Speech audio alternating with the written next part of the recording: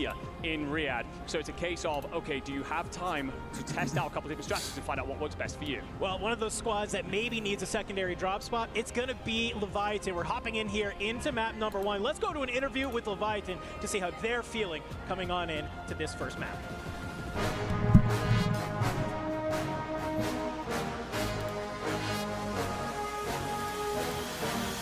Welcome back, everybody, to another interview here at the Esports World Cup, and we are with one of Europe's rising squads. I think we can say that.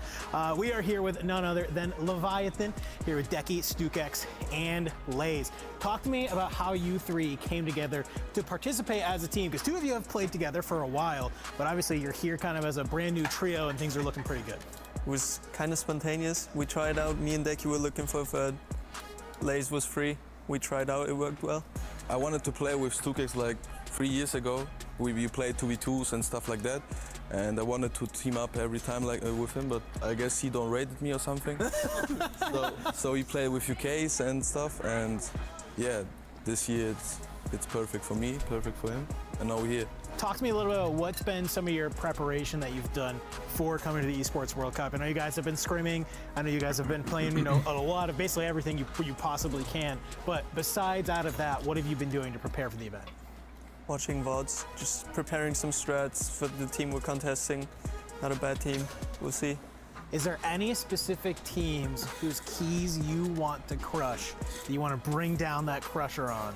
Who are we picking? I would say everyone is saying that Falcons. Falcons, okay. Champions, Falcons. You want Falcons? Falcons, yeah. Falcons? Man, I was hoping we'd get something spicy, something good. Everybody's saying the Falcons. Everybody wants to bring them down. Besides the Falcons, give me one. Twisted Minds. Twisted Minds? Twisted. The Kings of Factory? Yeah. Is that who you're trying to come out on top? Okay, I respect that. I like that a lot. We've had a number of teams that come out of Europe that are like looking good, but you guys have like really actually, I think, cemented yourself as a very top team overall, globally. I just want to know, what was like some of the secret sauce? Like, what was the secret to success to kind of finally, you know, maybe just kind of poke out of just being a good team to being a great team? We talked like after every tournament, what we're doing wrong, what we should do better. When it's important to lock in, we're freaking locked. So okay. In the finals, we played like a completely different game as in the scrims. Well, hey, that's all we got here with Leviathan. Fantastic being able to talk to you guys. Excited to see you on land, playing, you know, on ping, and being able to see maybe you can take down the Twisted Minds guys and maybe come out on top at Factory. Loved being able to talk with those boys. They are so excited to not only be here, but to also represent their country. One Austrian, two Germans looking to make their move here. You heard about the prep. Let's see if it pays off. No, absolutely, and I love that you bring up representing their country. Of course, an important thing for every player here, but especially for our European brethren. There's so much in terms of different cultures here. A lot of our players know how important it is to carry that flag on their back and represent for everyone back home. But you're going to have to do that, of course, against some of the best players to have ever played the game. And in front of you, certainly those three, in Biffle, Soka, and Shifty. All eyes on them as they defend their throne here in Riyadh. This is where they started to put the nail in the coffin to cement that dynasty in 2024. In 2025, it's about how much has that gap closed. And of course, many teams here are going to be trying to show us on the first day, but it's about keeping a couple of tricks up your sleeve as well. Again, a long tournament in Riyadh, and Twisted Minds are going to be one of those squads looking to make an early statement. They have their base here on the street. It is 30 seconds away from where we're standing, an impressive place, but they will be also backed here by a home crowd. Yeah, and I think that's really, really fun to watch. We have a couple of home crowd teams that they're going to have some energy in the arena. We also have some people who are maybe not the home crowd team, but we'll see them a little bit later. I know Gentlemates, they have brought a large part of their fan base here as well, looking to get loud for their squad. So very excited to hear this crowd, very excited to watch how some of these teams are going to go ahead and perform. When we kind of talk about this first group here, Andy, let's kind of maybe dive into the weeds. I'm going swimming, baby. It's Group A versus Group B, just to kickstart us off, right? So when we kind of look at some of the teams, we highlighted some of the contests that we have here, but what I'd like you to do, highlight me one squad that we're about to see in this first lobby that you think maybe people are overlooking, who, you know, they're not one of the juggernauts, but maybe a thorn thorn in the side for some of the top teams. I'm really looking forward to seeing how this GAMAX Esports roster play. This is the Puerto Ricans. They come out of North America placing 6th. I think that was a surprise to everybody last year. You saw Tenex, Ilalam, and JTech playing alongside each other. They surprised everybody again here in the Esports World Cup and through the competitive year in general.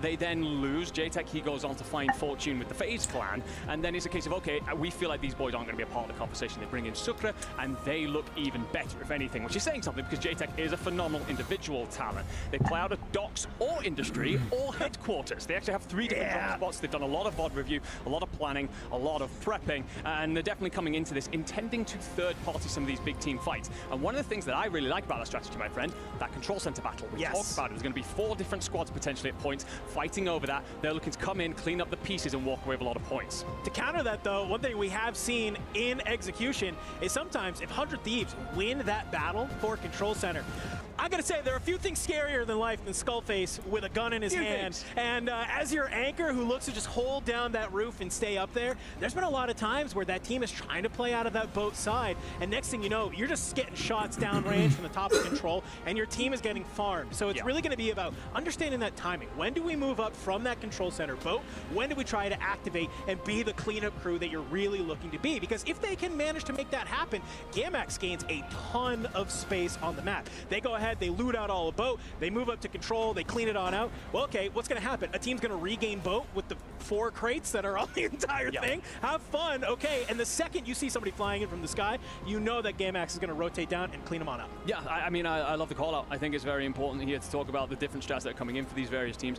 And I think that one of the things to remember, ladies and gentlemen, is that this is group stages. This is not about winning the maps. This is about placing at the higher end to obviously see off that multiplier, but picking up other kills. You're finishing the top 7, you book your ticket guaranteed to grand finals. Everyone beneath will be put into that last chance qualifier. If you are that GAMAX roster, you go around farming up a couple of kills, nice and easy and early, get yourself a decent multiplier. You don't need to stand out on the map. You'll get your ticket to grand finals. Yes. Did so much to talk about with a lot of these different teams, and I feel like there's just so many things we can talk about. Because reminder, folks, this is only 14 of our total 21 squads. We're gonna play 3 games here, and afterwards we're gonna go ahead, get Group B off the stage, get Group C on in, and we're gonna have A versus C battling it out. Whole brand new amount of teams. Absolutely, just more chaos being infused on the map, so keep your eyes peeled for some of the differences between those 2 lobbies. But back to AVB, you brought up JTech in that little talk of GAMAX, and where he's now come on over and played against FaZe Clan. I think that this is a squad we really should keep our eyes on. You know, they have a potential, they're going to land top prison, what they've go ahead and told us, but I think they are going to maybe get a little mixy, because in the North American qualifiers, they surprised a lot of teams by being able to come on in. They ended 5th overall, which out of 7th maybe isn't the best, probably wanted to do better, but hey, they made it here, and that's what the important part. And there's anything that we can't do is count out flanked. That guy is always going to be able to get to land, surprise a lot of us in previous tournaments when he's been able to get there. And I like that he's able to have JTech with him, but also Clumsy. I can't stop shouting out this guy Clumsy enough, because he is just a Rebirth only content creator. He's a Rebirth only Reaper, and he's kind of one of these sort of secret weapons that we have in the community who, oh, you need somebody to come in and fry out on Rebirth Island? Clumsy is your guy. He's done it time and time again. He did it in the qualifiers, and I'm really excited to see if he can do it here, silence the haters, and do it on land. Now, I love that you are talking about that team, but another squad that I think is very important is one actually coming in from our MENA region. This is going to be EVOS Esports. They will be, of course, up against some of our best teams in the world, but we actually got the chance to catch up with them before we load in here in Riyadh.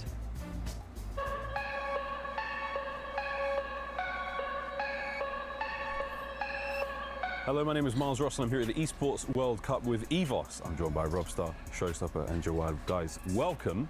How are we feeling, boys? Feeling fresh? Feeling ready to go? Feeling good, excited to play. Can't wait. Feeling great. Yeah. You feeling even better, my friend. You live here. Yeah, it's 20-minute drive. Feels good. Guys, tell me about how your team came together. How did EVOS come to be what it is now on this couch?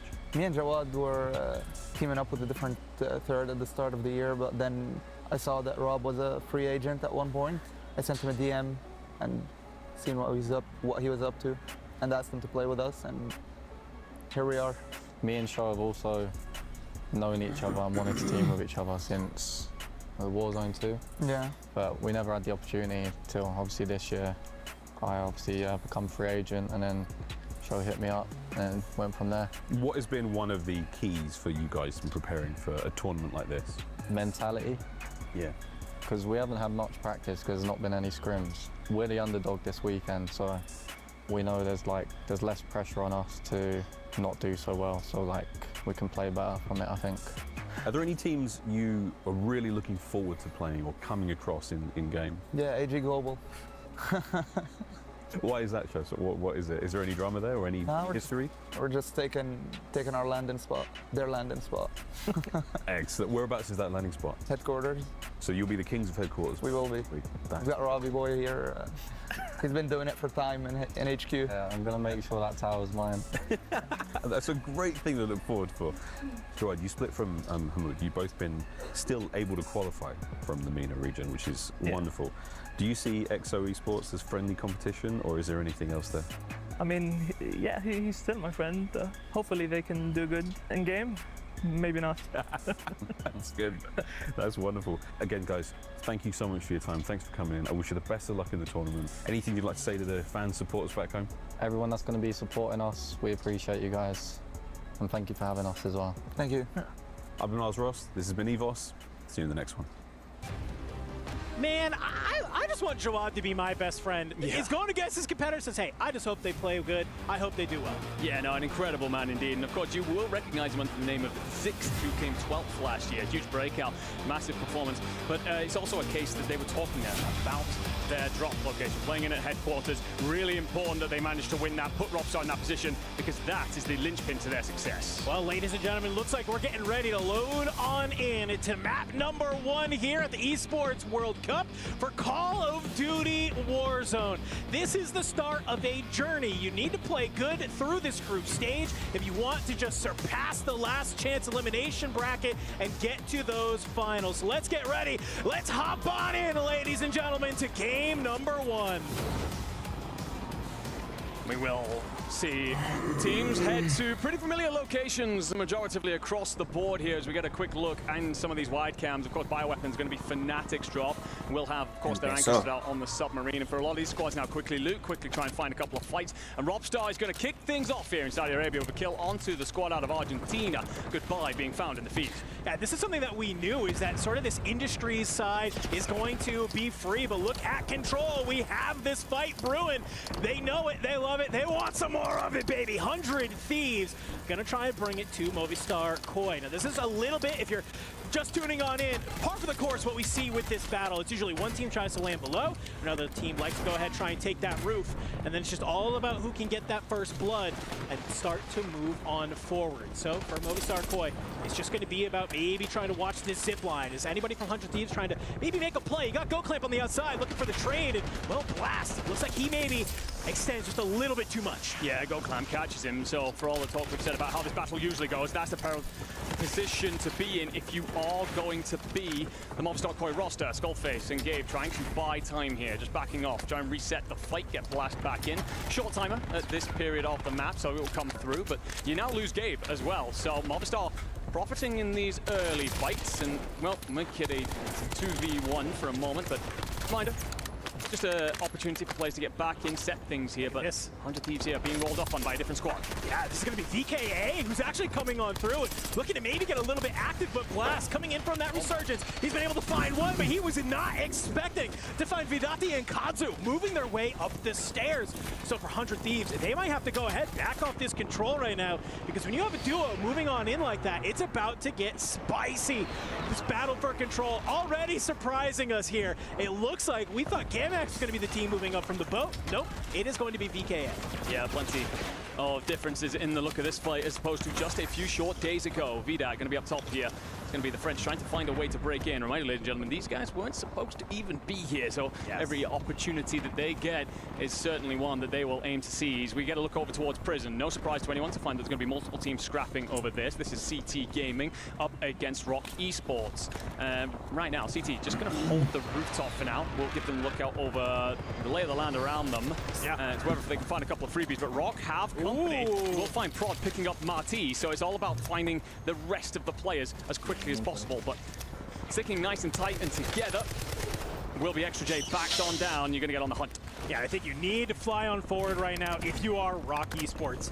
I think you want to try and get that team on out. Extra J, maybe try to make his way on over to that buy station by Grandma's. Got to be careful, though, because it is going to be EVOS in that Grandma's house. They could cut you on down, but great finds right now from Rock Esports. I love that they're playing the roof of Prison right now because they're going to be able to look towards that sky, and any of those players coming in from Resurgence, we've seen it time and time again, where it's just guns up, and as you go ahead, drop back in, try and get your feet on the map, guess what? You are taken on out yet again, and it could be some easy licks. I'm looking at that kill feed, though, Enigma, and it just seems everybody here in game one, they are not withholding the violence. No, definitely not. Trying to make early statements. As said, we get a quick look at Dekiago. This is going to be, of course, Leviathan, who find Big Blood onto Twisted Minds, bully them away. We said that this fight was going to be huge. This Leviathan's roster have surprised everybody in Europe with how they've performed, stepping on through, smashing through the qualifiers, and dominate here to force Twisted Minds all the way up into Harbor. Definitely not what would have been in the script. Yeah, we've seen Almond time and time again. He loves to push off this and go play towards that red roof side, so no surprise to see them back on over towards that Harbor area. You can see, thanks to our Codcaster, where they're going to go ahead and play on down below. Rock continuing to hold this rooftop at Prison as Wars, with a sniper in hand, is looking to get a little active. Now, this is something we've seen kind of evolve in Warzone over the last sort of month or two. Players are starting to realize, hey, having something like an HDR or a Frostline in your hands, even though it can't get you that one-shot potential that you're looking for, what you're going to do is try and get that crack. So, huge moments there, and well, for Leviathan, it looks like they are on the hunt for Twisted Minds. They are indeed. Find Aiden for free, relatively. So Alden and Zisma are going to have to continue to punch north. The problem is they can't do that forever. They will eventually run into chemical engineering, which will have a member of the FaZe clan in it for now. But, I mean, you don't want to get caught in a little bit of a pinch. We get a first look in with the Falcons, who've rotated in from Stronghold. They have already made it to Prison. They actually backed EVOS Esports down. You can see them chasing them already. Showstopper, Jawad. They're fleeing for their lives. And Shifty, well, he's not going to let them get away for long. No, he's not. He already has 2 kills to his name. Starting off very good. Showstopper going to go ahead, slide on out. Maybe try and get a little bit of a free fire right now. Third player going to be flying on in. So if you can get boots on the ground, maybe grab a couple of guns and try and turn this fight into a 3v2, that could be a great way to cut on down the Falcons. Right into the Falcons, they get the sense that they don't want to overextend too much. Armor Crack comes on through as those players drop on down towards the showers. If there's anything we know about Shifty, he is going to be the one to push on forward. Jawad just trying to stay alive here, and Shifty down below. He's fallen into the trap of Rock Esports. He's taken on down, and Vision puts down Diaz. Biffle. We are on land, ladies and gentlemen. No ping div here this time. No, so many teams collapse into the same area, but with Rock Esports walking away with the majority of the kills on multiple teams as well. The only reason you survive if you are the Falcons, you get Soka finding a kill onto Alato and escaping through the backside. So they will have to reset over by headquarters, and Rock Esports continue to hunt. Vision has 4 already. A great start for the European team. Yeah, you love to see this from Rock. It was through the EU quals. They were very slow on the first 4 maps, but then just absolutely went light speed on the back half to qualify their way here towards the Esports World Cup. And well, even though we casted it, I think what we're seeing here for everybody at home, it's exactly how they were able to do it. Prison allows you to look through so many of these different areas around the map and just hold it on down. Beautiful plays coming out of Rock, putting a thorn in the side of the Falcons. Yeah, I'm seeing 3 on the board as well for Wards. That's 7 between 2. You could assume that they're up towards 10 kills already. And Wards punches a rifle shot straight through the chest of Vale. But by the way, keeping an eye on the feed off to the side here. Twisted Minds are still in the blender. Leviathan haven't left them to breathe for a second, hunting them down. Falcons aren't in a wonderful position either. Tucked inside Grandma's, waiting for Shifty to get back in here and desperately trying to rotate away. Let's find out exactly how they're going to make that happen with a listen-in. Get those guns. I need to go back to the fucking roof so they can't just keep peeking you guys. Oh, he's on the close corner. You're not gonna be able to see him though. He's like right. I know, but just me being here, you know what I mean? Keeps me there. You guys can get an advance with my money that I dropped. And we can do the recon too. He's on top. He's on top. He's literally on top prison. They might OE for this peak. I'm climbing. I gotta climb. Hold on. I gotta climb. I'm literally about to be in the roof. Corner. Yeah. Looking at me. Top, ready. Dead. I got one. I'm gonna die. Get up there. Got 2. Yeah, but Last one over here. No. Last one over there. I can't tell if he's first or not. Up in the van. They're on the roof. He can peek you from there. Yeah. Just stay away from him. Look, they still need one to spawn back, by the way. You heard? Yeah, I'm popping in advance now. I'm waiting. You guys should work this. We should work top prison, bro. Yeah. I see him there. I can get guns right here. Just got land. Look over if you can. Look over. Falcons, comms looking good, showcasing how they're able to get to this point where Soka, even as the IGL, he's in the tower and he has 3 kills. However, they are getting a little bit surrounded by this EVOS roster that is here, but Robstar maybe gets a little bit too big for his britches. Cut on down, and Soka, well, Cypher 91 in hand. He's going to go ahead and get some of the shots in on Jawad. And Showstopper gets knocked in the back as well, so Jawad's got to stay alive here. I don't know what the timer is on Robstar, but it can't be great for now. All the great work from EVOS potentially undone in that moment. But yeah, going back to that listening, so calm from the boys, despite them being in a horrible position. And speaking of which, Twisted Minds continue to suffer. Just one player left, and they're being surrounded by Lays, by Stukex, getting on the hunt. Smitty in a corner, and Lays finds it. Twisted Minds, the 3rd team to fall here. A Juggernaut slaughtered over towards the harbour side. This European squad are proving nice and early they're here to play.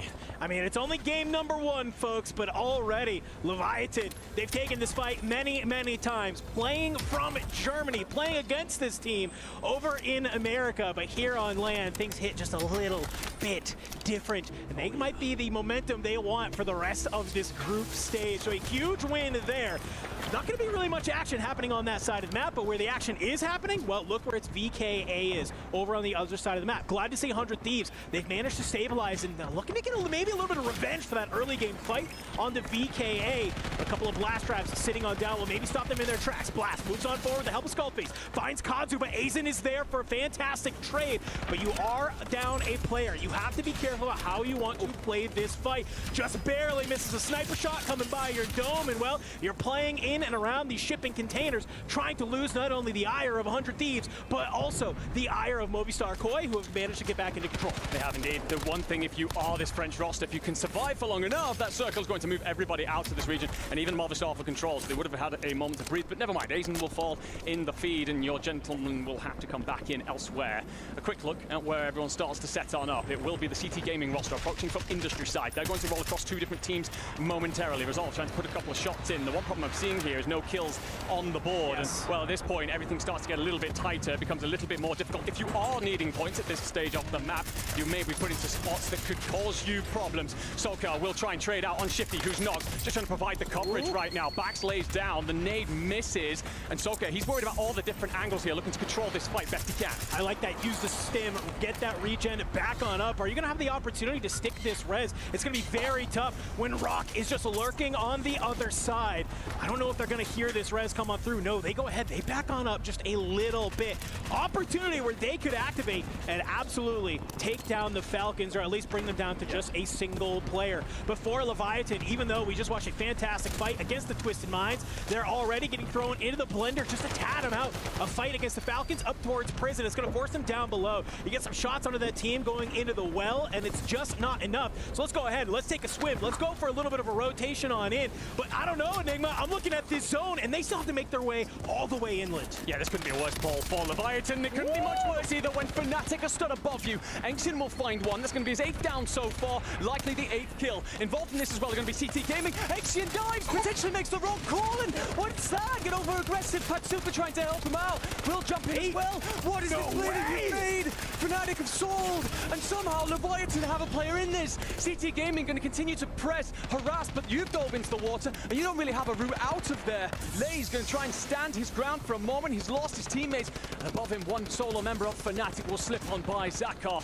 For Lays, 11 kills on the board already is fantastic. You want that top 5 desperately. Yeah, reminder folks, placement multipliers don't mean anything if you don't have the points to back them on up, and well, for Leviathan, it's already looking good. 100 Thieves trying to go ahead, hold out CT Gaming where they can. Blast in the process. Skull, shots going across onto Lays. It is just a battle out here in the gas. Skull, he goes ahead, he turns, he burns, he's good for one. He finds Zakar. FaZe, they've decided to move on down too. Can you bring down J-Tech? No, you cannot. 6 team eliminated. Going to be 100 Thieves. FaZe Clan, they've been able to come on down, but J-Tech trying to hit the ladder, gets found by Extra J. Last player alive for CT Gaming. Not going to be enough, but hey, guess what you did? You found one more kill, and you didn't even give that kill up to any other team in the lobby. Top 3. Will be one member of the Falcons too, actually, as one dives out in towards the water. You've also got full team of Rock Esports ready for this final fight.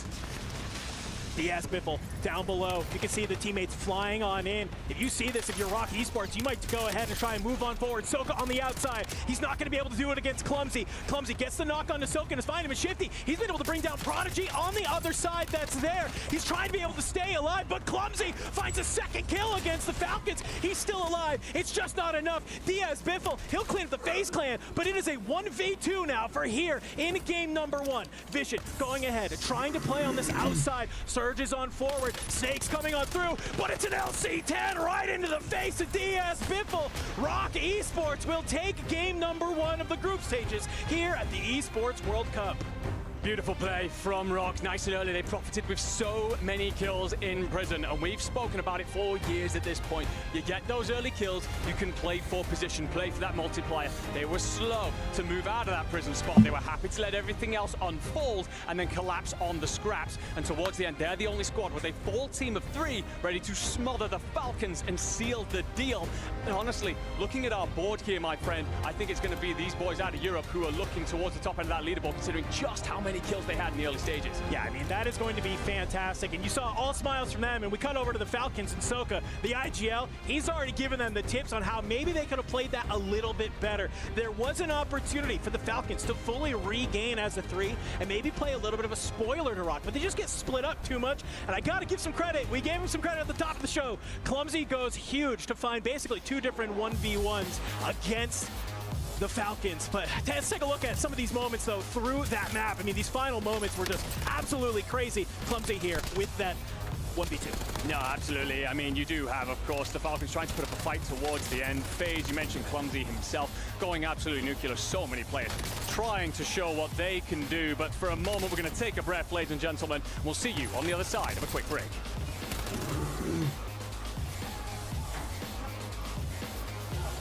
Come on, man.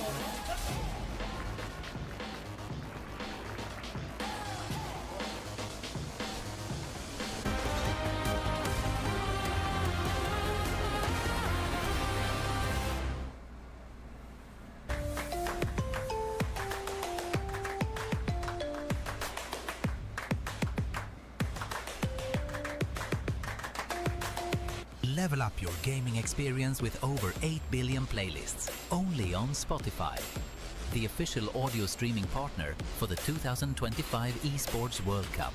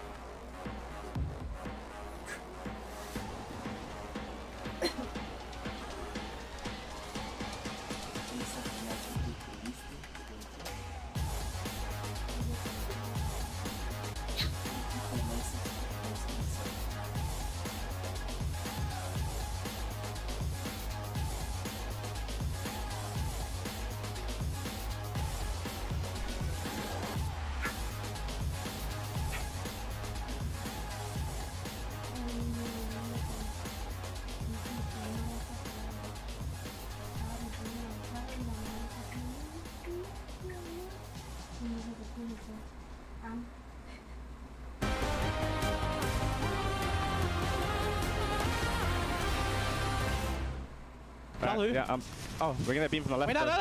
Hold them all in zone. Wait, landing in. Yeah, but someone on the left. I'm turning it to you. Oh. One is funny. Come to me. On my right. We're gonna get pushed down on the right. On my left as well. I need the fucking smoke.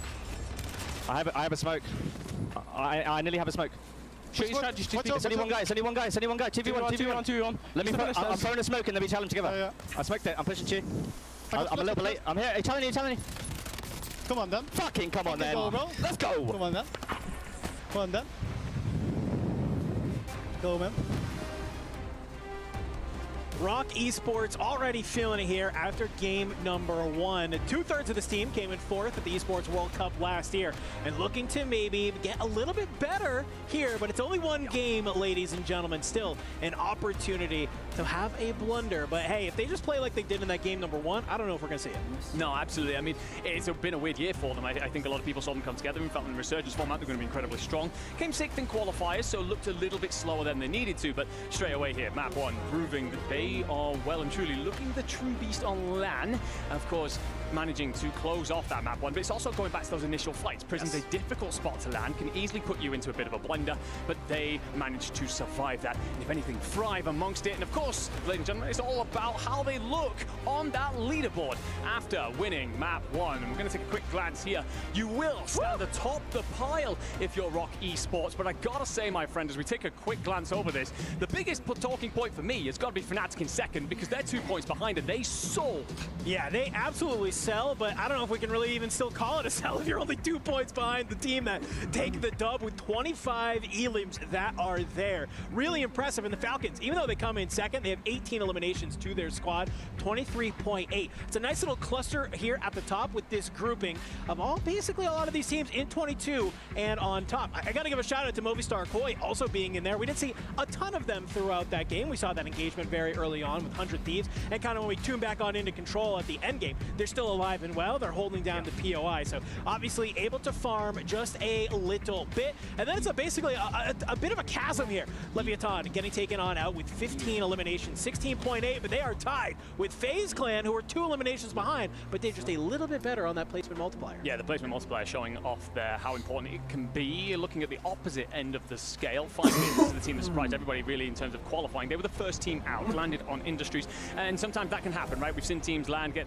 pretty quickly wiped, and it ends up a very disappointing map for you to start things off. Not necessarily a statement of how their afternoon may continue or their tournament may continue, but certainly a couple of things that they need to fix coming into the rest of the day.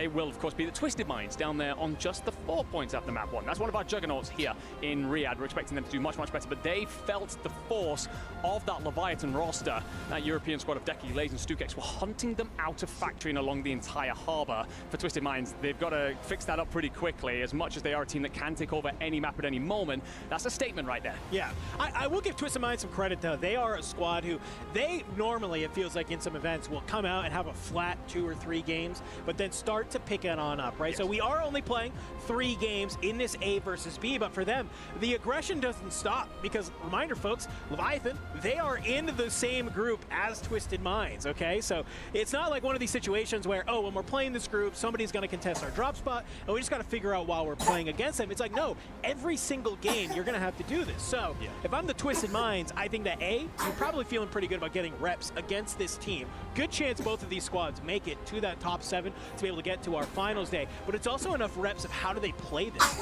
Do you go ahead, do you try and enact a plan B? Do you try and make something happen? The squad, Twisted Minds, they have the mental fortitude they need, right? That's why you bring in a player like Almond. He brings a lot of that energy. He knows what it's like to be here and try and be able to kind of lead this team to victory. So while a not great game number 1 here for the Twisted Minds, I have no doubt in my mind they will go ahead and bounce back. Now, I love that you call out Almond as well. That is an important point here as you look at the players sat in the venue.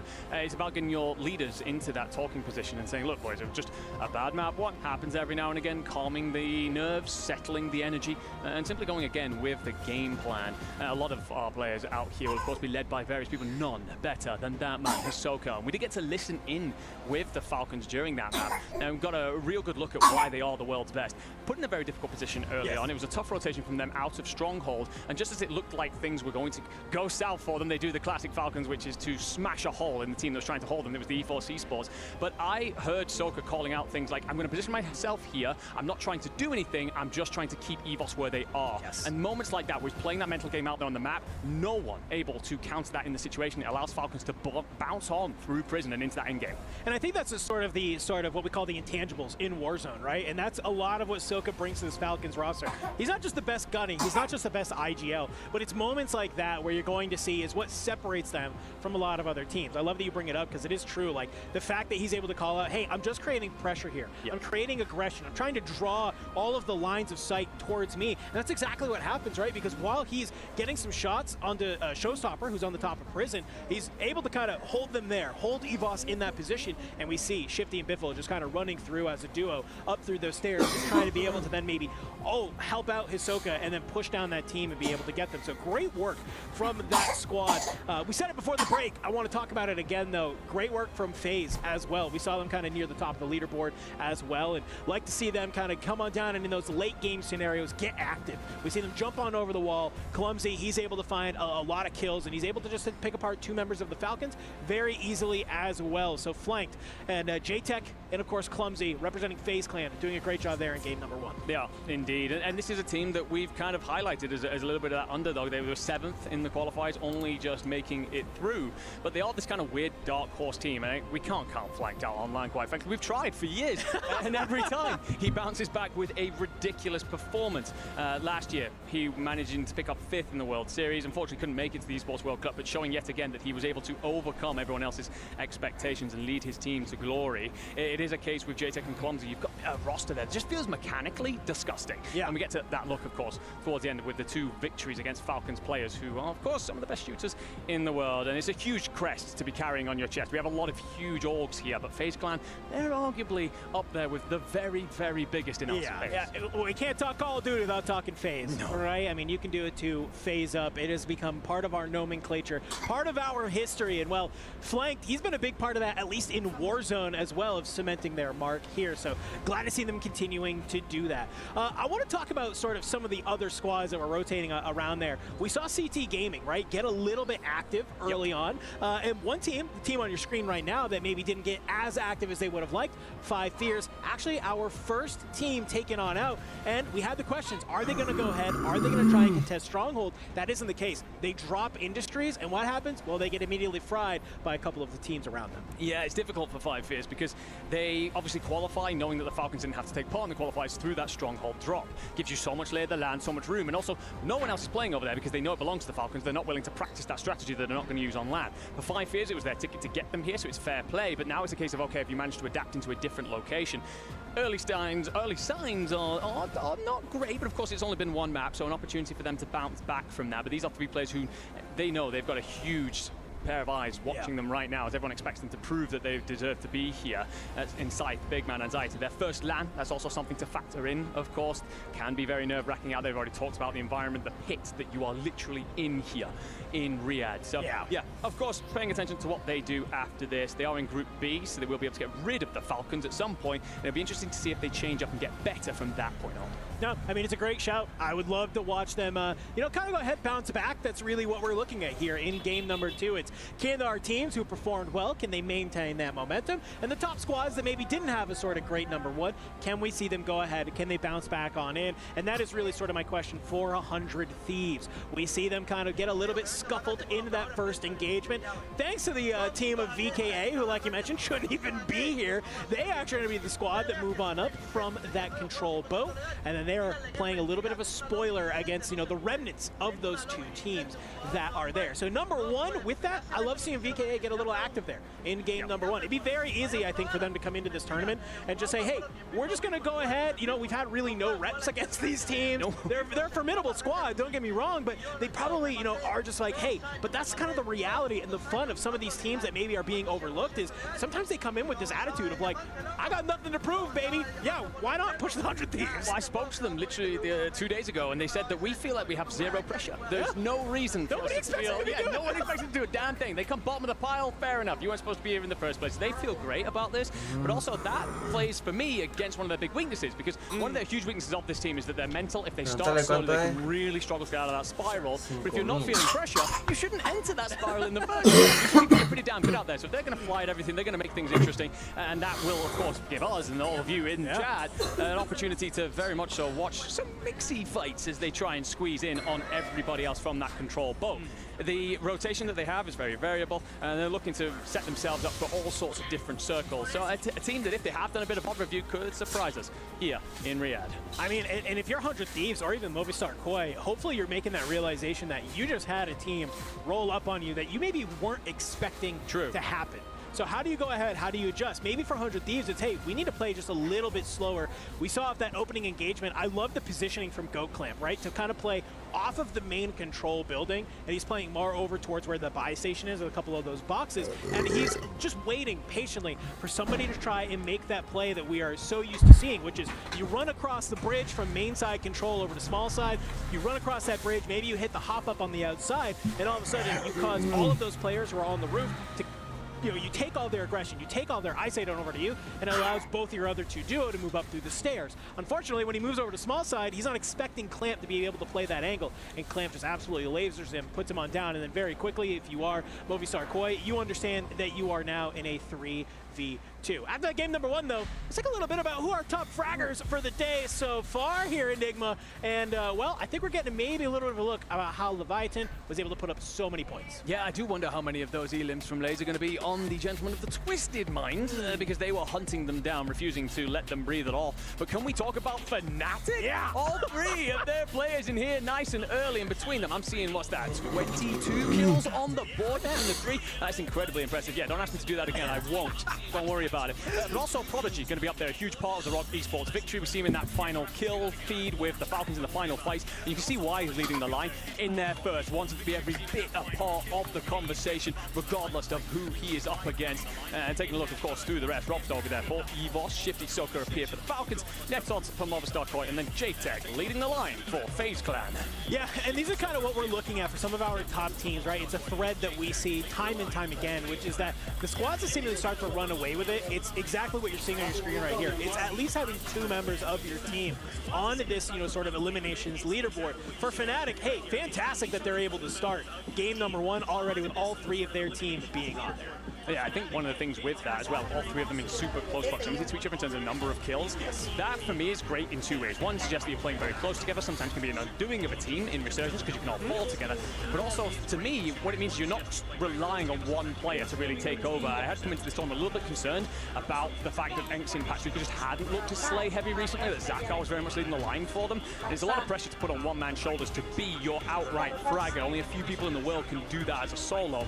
So to see all 3 of them putting up big numbers is huge for that squad coming in from the European region. It's whether they can continue that, because they started ridiculously hot. They fall earlier off what was a bit of a sell, maybe needed a bit of a heat check in the moment, but they started off faster than anybody else out there, ladies and gentlemen, let me tell you. I mean, and that's probably a little bit of, you know, we call it the heat check, but, you know, it's making plays like that. They get you to the point where you are leading the lobby in elimination, have a lot of points at your back as well. So, you know, it may look like a blunder that we happen to catch on main, but for every 1 blunder we catch, we probably miss about 9 absolute world star performances. But either way, game 1 done and dusted, folks. What's more important, though, is game number 2.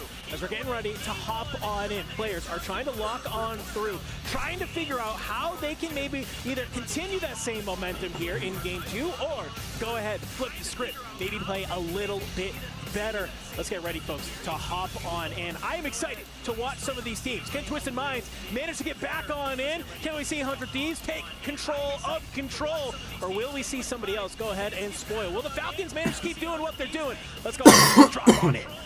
Yes.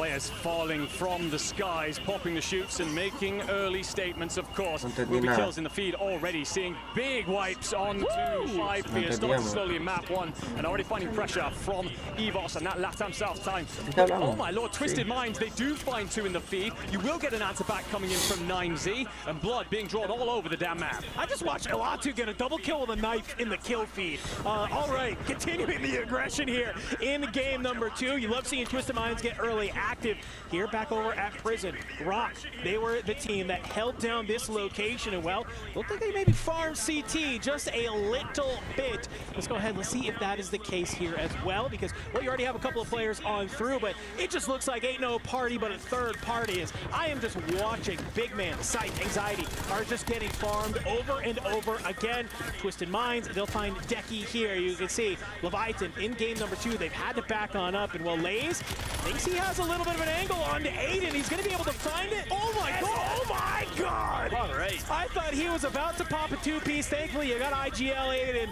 or Almond. He's going to go ahead and slide on through.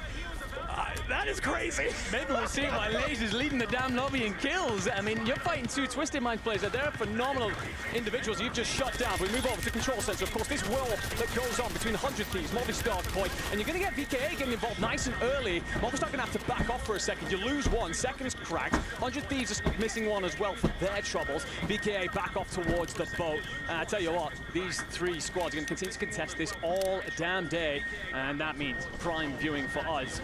Thieves will get their 3rd back in. Can tell you that Movistar recovered down below. Blast got caught out last time trying to hit this rotation. Got to be careful about it again. And Biffle, he's lurking. He's trying to find a couple of exit kills. We've seen the Falcons do this time and time again. They'll sometimes send one of their Slayers up to Control just to maybe just get into the mix, cause a little bit of chaos between some of these 2 teams. And we can see for Leviathan, they lose control of that factory side, and they've had to come back to the school, come back to the boat. This is what I was worried about. It's Almond trying to be able to keep his eyes on that boat, making sure that you're not going to be able to regain for free. And I'm seeing Stukex way away over towards that harbor side. Well, an interesting thing here as well is that you've got Aiden in the skies. He's basically being a UAV for Almond and Smitty in this fight. So Decky thinks he's safe. He's actually being live pinged to hell right now. Does manage to return some fire, but it's all going to be ground loot. And this is not the position you want to be in for very long. So right now as well, with 0 plates in the pocket, just trying to find a bit of utility to really fight back with. But the problem for this Leviathan squad, of course, being on this boat, you can't really push out. You're hoping that your teammate up towards harbor can find something and help you set up some sort of pinch. That's a beautiful shot to at least back down Twisted Minds for a second. Right, that's a great way to do it. Grounded sniper in hand. Decky, he hits the shot. Back on over to FaZe, though, towards this bioweapon side. We can see on our side here, folks, guess what? Bioweapons, chemical engineering, industries, all free.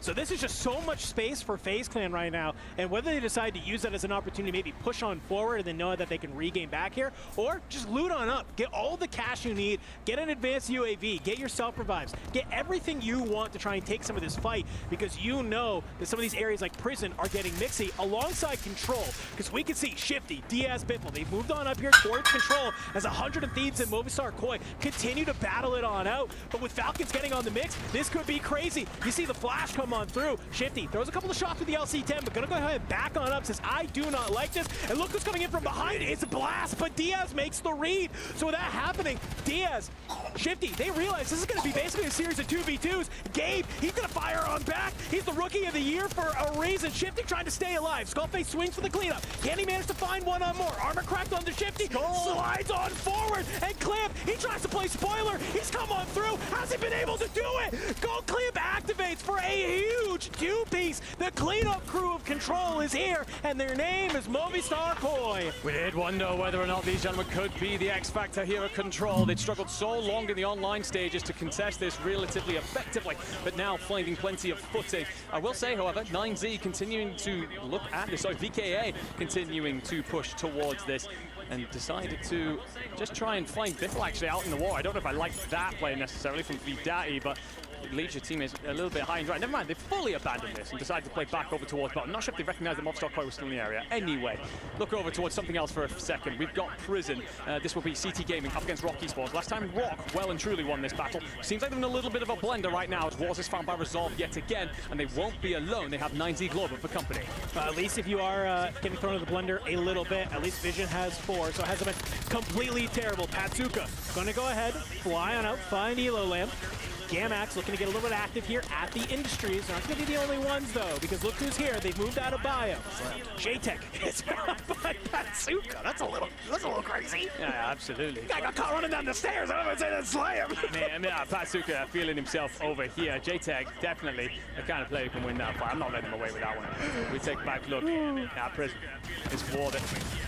Ooh, go on. Actually, got a moment to flick on over to Shifty, who's just about avoiding a thermo. Going to get involved in a bit of a fight. Needs support. Will have it, of course, from before. And Adato's just sniping over the top. He has 3 from this position. You can see why so many teams fight for this top tower. Going to allow you to third party anything that happens. And Soka, he's had to squeeze up as the zone starts compressing. He's lost his 2 teammates, though, so he has to stay alive for a moment and slip away into the night. Of course, known as the closer, but one of many things that he understands more than anyone is how this game is and the composure that's required in important moments. Yeah, and I'm just watching some of this kill feed. We can see Fail and Goodbye 60 Hertz. They're getting active in that kill feed while Alatu just continuing to sit up top here in this lighthouse.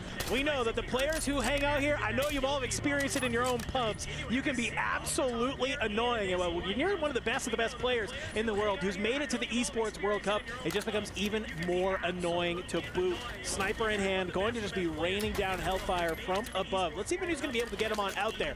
For the Falcons and 100 Thieves, though, looks like we sort of moved this battle away from the tents on over to living quarters as 100T. They had 2 alive. Skullface come on in with that resurgence counter. But already we're starting to see the Falcons start to surround 100 Thieves here. Soka's going to be opening up this fight. Nate goes across. Struggle System will block it. And you're just trying to figure out how do we want to try and take this fight against 100 Thieves. You very well get a third back in if you are the Thieves, but yes, you mentioned it, you are surrounded. So for them, they've got to pick a side, punch out together. You don't want to be split trying to fight the Falcons. They will punish you well and truly for that. Look at the feed very quickly. Twisted Minds continue to haunt Leviathan. But up high as well, got to remind you, if you are both of these teams, that you have that sniper from the tower on Overwatch. You step out for a little too long and you will find that 50 cal well and truly hunting you down. Yeah, we've seen that time and time again where you're just trying to take a fight against a team that's directly in front of you, and out of nowhere you're taking damage from the other side. So it looks like DS Pitbull has been able to find himself on that other side. And for Soka and Shifty, they're just kind of playing a little bit of a high-low on this angle. For 100 Thieves, though, they understand, hey, guess what? We don't have to move when the zone closes. We can kind of take our time. Only 2 teams have been eliminated for the time being. You still have plenty of opportunity to get your points on the board if you need. Shifty takes some great shots across the way, but he's going to go ahead and back one up. Let's take a look down at Factory, though, Enigma, because we still have this battle between Twisted Minds and Leviathan. All of it. He's going to be able to find Decky, and that's just going to leave one player left here from Leviathan. It's going to be Lays. He did it earlier. Can he find another 1v2? Great shots on Aiden. He's able to find him. Can you back on up? Can you go ahead? Can you reset this fight? No plates in hand. You're just trying to catch a little bit of a timing here. But see Smith, he smells blood in the water. He is trying to surge on forward. He wants to be able to bring down Leviathan, get his squad back on in, and you've at least bought enough time for now. You find Lays jumping on down, and that is enough to clean them on up. Took just a little bit too long, though, as one more member from Leviathan will come on in thanks to Resurgence. Yeah, Twisted Minds have done well to answer back after the struggles of map 1 and essentially repay the favor. They have not allowed Leviathan an opportunity to breathe there. Lays does well to stay alive as long as he does, but you're not getting away from Smitty for long. Alato continues to find yet more impact with the sniper up high, spots the Falcons down low, but will take a second to reassess his position as he's on his own and may well be under threat soon. Let's take a quick look in with the FaZe clan up against Rock Esports. This battle for Prison continues on, and there will be a crack come through. J-Tech getting on the hunt against Vision. Vision fucks himself off. Prodigy, though, going to be there for the trade. Actually gets the kill as well, and then provides Overwatch. Can you lift your teammate? Well, I think you're hoping if you're Wars to try and offset these 2 players stepping over. Well, no, Prodigy. Do you have the timing? The answer is no, but you have a gunny, and Flashbang catches you flush. Will find yourself knocked if you're clumsy. Wars here on the trade out. Wars can't fall, though. His 2 teammates currently needing rezzing. I mean, this is basically like a 1v1 a little bit. You got that one last member of FaZe Clan above. Wars will drop on down. Go ahead, get the stick at least on Division. I think Flanked doesn't want to get a little bit too active just yet. Wants to play his life, make sure his teammates get back on in. On the other side, though, for 9Z, they're going to go ahead, activate. You're going to find Shifty. That's a huge pickup to be able to have on this side of the map because, well, Enigma, with that kill, they kind of have control of this headquarters side. Nobody's really at prison. You have the Twisted Minds down at Factory. It looks like Falcons behind you. So they have a lot of ground, and, well, they're going to have one side of this zone. So let's go ahead, though. Let's go and check on in with ROC and see how the comms are feeling. Maybe one of these cells? Yeah, maybe one of the cells above you. Yeah, like that cell like right above. Yeah. What's the next one? Top 5? I don't know. Yeah, probably. Just let everybody fight. I'm getting killed, I think. We have a PA if you need to. I don't think there's really anything you can do. Is there another cell on your left? Or is that the plan? Vision last alive. You can hear some of the comms from the team that won map number 1. Just trying to figure out what is the strategy. I think at this point, if you can't manage to get the squad back on in, you just have to play your life if you are Vision. That's not going to be the case for Movistar Koi down at the bottom. They want to get active. As we can see, they go ahead. They find Diaz Bitbull. That's Falcons out in 9th. That is indeed them out very, very early. Just struggling to find ingress from Stronghold. They found themselves back down by 9Z at points as well. So a couple of these squads reminding the Falcons that that gap has closed from 2024 to 25. Get a quick look at Z-Smith and Almond trying to squeeze up. They find Vision, Rockets fall, and Almond's going to return to fire as well onto FaZe. Flying, clumsy, tucked inside. Smith's going around the corner, flying. And wipes FaZe off the damn map. Beautiful work, but 9Z are here to fight this as well. They're just above, considering dropping in. I love the decision for Twisted Minds here. No one's going to expect this. They back off, find a different route, and maybe play up for the rooftop to then sit over everyone as they scramble below. Yeah, I think you need to go for the wide wrap here if you are Twisted Minds, maybe down into control. We can see goodbye 60 Hertz. He's going to be the first one to drive down into this tunnel. Unfortunately, though, CT Gaming, they are just on the other side of this. They are going to try and build a wall, make sure that you can try and hold it on in. You see the trades come on through. Resolve, he's going to try and go ahead and clean it on up, and he's going to be able to. So good trades there, but you lose some players in the process. And for 9Z, they had the high ground, they had the opportunity, but it looks like Movistar Koi, they are going to cut you down on the rotation. We lost Twisted Minds in the process. Blink of an eye, Enigma. We are down to the final 2. Yeah, it's going to be a 3v3 then between not 9Z, sorry. It's going to be a 3v3 between Movistar and, of course, VKA, the team that shouldn't be here. One's high, one's low, and they're in big trouble. 2v2, let's go ahead. You're pushing on forward. Vidati down below. He's trying to do his best to get the shots on in, but the rest of your teammates is just getting cleaned on up. Kazu, he's good for one. He turns on the net odds, but look who's there. It's Vidati, and it's Volcom. He's the last alive. The res, it's coming on out, but can you manage to bring them on down? You can't find them. Finally, Kazu gets caught on down. Vidati is the last 1v1. Volcom can't do it. VKA, they shouldn't have been here. It's a last-second invite, and, well, they prove everybody wrong that says, listen, we may not have qualified, but we deserve a spot in this lobby. Yeah, showing that they belong here in map 2. Seen plenty of kills in the feed from them as well. Of course, we'll get all those numbers tallied up and let you know where they stand. They do so well to flip the script on that invite. For me, that belonged to Movistar Koi. They had the high ground, they had the circle positioning, and also they got the initial knock, but you get that flip come through. I think there's a little bit of a disconnect about whether they want to push or whether they want to stay. VKA don't care. They find the bloods, they find the trades, and turn it into that 2v1 in the end. Fly out of different angles and just about do enough to win the fight. And again, that's a huge mental moment for them, because no doubt they came into this tournament knowing that they didn't qualify, but now showing not just to the world, but to themselves they can mix with the very best. What a fantastic way to end game number 2. It's only a 0.2 difference on the multiplier between first and that second through 5th, right? So yes, obviously we see Movistar Koi. They're still all smiles. You know, yeah, sure, if you're Volcom, you just lost a 1v1. You gotta like those extra 0.2. They had a great game number 1. That's a great game number 2 for them. Yeah. It's group stages, folks. Like, these players are just taking it game by game. Let's do a little bit of a run back, though, on those final moments, because, man, for Movistar Koi, it was like you mentioned, it was really their map to lose. But, man, they are able to farm, but it's just not enough for that one last player of VKA. We'll be right back after this break for game number 3.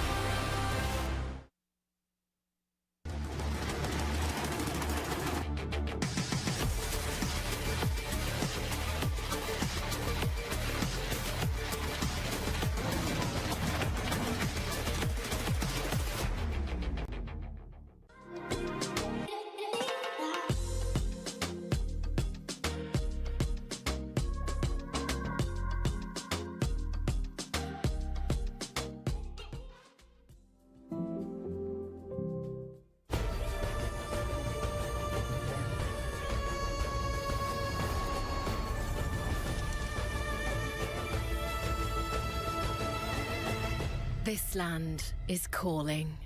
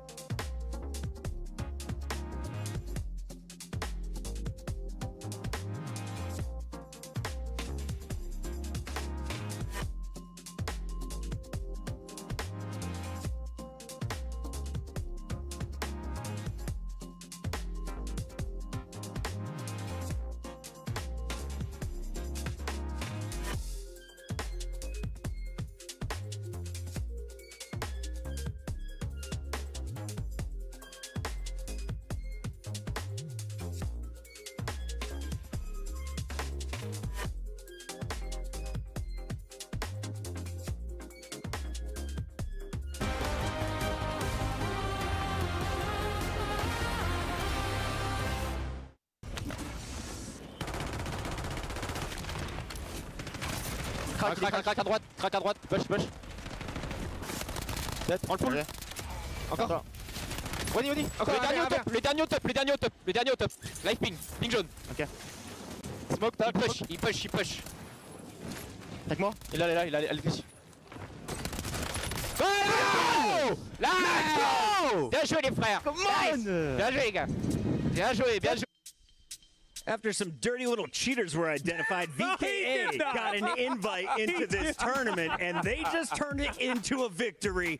I'm Chris Puckett. I do what I want sometimes, and I just went rogue. Sorry about that, production. Can we talk about VKA, though? Because they're playing under auto-aim assist, right? These are mouse and keyboard players who have been on controller for 7 months. Right. And they just took out the reigning champs, teams like Twisted Minds, FaZe Clan.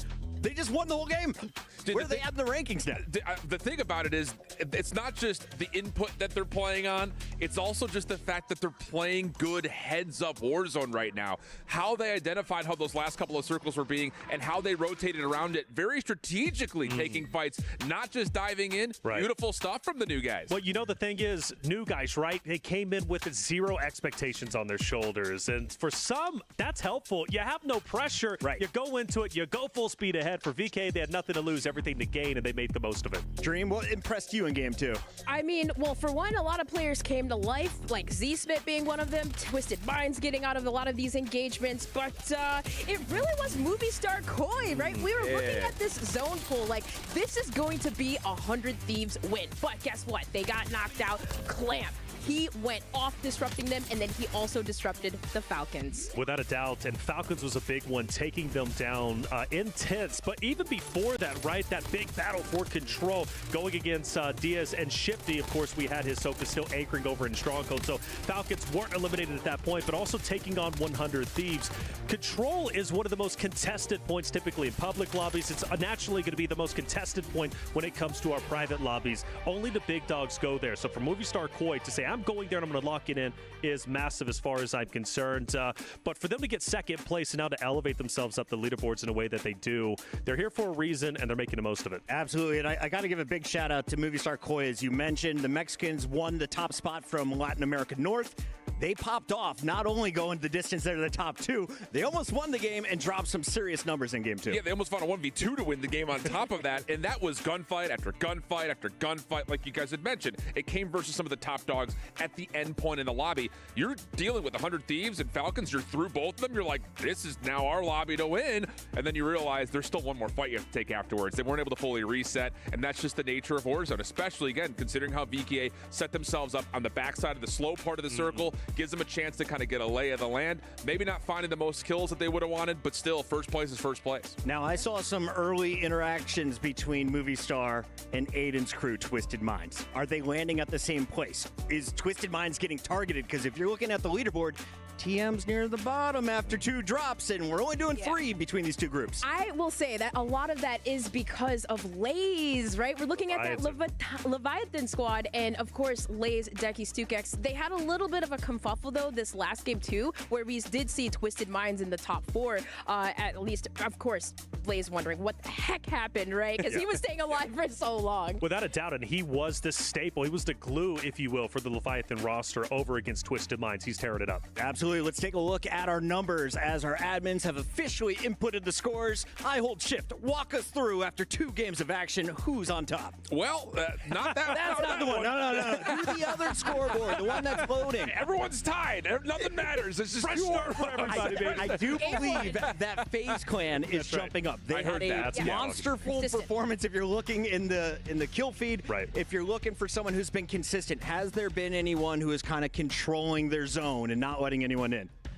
I think the thing has been they're playing their own game, and they are staying away from 2 of our top dogs at the drop point, and then dominating either the north or the south side, depending how the circle goes. And they're playing it to a really, really fundamental level, knowing when they've got a team weak in front of them, chasing down kills and eliminating squads quickly to where they're not dealing with a full 3-man reset. They're maybe dealing with 1 or 2 players out of the sky, and they keep playing 3v2s the whole time. I have to say that this FaZe squad is something special. Clumsy being one of their players that I personally had played with in a tournament. He's a god. He's a Rebirth player. This is his game mode. But for JTech and Flanked, right, they did play with DJ Moss in, big map. So making a player switch, that was my biggest thing going into it. Like, will that affect anything? And they're consistent, right? Possibly being in first, but we know that they've been in the top 5 the last 2 games. Our numbers are still unofficial. Chat, let us know who you think is in front, because I think it's FaZe. I think so. And I got to give a shout out to 9Z, because Olatu just stood up at the top of the watchtower with a sniper while his teammates were doing work. They stayed in it deep. They finished in the top 5 teams. This was a squad that was the top team from Latin America South. No one's watched their gameplay. No expectations. What have you seen from them so far? I mean, that full Argentinian squad has been doing good, and that one interaction with that first place squad of VKA, right? We saw 60 Hertz. I mean, he went in bottom prison. They traded, right? He almost won that. So you have to think for that squad, could have won that. Just from that one engagement. Let's go back to the start of the show, though, because, Taylor, you were kind of noticing some people with hot hands that were not feeling any jet lag as we roll the highlights. Who were some of the top performers? Without a doubt, Skullface was great. He's always going to perform well when he is needed most. And in these final moments, honestly, I believe from game number 1, it was Fnatic who ended up stealing the show. Fnatic was looking so hot and powerful off the rip, tearing up everybody. They had an early lead, and they ended up making a bit of a mistake.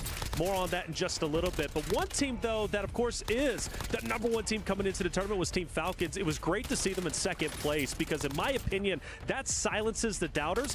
Yeah, they're not in first, but Falcons are still cruising, and I think at the moment they really are cruising, but wait until they hit their final stride. My whole thing is, like, we're 2 games in. Yeah.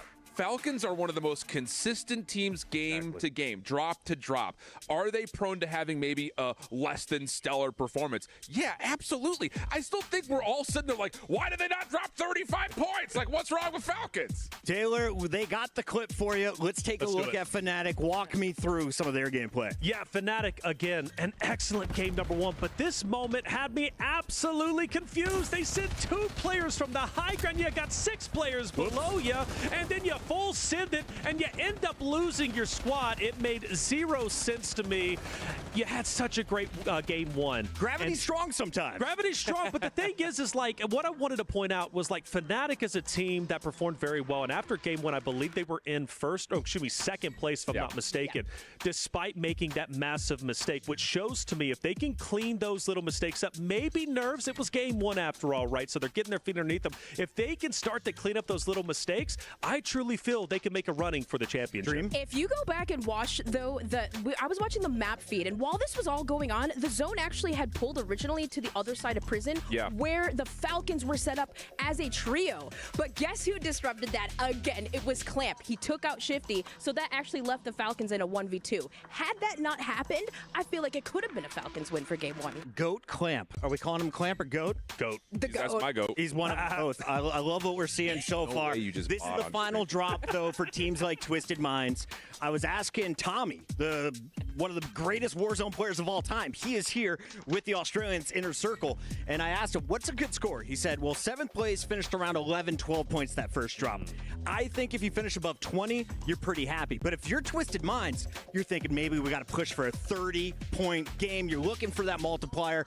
Just remind everybody, if they're just tuning in, how do I get some bonus points out of this? Yeah, there's a level of where you finish, as obviously the multiplier comes into play, but it all starts for me with like Twisted Minds and a very, very slow kill start, not getting the rotation, not getting the points to even build on that multiplier, and now you're a couple of drops down, looking all of a sudden with maybe a little bit of panic. So there is a level of, they need to step up the tempo and also still have the longevity to get the multipliers. There's a look at the players. We're moments away from headsets going on. Map 3, Drop 3 coming up. It's EWC 2025. All right, fantastic work from the desk, giving us a little bit of a break here because we're going to need it for an electric map number 3 of Group A versus Group B. Reminder, folks, this is going to be our last game of this group, but not our last game of the day. We still got 6 more games to play after this, baby. We got Group A versus C. You'll get Goj and Ton in here on the desk. And then, well, a good friend Annie and I will wrap up the day here with our Group B versus Group C. So for a lot of these teams, this won't be their last opportunity to earn their points here today. If you are in Group B, if you're a group like 100 Thieves, like we saw on our screen, you will still have an opportunity to rise that leaderboard because we are just looking for our top 7 teams after our first 2 days to try and make it to our day of finals. Otherwise, you're going to be battling for your life there in the elimination bracket. Let's get on in to map number 3, Enigma, because if I'm thinking about anything, I'm thinking about still this contest at control. Absolutely. Well, one of the things I will say, we get an extremely southern pulling circle here. I think the Santalan bio still, but we get a lot of teams actually play off towards boat as Twisted Minds immediately hunt Leviathan down, where they had given up factory for a second and decided they were going to land on this outside boat, maybe play up towards it once they had their loadout. Not given that opportunity as Ullman seals the deal, and one of the players has managed to squeeze living quarters. But these are the early mental blows and statements that we're talking about, ladies and gentlemen. Map 1 did not go the way of the North Americans. Map 2 most certainly did. And Map 3, well, you just obliterated your opposition. So just a couple of friendly bullets between friends. All love. That's really good. It's all love. No, nothing wrong here. 5 Fears, though. They are looking to try and get back on into the mix. It hasn't looked very good for them, for Big Man. Well, he wants to gain control of this tower and his teammate's sight down below here at Grandma's alongside Anxiety. 2 kills already for Anxiety, feeling good. So 5 Fears after not a great map number 1 and even worse, arguably, map number 2. Yep. Already showing some signs of life here in map 3. Yep, and let's hope we continue to see those signs of life because they most certainly need to show some here on that. We move over to this battle for Control Center. 100 Thieves and Movistar Koi, of course, looking to square up here. You are going to have company, though, rolling in. There's a couple of VK, well, at least one VKA player lurking around, just trying to sniff out a couple of kills. That might be Kadzu in the back corner. Gabe's going to slide out, spot absolutely nothing. For the Thieves players, it's about making sure you don't get isolated. You don't want to overstray and end up being found. And you can see Movistar Koi waiting, looking to do exactly that. Kadzu will be here to at least put some damage in. Can you isolate this? Well, the teammates are looking to support. You're going to have Vidati up close and personal. Oh, no. 3v3. You've left the roof open, though, and Volcom, he's going to hit that Ascender on the outside. Make sure you can hold that high ground. Try and stay on there. For FaZe Clan, over towards Chemical Engineering, though, it looks like Fnatic. They are going to go ahead and take some of this aggression, bring it their way, and they're going to contain a lot of this area of the map. It'll only be for basically this first zone, as we are just absolutely pulling all the way to the southwest side. That is there. So get a nice little shot onto Clumsy out into the water, just trying to stay alive. And well, for Twisted Minds, it looks like they are just going to continue to have the aggression. And Aiden, it's a little bit of a hesitated shimmy. He catches Decky onto the outside. Lays taken on in. And Stukex, he's actually taken down by Diaz. Biffle, just like that. Leviathan wiped off the map. And map number 3, they're our first team eliminated. Yeah, huge map 1 from them, showing early signs of fire, but no such thing in maps 2 and 3. Made to suffer well and truly. Please put out their misery quickly here in map 3. They will fall as our first squad, and well, the Falcons will continue to go on the hunt. That duo, arguably the best to ever play this game, continues to hunt through living quarters. They do have a member of FaZe in there, as well as some of the Movistar Koi. Move over to Fnatic, who continue to punch their way southern down through the map. You will have presence here from this Puerto Rican squad, just looking to buy their time. Elolan trying to get Sakura back into the fight, but he's torn between just leaving this, and I think that's his decision. Just get the hell out of Dodge, try and regroup with Tenex. Yeah, I think this is a really, really good idea right now for Fnatic. This team playing underneath Vitality last year, they loved this POI. This was their drop spot, so they know how to play out of here very well. The only problem is you're going to get moved out of here for sure with this next zone. And for Gamax, they do not want to let you take some of this size as you slide on forward, and Elolam is good for 1, is good for 2. That might be really bad as well, because actually FaZe are considering regrouping over by Chem, which is where your 1 remaining player is if you're Fnatic, so you're going to have to buy some time. Circle's going to continue to pull you in, so worrying moment for the team. They've looked so good through the early stage of this, and actually no, you get the kill if you're Zakar into JTech.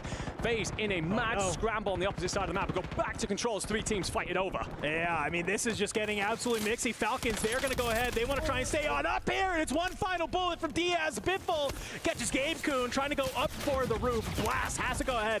Tail between his legs, duck back on down, but it is not going to be a clean exit for him. He's got to stay alive. It's by the last skin of his teeth. Blast goes down, but he gets another teammate back on in. Falcons continuing to surge up here towards Control Center, and this is just Shifty and Biffle up here, ladies and gentlemen. Soka's still down in Stronghold, rent-free. He just has the entire POI for himself. Yeah, incredibly important that he stays there as well, because that zone may well pull in that direction towards the end. So just looking to hold and swat away any interested parties. And you could do that when Biffle and Shifty are tearing teams apart like this. Oh no. Incredible work at control. They're trying to fight Gabe Kuhn out of the sky. Skullfist going to land on the opposite side, be found by Shifty. Biffle also looking to chase this down. If Gabe is found here, I mean, 100 Thieves, they're continuing to stay alive for now, but it's a blender that you've got to find a way out of from some time. And Biffle, he's chasing, he's cracking, he's looking high, and by the skin of his teeth, Gabe will live for a moment. Movistar Koi, they're starting to get in on this fight. They hear these shots going on out. They know what's going on through. However, Volkov has been found on the outside by Shifty. It's just going to be one last player from that team that is just trying to stay alive for the moment. Looks like 100 Thieves, at least got 2 players back on in. Gabe was able to play his life on the little bit of a scuffle with Diaz Biffle, as we have lost a lot of players, it feels like. However, it's only been 2 teams taken off the map here, ladies and gentlemen. Circle 2 looking to come to a close. Already pulling down towards this sort of tense living quarters side. It looks like that's where our zone is going to go ahead and pull us. A lot of these teams going to have to start moving. Just setting himself up here to try and fight this. Gotta bear in mind that Go Clamp's on the rooftop. You want to clear that. Shifty goes high. Shifty finds the kill, because of course he does. 2 players off the Thieves down below. Shifty just going to hold the top here. Biffle's going to try and provide backup from a distance. Volcom's coming in from the sky. Skullface found yet again in the cleanup. And right now, Volcom as well, trying to research here. Now, honestly, at some point, I think you've just got to give this up. You do not want to be in a blender against the Falcons of all people, as Biffle finds his 7th kill, of the day. You do get shot actually by a member of the VKA team that are playing off towards Bo. Just a reminder that they are going to be there. This zone looks like it's going to squeeze everybody off towards that living quarters side, or maybe even Stronghold soon. 100 Thieves still suffering in the feed. Twisted Minds, though, they did make that big bounce back, of course, in map 2 and won their fight for Factory early. So here, just trying to push into living quarters. They will have company in FaZe very soon, and just trying to assess how they will approach that. I love where Twisted Minds has moved here. It's up towards living quarters. They know that they've cleared out this entire, basically, south side of the map. So they're just going to have the ability to hang on here. They're back at their POI, back at factory. So you win the factory drop, you get a little aggressive. We watch Leviathan get taken on out. You surge on up, you find a couple more in chem, and you come back on down and nobody's home. So you say, hey, great, this is our POI. We know exactly how we want to play it. We're going to stay here until we are forced to move. For Rock Esports, Prison, it's where they were able to play out of here in game number 1. They'll be forced to move out of here, though, and maybe a couple, 2 or 3 circles. But for the time being, it looks like we've kind of just come on down. Map started to feel maybe a little bit more slower as sort of different teams are starting to grab their POIs. Quick check of the leaderboard, ladies and gentlemen, that we get live here in the back. Rock Esports actually have the most kills out of everybody with 41, and showing exactly why they have so much control of Prison, battering everyone away from their position. That being said, I believe that I was misled. The leaderboard changes, and that was not true. So we will just go back to what we were talking about before.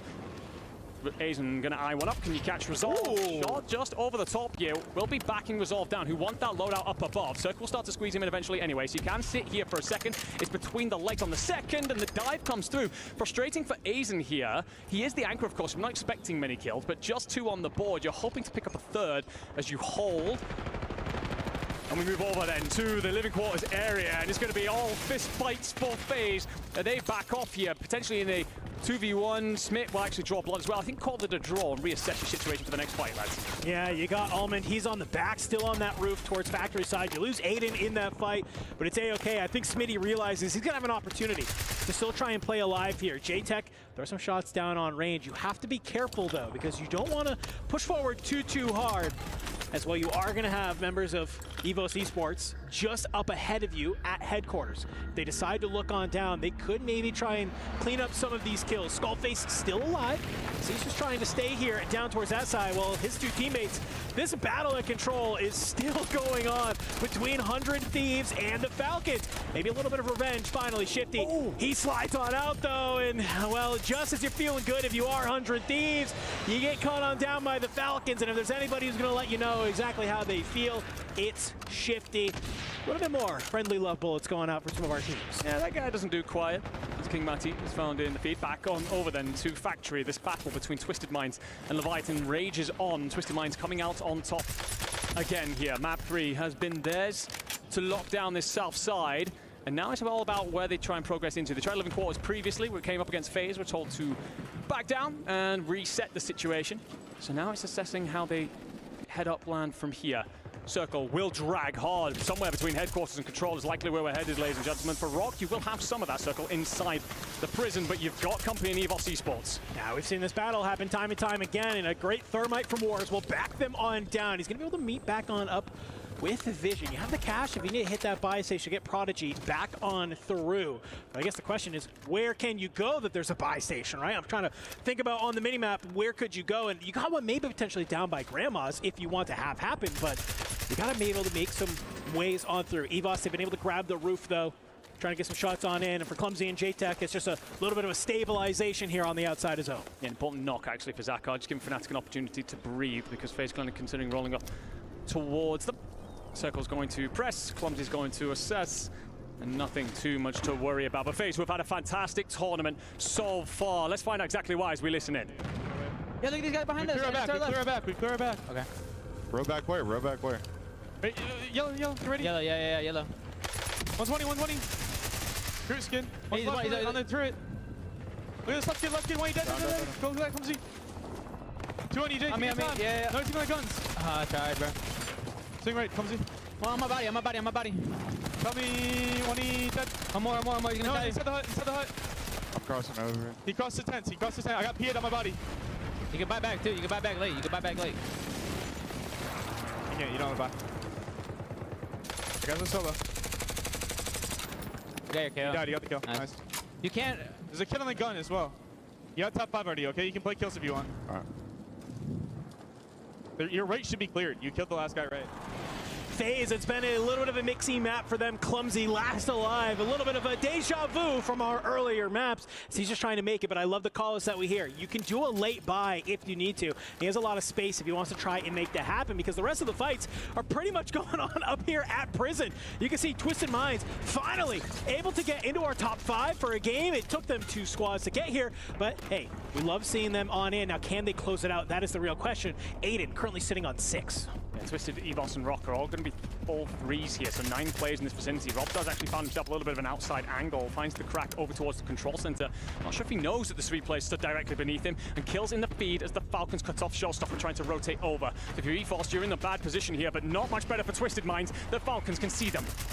Look at this, Falcons, they're just going to be able to cut down all of these players just trying to get out of prison. No one's able to move. Twisted Minds, they maybe have found the gap. They drop behind the wall, but it's the shots from Diaz Biffle. Currently on 13, ladies and gentlemen. They're going to go ahead. They clean up Twisted Minds. They know it's 1 player alive only, and they are flying their way on forward. It's just going to be Wars who gets knocked to the gas. Falcons, they had a great game 1. They had a better game 2, and they end our first 3-game series here with a win and an even better game 3. Absolutely crazy from the Falcons. I cannot wait to see these scores. Terrifying for everybody else in our lobby to see the Falcons come online. It was always going to happen at some point. Inevitable, of course, for the greatest players to ever touch our game. But to do it so fast, to do it in such dominant fashion, to move into control and fight, take it away from the 3 teams that want that. That's supposed to be one of the hottest contested spots. It's an area that they've struggled to break down in recent tournaments,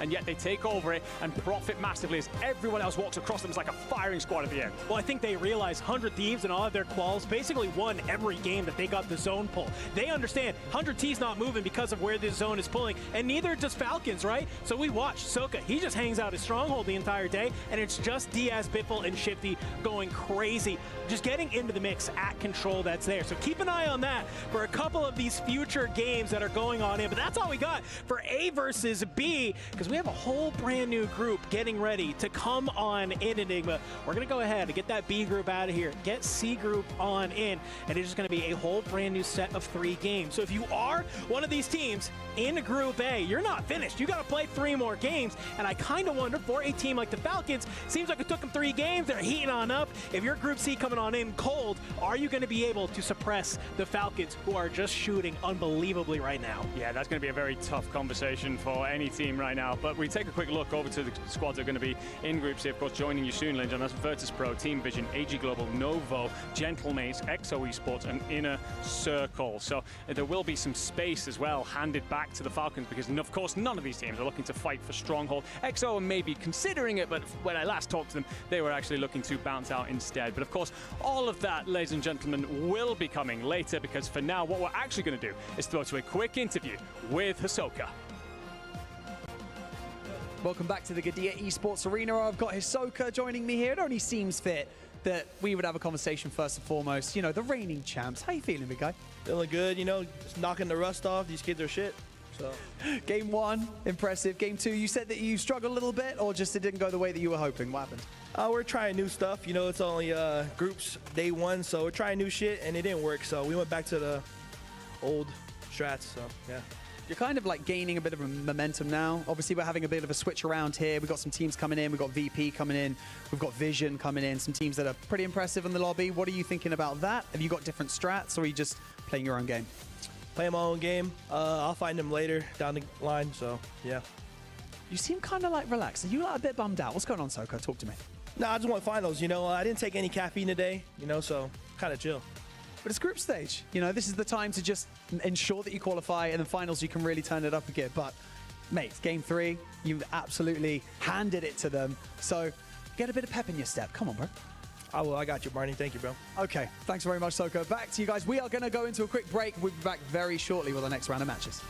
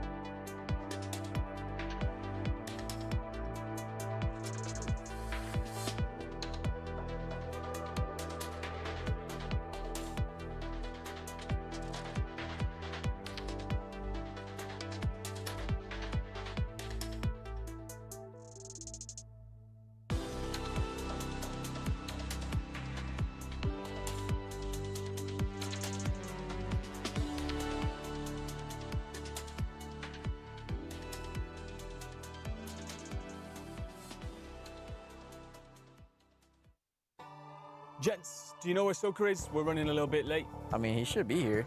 Bro stars in the documentary. It's Mr. Hollywood. What's up, boys? Still the same guy, you know? What's going on? Am I late? I'm ordered right. I'm ordered right. I'm ordered right. Okay. I'm looking left. I'm looking left. Yeah, I'm gonna go left. Crack. I'm a PA left. I'm PA left. I'm PA left. Left. Knocked one. I PA'd it. They gotta play inside or the wall. Yeah. I'm not on the right. On the wall. Holy shit. I took wall control. On the right. Look at the right, kids. One shot. Knocked two. That's Smith them. I'm playing up. Keep looking, green. Last one. He's down. Holy shit, you guys. He's in headquarters right here. I'm running at him. Can I get a kill, please? Can I kill him, please? Please. Why did you want kills? Yo, chill.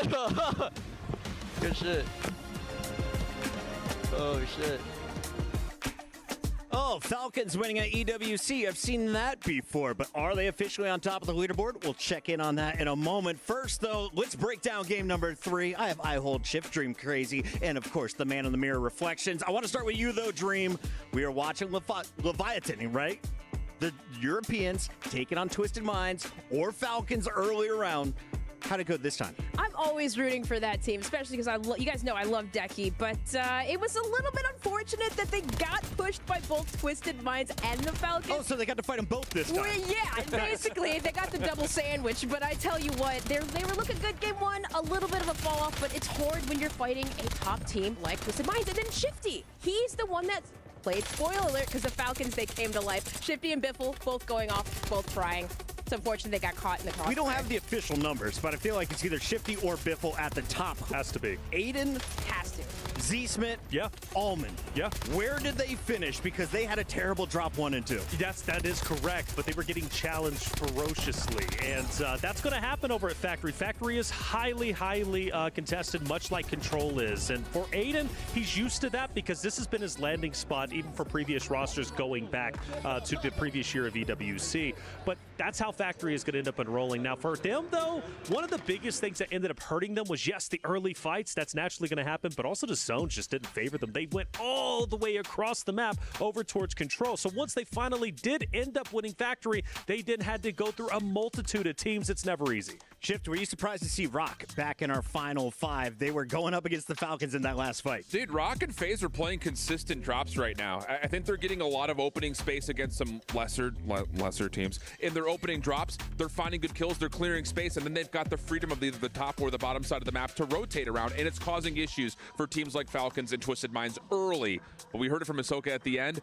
They're back to normal. They're not trying weird stuff, and right now it does feel like our top 2 teams are taking out the belt and getting a little BTA action in the last 2 drops. Well, I did ask you all to follow 3 teams coming in here. It was ROC, Twisted Minds, and Falcons. Let's start with our reigning champs from 2024, Hisoka, Shifty, and Biffle. Did they get off to the hot start we were expecting? Absolutely did. As far as I'm concerned, Falcons are back on top. Even if they're not in first place, the fact that Ahsoka says we're just knocking off the rust and they're still performing as well as they did and these throughout kids are the series. No, dude, they're the best, man. One of the things about them is they have full faith in Ahsoka to be that anchor and be that IGL. So it allows Biffle and Shifty just to go and slay out. The fact that they're putting pressure on Control in the zones in this first series and then in Control, that's the reason why they were so successful. One of the things that I nitpicked about the Falcons, because you saw it in, I believe it was like a game final or a scrim or something. Shifty, you hear Ahsoka saying, come, we gotta rotate. Shifty wasn't listening, and there was a little bit of an awkward situation, so I was like, hey, make sure you listen to your IGL. Shifty, he does what he does best. Sometimes instincts take over, but yeah, that was my one nitpick thing. You gotta listen to Mr. Closer. He'll bring you to late game, and hey, frying, everything was just connecting perfectly. And the thing is, they almost won 2 out of the 3 games. Correct. Thank you. I was about to say, the other thing that this is reminiscent of, watching game 1, watching game 3 in particular, is Falcons take away pivot points on the map like no other team does. Like, talking about the success of ROC, other squads like FaZe, where it's like, yeah, they're doing great, like clearing the North Coast or clearing the South Coast. Eventually, you got to get to the middle of the map. And when Falcons are taking over Control and finding top prison control late in the game, it makes it so hard for teams to rotate against them, and it ends up putting them in the mix of having to fight multiple teams at once, where Falcons just got their feet kicked up, rocking teams from up top. Hisoka is a great player. Yep.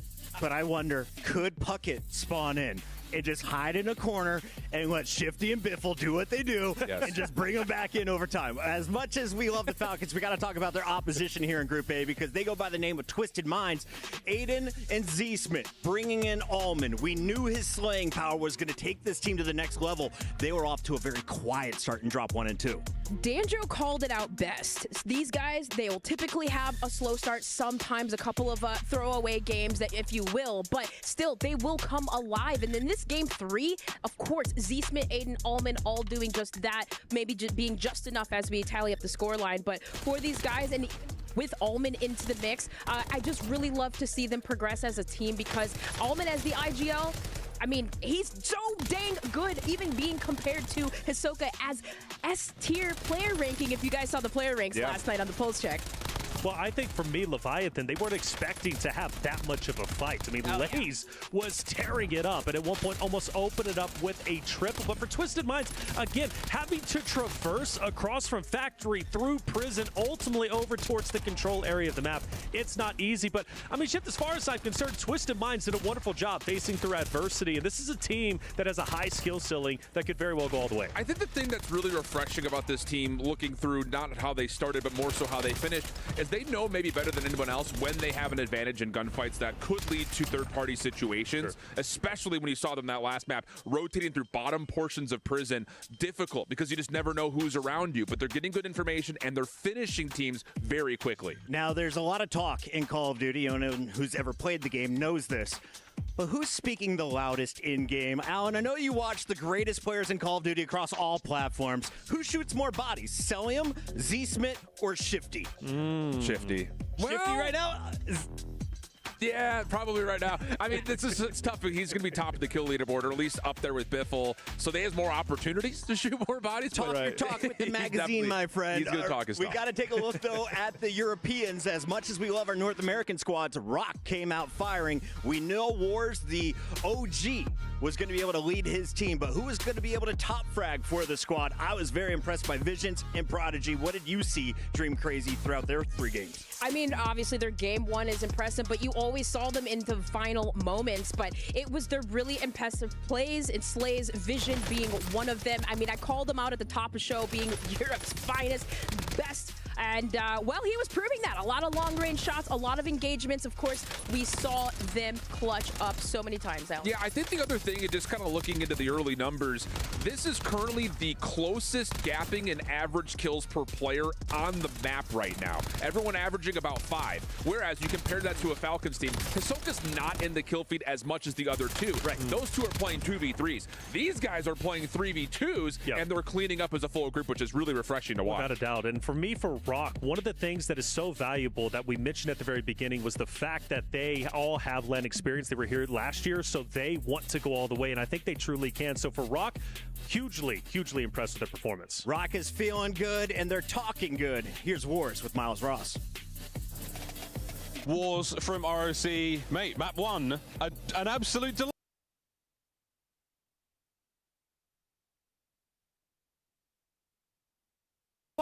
We were cooking. I mean, yeah, like I said, we always usually, you know, for the qualifiers and stuff, even World Series and stuff, we usually start a bit slow and stuff and sort of heat up towards the end. This time we've had a good start. Now it's just maintaining it, really. We could see you in the player cam afterwards have to compose yourself. You had to dial it all back, like, yeah, come on. Yeah. So, how did you do that? Is this something you've been thinking about practicing coming into this? Not really. It's just about just chilling and just enjoying the moment. Just, you know what I mean? You know, don't take it too serious. And obviously, you know, there's a lot of money on the line and stuff, but, you know, just gotta chill out a bit and enjoy it, really. It looked like you were enjoying it in map 2 and 3 as well. Can you walk us through a little bit of 2? Yeah, no, like we definitely enjoyed it. I mean, there's a few mistakes that we made and stuff, which we like talked about after, you know, after the game and stuff, just try and sort out a few things. But yeah, I feel like overall we played pretty good. Map 3, a great finish as well. You're sitting well up the leaderboard right now. I mean, what's the game plan from here? Stay cool? Yeah, I mean, I feel like, you know, all the teams that tried to land on us and stuff, well, it didn't go very well, I don't think. So as long as we just keep doing that and just lock down that spot and stuff, I think we'll be quite good. Fantastic, mate. I'll let you get back to the team. Thank you so much, man. Good luck. Take care. Wars was all smiles after drop number 2, but will he be happy as we take a look at the leaderboard? Shift, you have the insight. What are we seeing here, buddy? That is a very significant start for ROC sitting in second. The funny thing about it, and no one's laughing, Falcons are still up 10 on them after really only having 2 solid drops. It's just that last drop gives you the impression that this Falcons team is going to have murder on the mind. Reminder, you got to finish in the top 7 if you want to make it through. Dream Crazy, any surprises in our top 7 through our Group A-B? 100 Thieves, baby. I mean, especially the fact that they had technically zone pull, like control is their area. Movie star Koi obviously disrupted that a lot, but for that's just got to be the biggest shocker for me. And also for Leviathan to be as far down the standings as they are, despite those great plays, in fact, against Twisted Minds. It comes to show you they're just not consistent, but they do have huge moments, and I really do. I hope they start to clean that stuff up going on. Placements.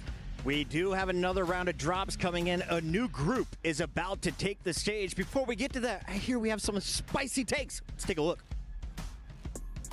Thank you very much, Chris. We are very much in the arena with non-crushed keys so far. That will be changing very, very quickly, but also your opinions of us will be changing very quickly because we've got some hot takes to go through. We've got some hot takes presented by Al Habib Medical Group. My first hot take is pretty simple. I think all of the teams are changing everything up. VODs, all of that research we've done about drop spots, all thrown out. People are changing things for group stages. I'm telling you, Chris. All these research segments for absolutely nothing? That's what I'm hearing, at least anyway. But mine is a little harder than that one. I'm thinking Team Vision are going to go on and really make a run this tournament. I think they're a contender for the whole thing. Lennon dropping 64 kills in the qualifier. The next best in Europe was 48. The guy is on a tear. And to follow that up, I don't think our reigning champions are going to really be there. I don't think Falcons finish in the top 3. Okay, yeah, the first part was not very hot. The second part, absolutely hot. The Falcons are going to be up there. But I think the big question is, where is FaZe? My second hot take, FaZe, they may not have a drop spot with their name on it right now, and I think that's a good thing. That's what I'm talking about in group stages. Those types of teams are going to make huge, huge waves in this competition. I can't wait to see it. Let's see if you can break down the nonsense, Chris. We went a bit off track there. I do apologize. Reflections. Which one of those two gentlemen failed med school? Without a doubt, Chris Todd. Are you kidding me? First off, Vision, that's a great call, FIFA. Like, that's my boy. But then to say Falcons won't finish top 3 after a performance like that, he's shocked. The mustache man has been sipping the EU Kool-Aid. He does not have faith in our NA squads, but Shift, you do. We're about to see some from Group C. You excited? Yeah, I've got more faith in Virtus Pro than Ton has in his mustache, I'll tell you that much. Wow. Dream, final thoughts on this one? Well, I was going to ask if you all can rock the mustache on finals day, you know, like maybe just get some matching, Ton matching. Give me 3 more weeks. I might be able to get there. For now, we got to go to a break. When we come back, it's the second round of groups. Don't go anywhere. It's EWC.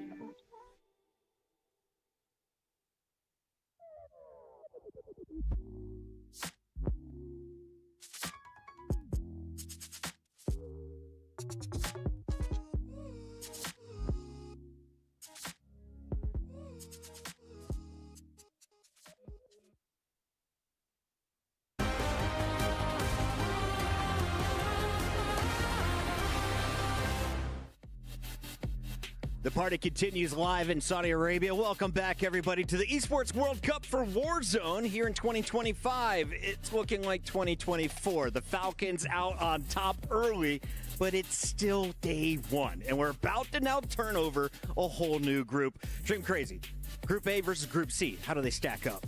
I mean, okay, well, if we're looking at Group A, Group C, I'm looking at Virtus Pro first of all right?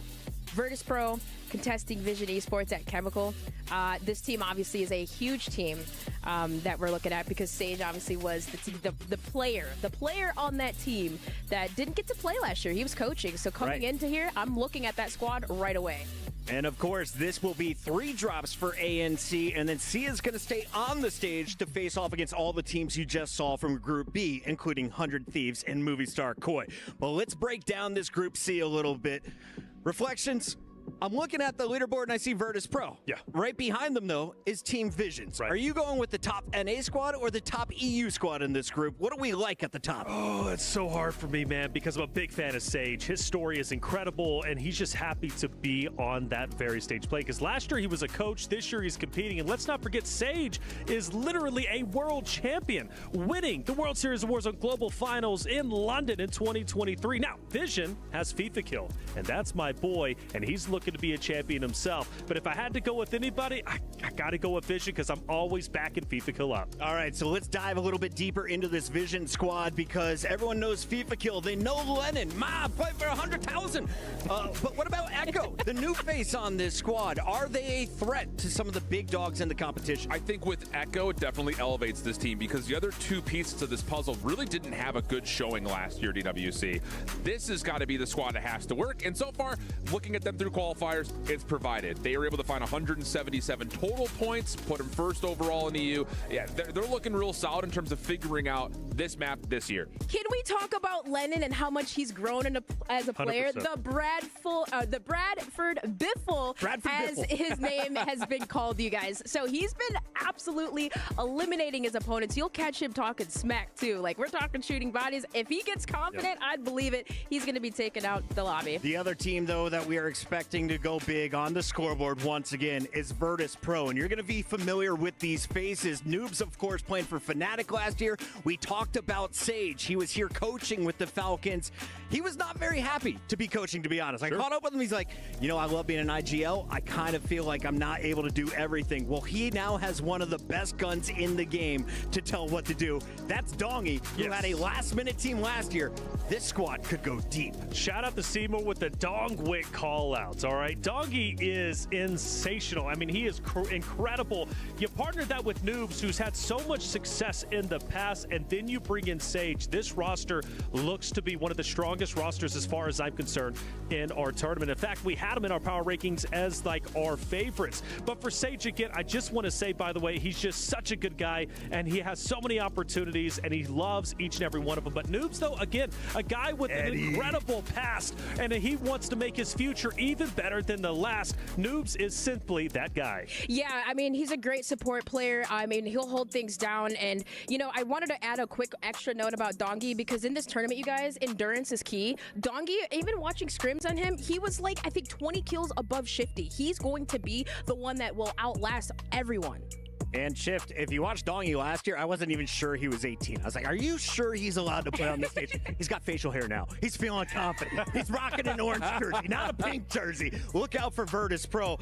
But they're not the only ones. We have people like All Gamers in this group coming up, and we're going to see what one of the most OG players in this competition can do. You have Rated coming in, and he's been around since, what, 2012? Yeah, he's been around every form of competitive Call of Duty as well. On top of that, it just comes down to, will this team be able to keep up with all the top heavy slayers that we're talking about? Your Dongies, you're now going up against Falcons and Twisted Minds as well, so throw in Smit and Biffle into the conversation. Someone on that team needs to establish themselves as being able to dominate, take over, and play those 2v3 moments that we've really highlighted for teams like Falcons.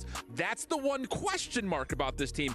Can they do it? Because there have been questionable moments in their past. Great call outs there. We have a lot of great personalities here in Warzone, but 3 of my favorites are all representing with the OG esport crews. There you go, by the club name of Virtus Pro.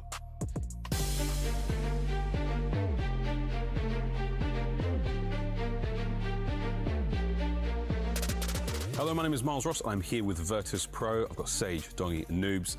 I'm going to ask them some lovely questions. Last year, you didn't compete as a team together. No. How did this happen? How did this couch come to be? You know, just a little bit of conversations here and there, and you know, seeing the results of how tournaments went was kind of just a deciding factor for us. I feel like we all had it on ourselves to be like, oh, if we had a good year, then, you know, but I think we all like came together towards the end and we were just like, we got to be the team to beat this year. So we kind of just formed it, and since then it's been really good. Well, there's a big whisper going around. There's a little whisper, but there's also a big whisper. You guys, you know, are here to threaten the dynasty. You know, how do you feel about that? I mean, I'm ready to raise the crown this year, honestly. I'm so ready. I've been waiting for it for a whole year, honestly. And being here last year and not being able to compete in coaching hurt. But, I mean, it gives me a lot to work for, and it gives me a lot to look at. And I'm just looking at that trophy and waiting to put it in for that confetti, honestly. I competed here last year with a different team. We didn't do too well. My first LAN, I didn't do too well. Last year, I got second at World Series, and I hate that feeling. I want nothing but to win. I want to win everything. I don't really care. That's all I'm here for. I just don't want to do anything else. We came second last year at EWC, and I mean, that was definitely a dagger, especially being like 10 points away from the victory. But this year, I'm definitely looking to win the whole thing. Sage, former teammates. It's an interesting and ongoing conversation about wanting to prove something, you know, how you feel about it. Is there anything you would like to say for yourself? I mean, what does it mean to you to play against them? Getting my hands on them this year definitely feels a lot better. I feel like I could definitely get in there and just make sure they don't ever come back and breathe again. Boys, feeling pressure coming to this tournament? Obviously, you've got the, yeah, right. You've got the love, you've got the fight, it's all there, but in the back of your mind, how do you as competitors get rid of that pressure? Or try to turn that into something different? Obviously, there's build-up to events. You get excited. You get a lot of different emotions. But as soon as you sit down, get your hands on the controller, and you play on that stage, it's a different type of mental. You lock in. So that's really all it comes down to. It's just locking in at that stage on the day. It's just like a switch for me. Like right as I put those earbuds in, the headphone over, like it's just game time for me. I've been Miles Ross. This has been Virtus Pro. See you in the next one. That is Virtus Pro, and while Sage answered most of the questions, I want to know who is dropping the biggest numbers through their first 3 drops. Dongy, the man plays at a different speed. We're excited to see him, but there's another squad we want to give a shout out to, and my man Gataga has his club Gentlemates in action. They fell short in the CDL. They're looking to bounce back strong here in Warzone. Well, you didn't really set a high bar there, Chris. But no, the thing is, this is a 3 Frenchman squad, and I think the only question here is how well are they going to vibe? How well are they going to chem? Did not have the greatest performance in EU quals, but there is a lot of ceiling behind it. I think particularly, I'm looking at Enkyo out of the 3. He's shown that in other forms of Warzone, he can definitely be a top slayer. It just comes down to, have they gotten their roles identified? And more importantly, what do they want to do on the map? Because you've got a handful of top tier squads that are looking to beat them up.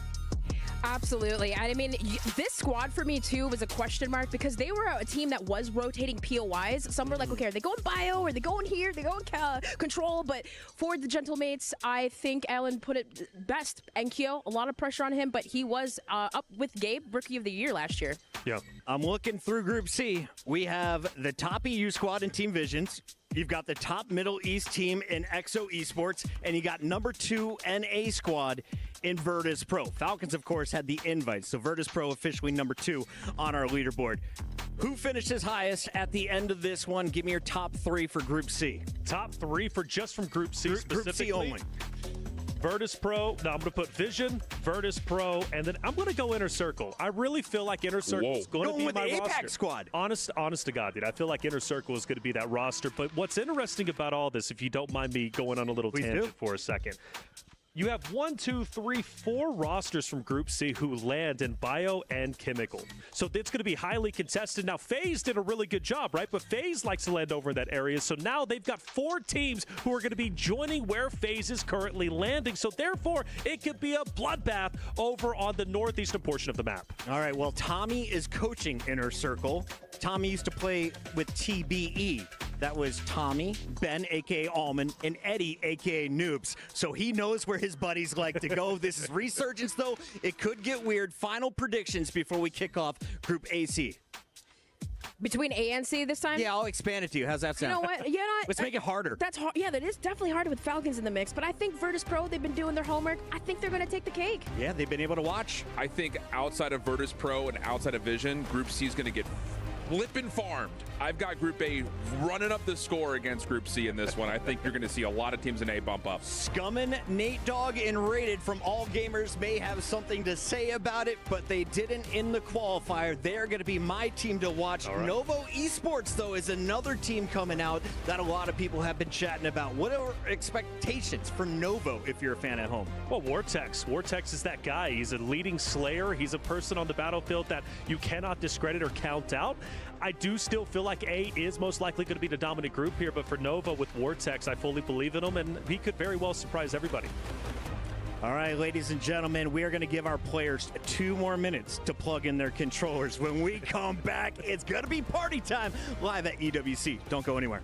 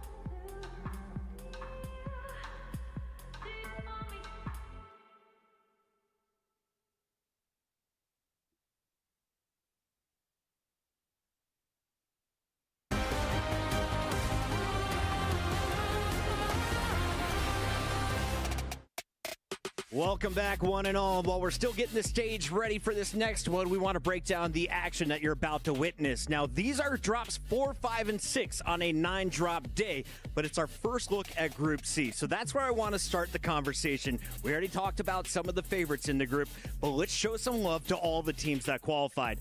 Team XO is one we were talking about during the break. Why? Because the Saudi fans here in Riyadh are amazing, and we know that they get behind their homegrown talent. Yeah. XO is probably going to be the team to cheer for here in Group C, right? I think so. I mean, Hamoud is a guy that I've been pumping up since last year, really 2 years ago, whenever he was introduced onto the World Series Warzone global stage in London. You were, Dream, one of the people hyping him up, but I became a big fan of him last year, not representing Falcons, but representing Falcons, I believe, at the World Series of Warzone. So he's got history, but a Saudi local. He always brings the energy, and he was a part of the roster that was the only roster really to challenge Team Falcons last year in Stronghold, which means he's not scared to go up against the top teams in the lobby. I love Hamoud as a player. He can drop big numbers, and I do feel like his success is overdue. It's a matter of what he can do with this new roster from XO Esports. Yeah, and I mean, watching them in the meta qualifier, my biggest question was, because we always seen Hamoud with or Zizix or Jawad, right. who's on Evos, right? So different teammates, and he was with, you know, also Crims as well. So seeing him with Notorious and Penguin, I was like, how are they going to do? You know, it was a little bit up in the air, but they were playing really good, locking down Stronghold, the green side, and it was all credits to Penguin. I talked with Hamoud. He said, you know, IGL, he slays it too, and he was leading them in late game. Well, the thing about Hamoud is, like, this is his now third LAN event, like on the biggest stage, right? On the major stage. That is invaluable experience, and now bringing in 2 new guns, as far as I'm concerned, like, I think he's going to be the most valuable member on squad. One extra note, they get extra practice too, that region. They have better practice now. That's a good point. I think the other thing about it is, like, whenever we see someone who is kind of an up-and-comer, like Hamoud is, now he's the veteran on this team. How does he take over that role of being kind of a mentor to guys who've never seen a stage like this before? It's a tall ask, and especially going into this opening set of groups playing each other, it's going to be a battlefield for him. Now, remember, no one thought VKA was going to win a game in our previous group, right? They were one of the lower-seeded teams that came in towards the end of the qualifiers. I feel like XO is in that same place. If you can stay alive, you could go deep. But here's a look at VKA. This is a team that we wanted to show some love to, because from Group B, they're going to be playing later on tonight. They already have a win. The question is, can they stack up some more frags? You know, I gotta give credits to Aizen, because he just switched from mouse and key to a controller, and we saw him sniping on that dockside by control. They really shocked us with controlling that side of the map. Final predictions. We got VP, Team Vision, All Gamers, and Inner Circle as 4 of the squads that could make a challenge to Group A. Well, our players are ready. It's time to find out who's going to get it done. Well, hello, ladies and gentlemen. I'm Goj. I've got the amazing Ton next to me, and really excited to see what Group C can bring us here, Ton. We're really excited. It's going to be an interesting one. We changed things up from what we just seen before. Those first 3 games were insane, but we've got a few drop points to talk on here, and we're going to be jumping in very, very quickly. So let's quickly cover. Control Center was very heavily contested over those first 3 games. We are likely moving away from there over towards more the northern side of the map. Yeah, it's going to be a battle for Chemical, a battle for Bio. You heard the desk. It's going to be a battle for all, but I think Control Center might be a little bit more quiet this time around. Folks, get ready for game number 4 of the day, but the first game for Group C, it looks like, holy cow, VP starting out with a bang. Was that a team wipe? I don't know what that was. I mean, nobody dropping just yet, but everything getting very, very mixy over towards Bioweapons. I think for me, that was one that was really looking towards Gentlemates and Team Vision, potentially going over towards that side. But Gentlemates up against Fnatic is typically a matchup that we'll be keeping an eye on as things do go on. Very big EU battle to kick things off. Yeah, this is a really important battle over here in Bio and Chemical for multiple reasons. I think one of the main ones here, though, is that VP has been one of the most strong teams in Rebirth Island, and to have a team potentially contest them, it doesn't look like it was much of a contest as we swing over to that Bio side as Inxie and Zakar. They have been crushing it. Well, frankly, Ton, they crushed it in the first game, but they've been a little quiet in the next 2 here for Fnatic. They were a little bit, but somebody else is actually getting involved here. Inner Circle starting to get in on the fight as well. Angsien trying to stay alive. The rest of his team is still along, but Granulok doing what he can only find the one, will fall. Big fight going on between these 3 teams here. And right now, I think if you're INC, you need to survive. Yeah, this is a huge moment for Inner Circle to really prove themselves. Bray, 18 years old. They win out in APAC, just like the desk talked about. Now they're trying to win out in Bio. See Obs get back into the mix, of course, Resurgence, and unfortunately, Hollow gets cut down quickly. Teeny goes in for the trade, picks up another. Inxian alone and, well, fully alone. That's a nice wipe there for our APAC team. Yeah, no, it's a nice start for them, to be honest with you. In a circle, finding their way over, picking up the pieces, and bioweapons is entirely theirs. I was really curious, actually, if we were going to see Virtus Pro start to make their way over from Chemical. They decided not to. They're still losing. Yeah, it's a good shout. A battle here, as per the usual with Twisted Minds. This is a battle that will continue, folks. A couple battles, Control, namely, is going to be quiet, but this side, the factory, it's going to be active all day today and tomorrow, and it's going to be this fight right here. Twisted Minds wins out yet again. I believe the overall belt for factory is now 2-2 in 4 maps, as Decky's team in deep trouble. Yeah, I mean, they had a bit of a slow start to the day, did Twisted Minds, but they are very much warmed up and up and running over towards the factory side. Interested to see, of course, what the squad of AGAL are going to be doing here to kick things off. Not necessarily the hottest of drops or the hottest of starts for them, but things starting to get a little more mixy over towards the prison side. A lot of teams fighting over headquarters right now as well. A lot of movement down towards factory, as you mentioned, at least 3 teams down. Yeah, EVOS, an opportunity to continue to make a name for themselves. Of course, if you watch a lot of Warzone, you've seen some of those names before, but on the main stage, they still have a lot to prove as we swing back to the fight that has been going on for all 4 of these maps. I just mentioned it, and Twisted Minds still on top in this fight, still making sure that Lays can't slay out. Man, that player so dang good in the first 2, but unfortunately for Decky and his team, can't get anything going in the 4th. Yeah, Falcons starting to get interested over towards this factory side. They are the shots that's coming in over towards Noobs. They're full firing down, keeping them down there over towards factory. A couple of the teams have kind of moved themselves away over towards the harbor side. Falcons on the hunt once more.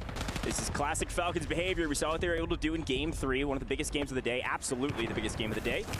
And frankly, the Falcons really play 2v3 as you see Biffle and Shifty play together looking for trades. They're okay with dying and they're able to trade out 1. Gets the cleanup, will get cut down, but guess what? Hisoka is all alone with 100 miles to himself in Stronghold. I mean, that's a good trade for Twisted Minds, right? Falcons get themselves 1, you get yourselves 2. Not a problem whatsoever, as teams now starting to make their move. Circle coming in towards the southwest side of the map. Bio and Chemical and Engineering. Somewhere we said was going to be busy, entirely cut off. So teams going to be fighting for a little bit of purchase over towards Industries. Yeah, a quick shout on this map view, by the way. As you can tell, Team 9 in the salmon there. That's going to be Team Vision. We expected them to land straight on top of this VP squad, and I think they did. Got wiped almost immediately. Kill able to rat, stay alive, plays down towards Harbor now. We'll see if they can regain as VP is on the hunt. Sage picking up 1 on Zakar. Yeah, that's Fnatic falling, but they had a really good game, number 1. Kind of went under the radar a little bit, but the kills are being put up by them. Can they continue to do so? Here's Dongy. Our first look at one of the guys that a lot of people have got their eyes on throughout this tournament. A couple of kills coming down, though. Very much a 3-way fight. Which way is it going to go? Teeny will find his way through, and that is squad 4 wipe. Fnatic out early doors. Yeah, Inner Circle came to play. Shout out to Taylor Reflections and Noble on the desk. He was shouting him out. They're looking good. I don't know if it's the coaching from Tommy or just this team really is that good, but a perfect third party, even though they're on the back foot up in Bio. They've completely restabilized. And now VP trying to restabilize and get back onto the hunt as we see a couple teams inside of prison still. Just another note, actually, Fnatic have obviously had themselves, FaZe Clan have had themselves a very good start to the tournament. Right now, just trying to survive and hit a bit of a regain. Had a very, very slow start, so keep an eye on how things are going to go. But Dongy now starting to get eyes on our Australian team over towards the water side, but now for a little bit of a fight around prison. Not the best spot for them, they'll get out of dodge. But the fight does continue. Diaz and Co, Biffle and Co, I should say, sorry, over towards Control. And where did they win those games from? It was Control. They currently have entirely that building locked down. Leviathan somehow still on this map after what looks like they've been wiped 3 times. Their anchor still alive on the boat outside of Factory, so we'll continue to keep our eyes out for that orange team. See Extra J go to the top, take a look around, and yes, there's a couple people down below them. This sandwich has been going on for a while as well. Neither team really able to get better footing than the others. High ground here in prison isn't always the best position. But our zone is tending towards, well, frankly, the majority of the zones we've seen thus far are likely headed towards Control, or maybe the land out in the open between Docks and Control. I think the only thing is for Falcons here, everyone's kind of ignored them. A lot of action going down towards the southeast side of the map right now, and that is right where we are now. Prison is not necessarily the central area of it, but around Factory, plenty of teams in and around it. EVOS Esports over towards headquarters might get caught between a few. Yeah, and Biffle continuing to just farm kills wherever you can find them. Usually playing right next to Shifty, and right now all alone. Looking for kills inside, seemingly having the upper hand. Look, I'll take Diaz Biffle in a 1v1 any day of the week, including today. Havoc's a great player, unfortunately out of here. Now starting to make them move a little bit here. Falcons starting to maybe spread their wings, because right now nobody's going anywhere near control center. They don't want anything to do with it. And after that previous game, I'm honestly not too shocked, Coach. Yeah, and it does look like VP. I was going to say, it looks like they've got their anchor up in the water tower. So pretty much alone up there for a while. Decent high ground position. Should be able to fly over to prison. No problem and maintain the high ground position. VP beginning to spread a bit over top. So we take a look at Twisted Minds, who, again, really a slow start to the first 2 games. But the last 2, including this one, really strong as they continue to farm this Leviathan team. They just cannot get stabilized, and even catching Thermite, Molotov, anything in between, they are in trouble as, guess what? Vision here looking to finally get a few kills on the board. They really had a bad start here. Yeah, they've had a bad start. They've kind of been caught in between a few different teams. A lot of action going down towards the bottom factory side. They were kind of lingering more towards the harbor, now starting to get involved, but getting cut down. Echo with the first one to fall, but look at how Aiden is going. 6 kills to his name already. Twisted Minds having a much better time. Well, let's take a quick listen in with this team. Yeah, 20, absolute, Smith. I'm tapping. I'm coming now if you want to wait. Dead. You fucking dog shit, Lennon. Let's fucking go. Let's go, baby. Is that their anchor? We can push him out. Yeah, last. Yeah, We have time. With you. He's trying to run all the way to gas. He's going to res gas. I'm looking. He's weak on the buy. He res. Crack. Climbing left. Crack. Dead. I get that fool. They might try to come back in factory really fast. I'm gonna get the height. I'm gonna get the height look. I'm gonna buy another UE. We're gonna try to third HQ in a sec too. Yeah, we can hold in advance. This is the Twisted Minds we've been waiting for. Extremely clear comms, a few choice words for their opponents, and they are farming right now. Watch out for Twisted Minds in the in-game. They can push up into new. They are playing outside the zone right now, picking up a ton of kills as we head over to AG Global. I mean, talk about 2 personalities who are going to go up against each other. You see Aiden clapping immediately over towards Lennon.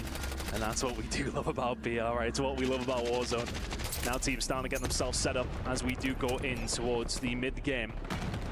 Into circle 3, things starting to get interesting, things starting to get a little tighter. With you, Smith, now you're just trying to survive, but to be honest with you, we've seen a good game so far out of Twisted Minds. They're closing that gap. Yeah, they've got a big game on their hands right now. I think we saw Aiden on nearly double digits. But you're right, because we were playing on the outskirts of zone, battling in can be quite difficult if they're being held from prison. And it is King Madi up above, raining terror, raining hellfire as Allman and Aiden just try to find the right angle. I don't think they've got any streaks to try to play this cover, but enough damage on King Madi. He actually backs up, and they're able to push up down below. A perfect push from Twisted Minds to get saved. And they said they wanted to make their way over towards headquarters, so they've been forced into prison. It's not necessarily where they want to be, but they're safe, and that has to be the important thing. Circle about to close. Which way are we heading? Right towards the center, and once again, do they read it every time? Control center, Falcons, #1 team, currently sitting in number A spot. A lot of folks said history was going to repeat itself at EWC here with Warzone, and history's repeating itself just from game 3 to game 4. Good grief. The Falcons have power position in control. We'll see what they're able to do about it. Twisted Minds go all the way underneath and unfortunately get punished for it. Inner Circle is here. They got here very early, and because of that, they're getting paid. Yeah, they've had a good game in there as well. Can they keep it up over towards the latter stages? Kind of in the middle of no man's land right now, and they are being farmed. Cams will find orbs, and all of a sudden, everybody else starting to cast some eyes over towards that Australian squad. They'll manage to find themselves some cover, but everybody else now fighting for the real estate in and around prison. Control center is going to be that spot, though, towards the end of the game. We're really going to see a fight between these teams at prison, whoever ends up being left there, and of course, the Falcons. Yeah, that's a really good shot. I'm pretty impressed with our team number 7 there in yellow. That's Jawad's team. Oh, well, just maintaining position in headquarters since the very beginning of the game. We actually saw, I think it was Robstar on top of that tower. I think it's circle 1. So watch out for this team playing high ground. Likely going to have to pull off of that position here in probably the next circle. Twisted Minds staying together underneath, but Robstar up in the tower. The only problem is for me here is that they've been in and around headquarters. Everyone's around them, but are they putting up the numbers? Well, 4 for Robstar. Not a bad amount. Curious to see how the rest of his team have done, but Hisoka finding Lennon. Echo and FIFA Kill turning it round. Team number 10, AJAL, out. Very much at the hands of Team Vision, who haven't necessarily had too great of a game, but that may well help them on their way to a decent score here. Yeah, and that AG wipe is more of a story than just getting killed by that one team. It's because of this Team 7 winning out in headquarters. AG has been on the run. So unfortunately, because of that, they get punished and are full out of here. The zone, by the way, if you can tell, pulls directly to control, and with no 100 Thieves in this lobby, or Movistar or Koi, it is all the Falcons all day. That's Leviathan out of the game here as well. They kept it rolling, but I mean, everybody's starting to drop now as things getting chaotic here towards the Twisted Minds fight. Looking for the Australians, they've been wiped. No problem for Aiden and Core. He's sitting on 11. Oh, we just push into the top 5, so the best multiplier you can get if you're not going to win the game. So here we go. Who's going to get to 1.6? Likely the Falcons, but let's see if maybe there's a third-party position where two teams can push at the same time. That's exactly what's happening. Twisted Minds says, oh, Cams, you guys want to go in first? Sounds good. We'll come in from behind. Unfortunately, getting shot in the back. King Madi still playing spoiler with Extra J up on the hill. I mean, they've done so well to 3P this one. All of a sudden, Aiden Cole think they're in an unbelievable spot to get themselves to control, but here come the Falcons. They're putting the suppressive fire down. That may well let TM in. Good grief. King Madi, Extra J completely in the blender, and they are out of here. We only have 3 teams, and it's 3 of the teams, well, 2 of the teams that everybody's talking about. Twisted Minds versus the Falcons. We talked about it at the top of the show, but look who's in the mix in the middle. Novo has made it to the middle of the sandwich, and the meat may be there. I don't know if it's going to be the meat of the points, but they've got an opportunity. Shifty finds the angle over the top. We catch the tail end of the fight, and Twisted Minds out of here. And Novo have got here pretty much unscathed, but it's all about the rotation that's going to start going. We can already see one player from the side of Falcons has made his way. Shifty in a little bit of trouble here up top. Can he find anything? But his squad Vortex is tagged up. The break is there, but we've already seen Falcons start to make the move. Shifty, he's just a linchpin from this angle. Hisoka holding off. They're in 3 different directions. Which way do you look if you know? But a perfect setup from the Falcons. It's like they've played this a million times, and they cut them down without even hardly losing a plate to their name. Completely unperturbed. A back-to-back win for the Falcons. And I think the only thing they will say, we've seen plenty of kills towards the end of that game. They weren't putting up ginormous numbers throughout the rest of that game. They'll get the 1.6 multiplier, but it doesn't tell you the whole story. They have so many teams scared of them. Control Centers was theirs. As soon as it started pulling towards it, we called it that this was their game from about 5 minutes ago. Yeah. They hold it down, they find what kills they can, and that'll be a decent score in game number 4. I mean, that is textbook Falcons. I think one of the things we talk about with this team is that they're always fighting 2v3. They send out Shifty and Biffle. Shifty and Biffle not only go fight, but they also scout. Yep. They get to control early, and they say, hey, there's nobody here. You guys want to win the game? They called the zone perfectly. He said, well, that was easy. Thank you very much. And because of that, they're going to be at the top of the leaderboard, or rather remain at the top of the leaderboard. Incredible work from Falcons. I mean, realistically, who's going to control them? I'm not too sure. Control is all theirs. Can anyone contest with Falcons? We're going to head to a very short break here in the booth. We'll see you later.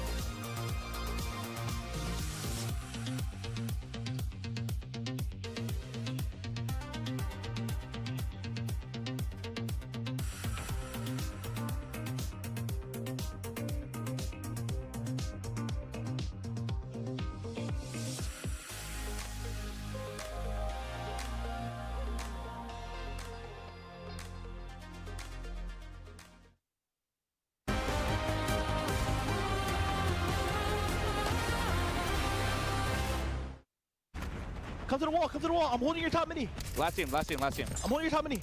One just crossed me. One's playing you. I got P'd where I was. I'm going right. I got P'd where I was. I'm gonna stay here, okay? I'm dying with it.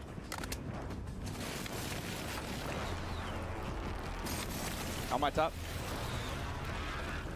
Cracked one, cracked two. Stay down, City. Stay down. One shot on one. One to the smoke, Yo, sit down to the buy. Sit down to the buy. On the buy, almost cracked. On the buy, cracked. I can't. Yo, Bike Kid's still alive. On my top knocked. My kid's not looking at me. You shot me? Bike Kid, absolute knocked. I'm holding the kid on you. Cracked on you. Good job. Nice. Good job. Hey, D. Come on, bro. Yep.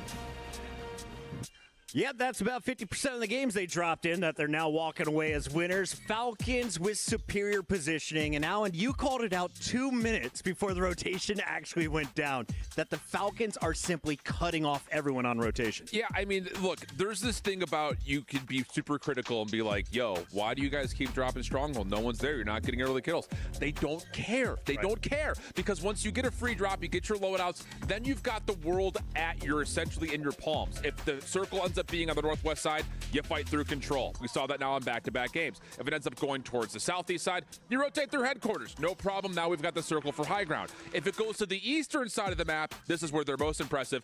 They rotate late from either of those two POIs to the top side of prison. They follow the circle, and then they're high ground controlling you the entire way. These guys don't make mistakes. They wrap the map better than anyone else because they go from central points of interest, and no one wants to challenge. I think that's the biggest call out. They still have high ground at all points during this game. Excellent off angle by Hisoka at the very end. But can we talk about some of the early action? I saw Virtus Pro members constantly in the kill feed. They had like 14 kills, Ellen, before they went out around 11th. You don't get a multiplier if you don't finish in your top 10. It's unfortunate that did happen, but with the way that they are getting those eliminations, just a couple of corrections that, of course, IGL Dongi, I mean, he's Dongi, he slays, he knows the game. I think that with the boot camp that they went through too as well, they're not worried. They're getting the kills. What did you see, Taylor? Well, one of the things about Virtus Pro is, again, they're landing up towards, biochemical, so that's going to be a highly contested area. It makes sense they're going to pick up a ton of eliminations, but Group C favored that northeastern side. So I wasn't surprised to see them drop early, but I was impressed with the 14 points they were able to accumulate, which begs the question now, how do they change things up? Because the point multiplier was reduced from 2x to 1.6x, right, from last year to this year, but it's still important to get those placement points. That's one thing I forgot to say was that fight vision, right? There were so many teams that were on that chemical side that we were wondering, like, are they going to switch those POIs? Where are they going to go? Bio, obviously, Gentlemates got cost the crossfire, but for this next game, Alan, I don't know. It's going to be difficult for these teams to come up. Yeah, I think, here's the other point about it. That's one drop for Group C. They're going to have time to, and for Virtus Pro, you say, okay, hey, we're doing good in the early game. Let's just stay alive. You finish top 5. You got 5 more.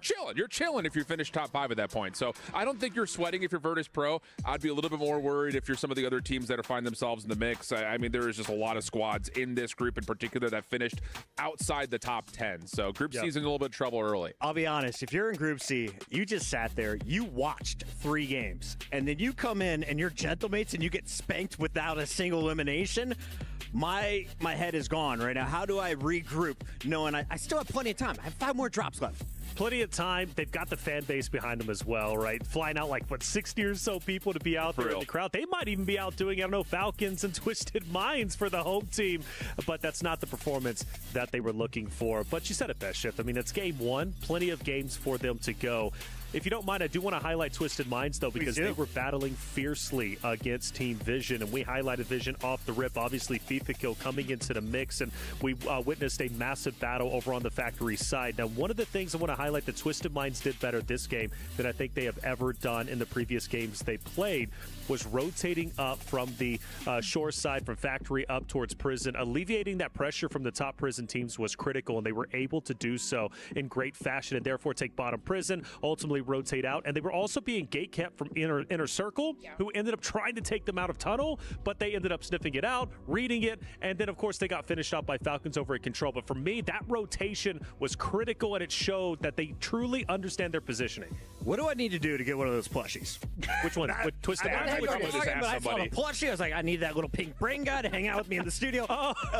No, I love it. Ellen, as we take a look forward here, Group C about to drop back in. Novo Esports is one that we chimed in just a little bit about. That is a squad that I want to put eyes on early in this game. They finished in the top 5 in our first drop for Group C. Expectations going into drop number 2. I mean, the thing with them too, all of them were alive, right? They were baiting and trading each other so efficiently that going into this next drop, I feel like that's going to be another team that we're going to see on the top. But for Group A, they've obviously Falcons setting the bar really high. If you are at this Group C for this Game 5, I think there's just so much pressure on them as well. Yeah, they got that warm-up game out of the way, but they got to come out swinging. Nova was the second-place team. That's great for qualifier points, multiplier points, I should say, but you need to drop some more frags.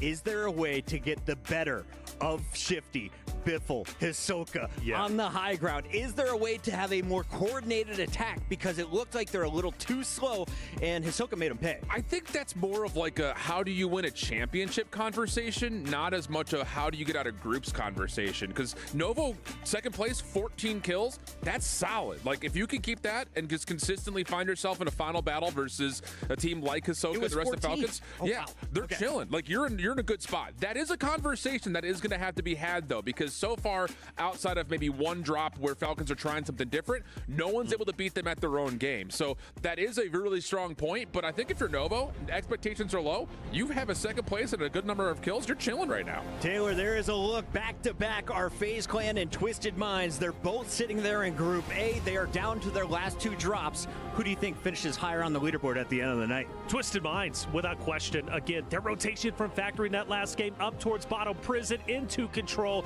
was wonderful. They were also getting pressured by Biffle from Team Falcons. Team Vision joined into the mix, and they took them both on in great fashion. In fact, even backing Biffle off, who was then forced to go over towards the control side to challenge Inner Circle. For me, Twisted Minds, but FaZe, I'm just going to say it. I'm so impressed with the way they performed today from after I was hearing they were going to be one of the bottom teams. I got a dark horse watch for you, Chris. Hit me with it. CT Gaming. What? Currently averaging a 6th place finish. 5th, 3rd, 8th, and 4th in their 4 drops. They just need more kills. They're currently consistent, though. We'll keep our eyes on them. It's time to jump into the game. We got Goj and Ton on the mic. Thank you so much, Mr. Chris Puckett, an amazing analyst desk. A great breakdown, and Ton, a great first map for some of our Group C teams. Yeah, no, they had a very, very solid outing, especially Nova Esports, finding that second placement. Of course, kills, not necessarily setting the world on fire, but 14 will do you. If you would offer them that game again, they would snap your hand off. As a guy who did a hot take segment saying the Falcons may well not finish in the top 3, I'm feeling a little silly right now, Goj, it has to be said. But hey, if they can keep this up, we kind of knew they were the team to beat. Let's not get it twisted. But there are some teams who maybe need to step it up, maybe see what they're doing. They're sort of saying, okay, with scripts, you don't want to kind of mess anything up here. When is the time to test it against Falcons? But now I'm looking like Twisted Minds, FaZe Clan, teams who are looking like they are likely to go through. Give them a go, see what you can do. My hot takes are feeling great. We definitely have some shift ups, and FaZe looking good. Let's drop into map number 5 of the day, folks. Number 2 here for Group C. And it looks like things are shifting up quite dramatically as Shifty trying to get into the mix here on Inxion, which means Shifty and I think Biffle have both landed bio just north of this fight that we will continue to see in this group. I mean, the confidence is overwhelming, and they are delusional at the moment, just dropping in on teams in completely different areas. But squad's already been wiped. We're already losing a team. I think that's Fnatic gone in the blink of an eye. All 3 white, Glennon and Co up and kicking. That is absurdly quick. Everybody gone, and that's Fnatic out of the scoring within 20 seconds. This fight is one of the most important fights we will see for most of the day today and tomorrow, as these 2 teams are in a group stage. But one of the fights off screen is that wipe on Fnatic's team. Shifty and Biffle landed bio. They landed bio, wipe Fnatic. They get pushed out finally by the Gentlemates. They basically said, hey, Gentlemates, here's your POI back. How about you go win bio with our help? Incredible work from the Falcons boys to actually just have the wherewithal, and that's to show different tactics that they have on the board, right? They're not just about dropping stronghold, looting up, moving control, doing their route. It's very much that they can throw a different look at every single game and still dominate. But Cams and Coast continue to do well here. Novo with a previous very, very good game, still keeping things alive and kicking here. XO Esports, we yet to really get going in game number 1. Nearly wiped in game number 2. I really like this Novo Esports squad, and again, as we had mentioned, the battle for Kim and Bio is an important one, and in the control fight, we didn't think it was going to be all that active. It does look like Novo is not uncontested here. They are contested, and they're winning that contest after a fantastic last map, but Hamoud is going to try to punish it and make me look silly, picking up Cams, and in transition, Vortex as well. All of a sudden, Novo Esports on the back foot. Yeah, great shots coming out from everyone in XO Esports. That will be control over towards control center for them, and they will take that all day long. But back over towards the factory. Everything was really kicking off towards this side of the map in the previous series, of course. Armand and Nicole looking to try and get things going. Had a really good game. Number 4 for them. Number 2 for some of the teams coming in now as we go into Group C versus Group A. Having a look across the map, though, things settling just a little bit. We can already see a move being made from Falcons over towards Control. Keep an eye on that, that's going to be going. But still, the fight continues over towards Factory.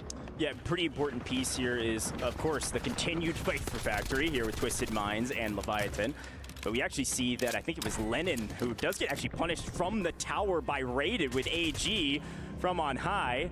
That fight continuing. Rated continuing to play spoiler as per the usual. He'd like to pick up a few more kills as we see the Falcons doing what they do best, which is swing over to Control and wipe everybody in their path in a 2v3. They pick up Penguin, even the odds, and unfortunately nobody wants to fight Shifty and Biffle in a 2v2. Hamoud tries and gets punished for it. The problem is everybody else splits, but another team are getting involved here. You can already see Novo on the way again. Perfect execution from Novo. Another perfect third party. And they lose Havix. Unfortunately, Hamoud trying to go crazy, but Vortex punishes him and says, no, this is our drop spot. And the Falcons continuing to help other teams turn the tides of these battles for POIs. Yeah, Falcons currently at Stronghold. The zone is closing up towards them. They'll have to make their move and then going towards the Living Quarters side. So things could get mixy over towards the factory side. And things do continue on. Oh, thank you very much. I'll have that free kill. No problem. Scumming.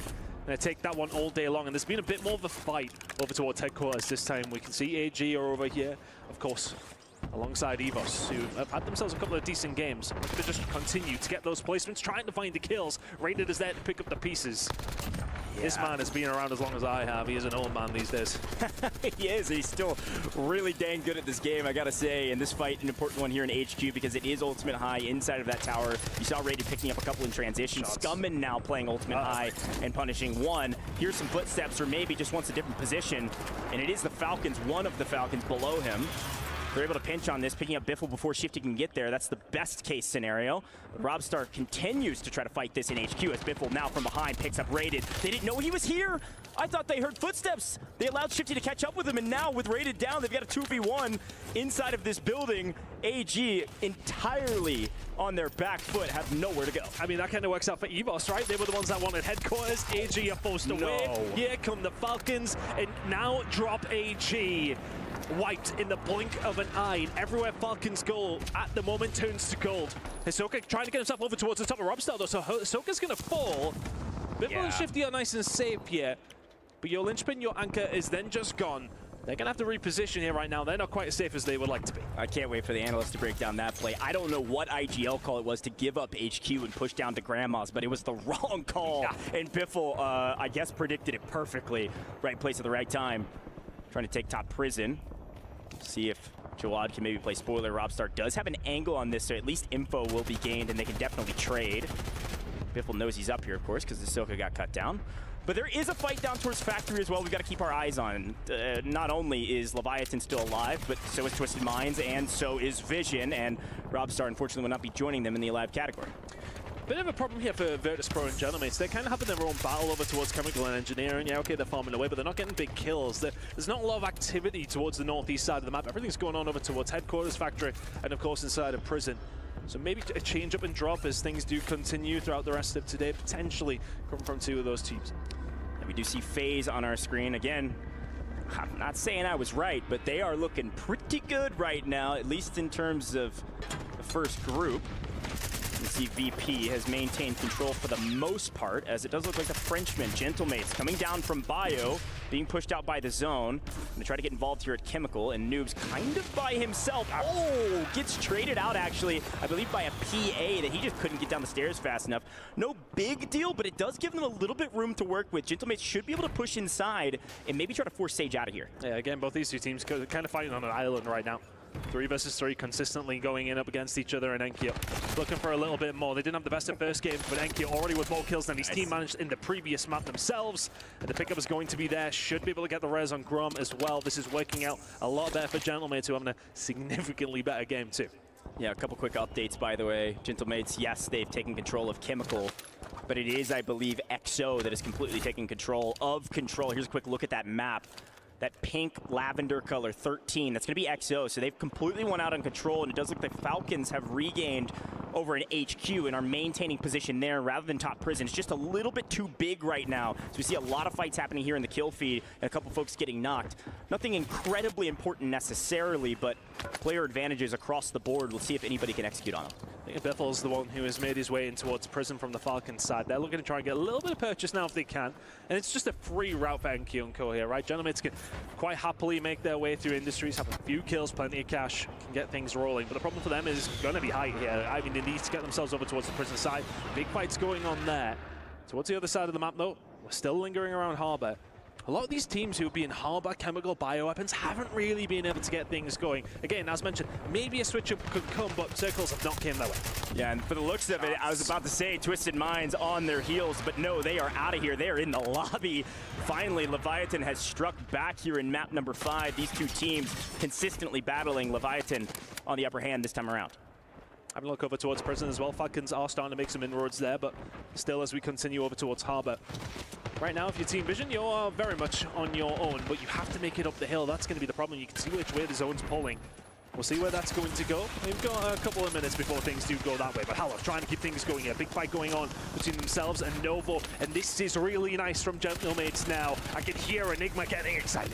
It's huge. I mean, obviously 2 EU squads, but right now it is Gentlemates all day, every day, including today. Good grief, a nice wipe there on Novo, who technically, I believe, was top of their pool, their group, after our first game. They fought here in game number 4, so in game 5, Gentlemates on top. They got a lot of kills to work with, but like we just talked about, we need some multipliers, so we've got another fight out of hands as a team from Control came swinging down towards Ammo Shack. Yeah, XO are on the way over as the fight over towards prison continues as well, but here come VP. They've kind of got a good of an overlook here across everybody else. Let's listen in with VP.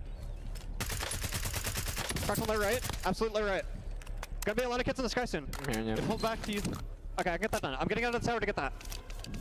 Come back, come back. It looks free, by the way. Lower left. I got it done. No resurgence, no resurgence. Okay. I have 10k, we don't have enough. We do. I'm gonna grab this money. We have money, we have money. We almost have enough. We got 14. There's a couple crates here. I have it for Yui, I have it for Yui. Okay. Hold on, I'll drop my money on the buy. I'm coming to you guys. How much did you drop? I'm gonna zip back up and chill on the tower. Okay, coming. Drop me your money, Eddie, I can buy. I'm buying. Okay. So kids low red. I dropped. Stop popping. Yeah, I'll pop. Guys, I have bounty on you. Matter top prison. One landing in on the right. The courtyard.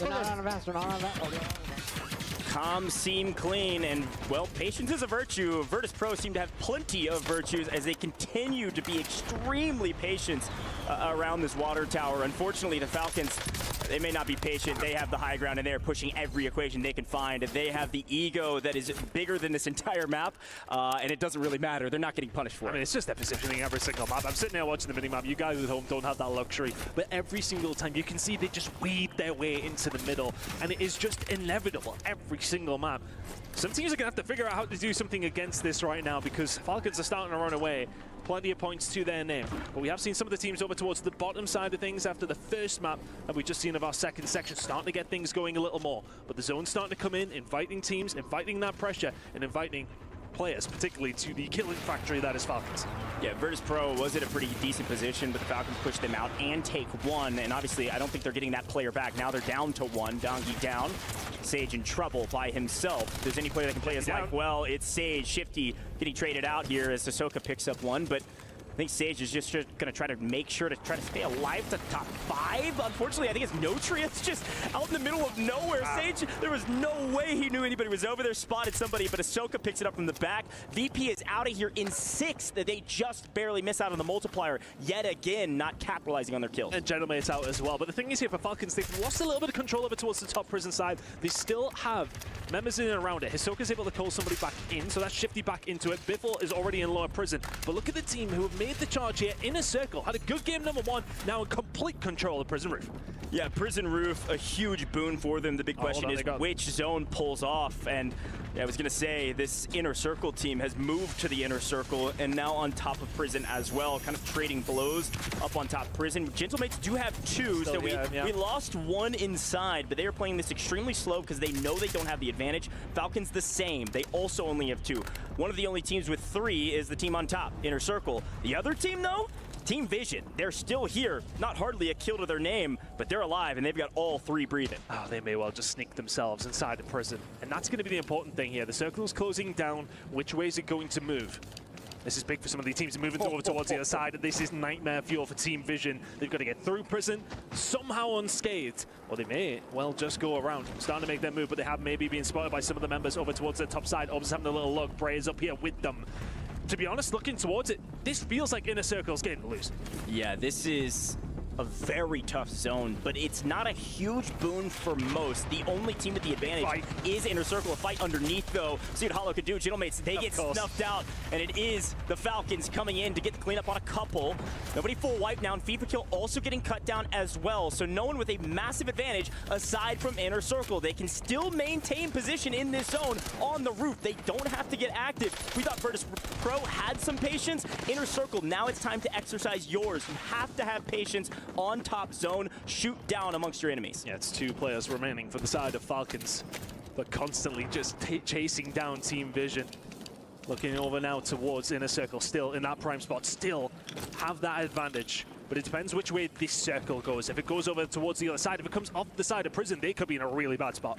It should just collapse here, and now the question is who's got an advantage. Top, yes, sure. If you've got gas masks to play with, you've got the resources, you're going to be able to shoot down. Everybody's going to get just pinched into this wide open space. Player advantage is still Inner Circle. You jump first, you might get shot first. Everyone's trying to stay patient, and as per the usual, the Falcons making a crazy gas rotation. This is what they are known for. They almost categorize this play, and unfortunately getting caught. Bray has rotated early. They've jumped all the way to the shack. A perfect execution. They've lost obs in transition, but they have the only remaining piece of cover on this map. Inner Circle are going to be your winners unless they absolutely sell, and they're going to make sure Echo does not stand back up to shoot back. Yeah, Echo drop, but Biffle's in a good position to maybe do something here, but into the center circle we go. Just no way they can do anything, Biffle.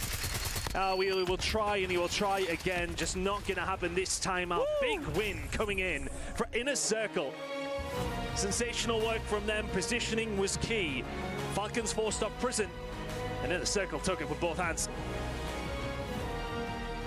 A strong map from Inner Circle, man. They played positioning perfectly. The thing that rattles around in my brain, though, 1.6 multiplier is a huge boon. I don't know how many kills they had.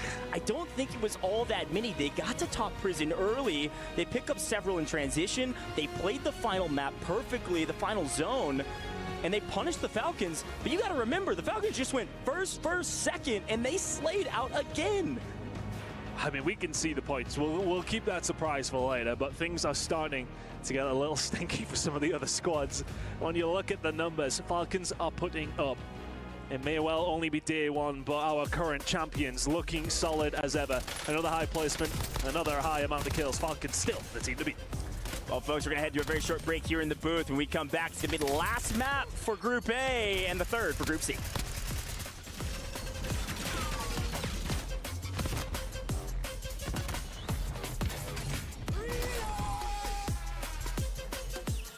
Shit, right?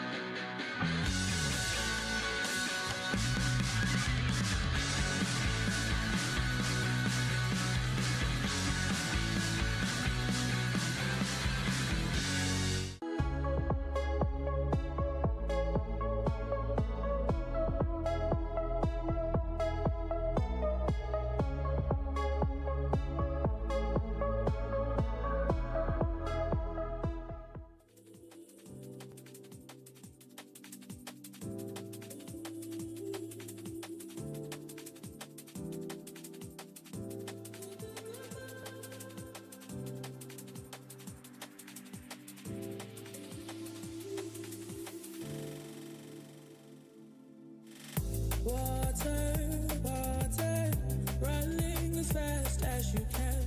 Slow down, can't keep up. Don't think I have any more left. Out of breath. Out of breath. Tired, tired. I can't take the pain no more. Yet you insist on making puddles on the floor. Been here before. Been here before.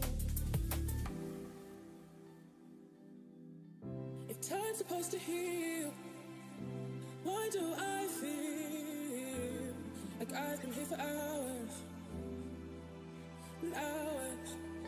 The pain that's in my throat continues to grow. They say it'll get better. How can they know? If time's supposed to heal, why do I feel like I've been here for hours and hours? The pain that's in my throat continues to grow. They say it'll get better. How can they know?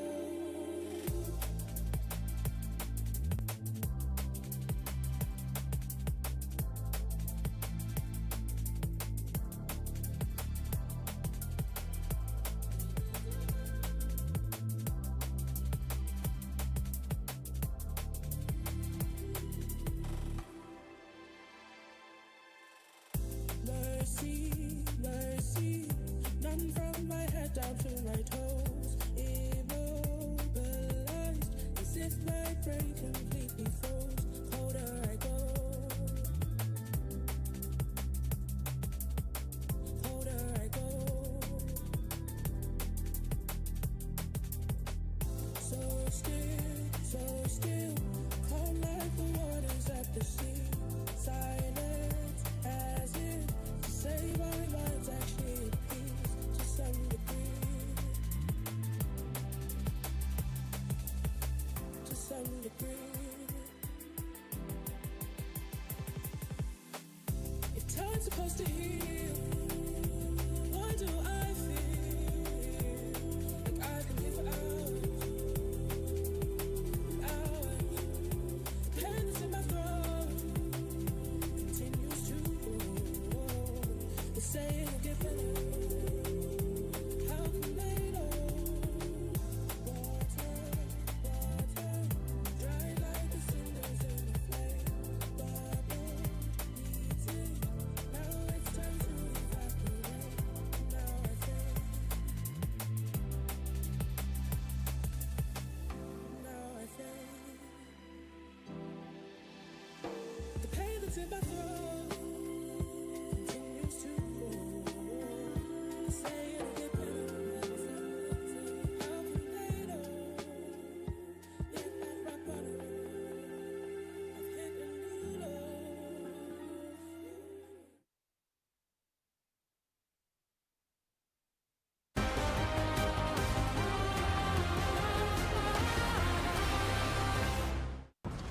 I'm stuck here.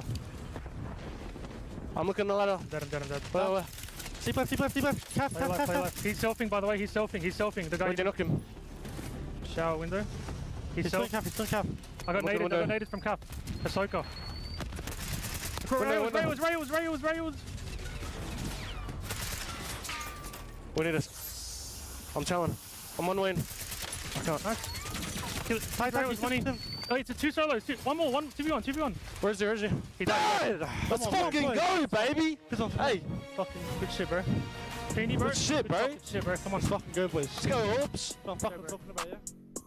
Wow, maybe Taylor Reflections does know ball. He called Inner Circle when no one thought the APAC squad was going to do anything. You called it at the start of the day. They just got the job done. Hey, without a doubt, Inner Circle, they look special. I mean, Shift, we were watching them right there at the APAC qualifiers, and I think you do agree with me. There was something about them that just simply worked for us. Now, remember, Navi got top 5 for APAC last year, Shift. This year, this is the team that knocked them out. But I know you and Dream were focused on some early game action. What did we spot?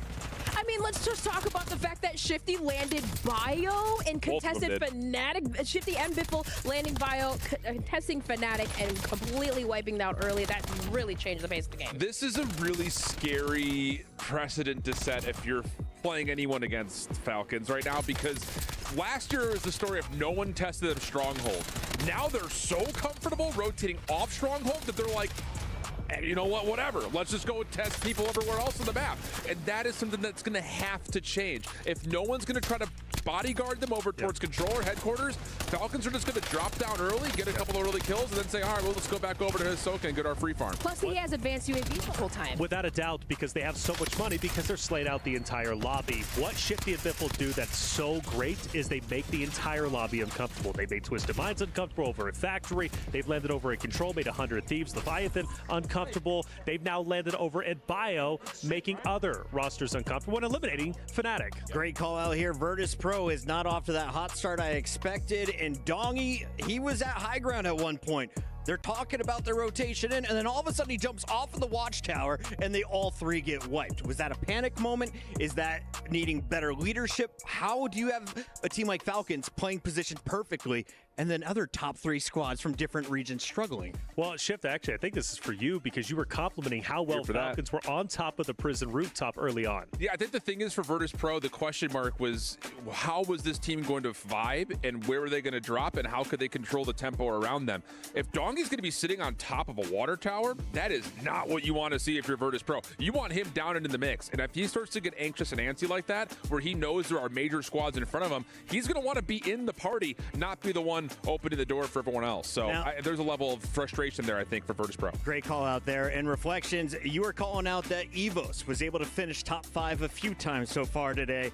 They had an opportunity going up against the Falcons. How did that fight go down? No, it didn't go too well. I mean, look, because Falcons have been dominating everybody, but you have to appreciate rosters that ended up going for it. Now, this was big.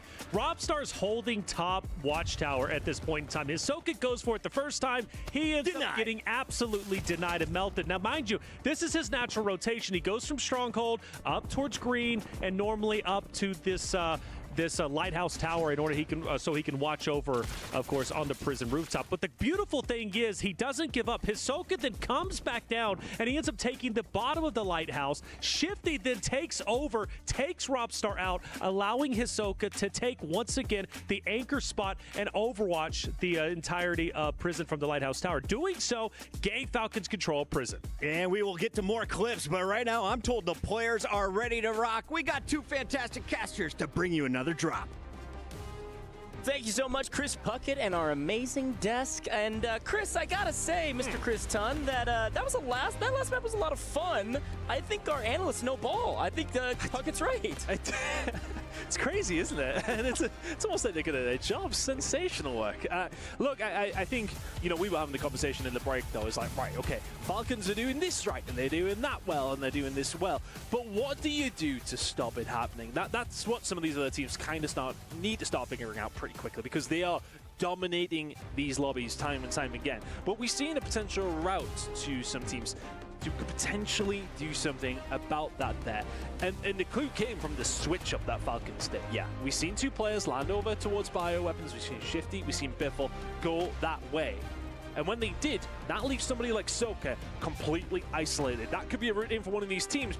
Could well be Falcons just testing the waters to see if any teams have got the balls to do it. It's a tall task, but you're absolutely right. If you know that Shifty and Biffle are getting extremely active early, if you could somehow either drop or make your way over to Soka, cut down their safety net, this team is vulnerable. Oh, yeah. But that is an extremely tall task, especially because Soka's got the entirety of Stronghold to himself. It's going to take a while to route him out. But it was crazy because you seen as soon as Soka went down after they didn't grief by jumping over prison, but they got so aggressive, Hisoka falls, and all of a sudden Shifty and Biffle have to slow things down. But will they slow things down here in map number 3 of our second little block?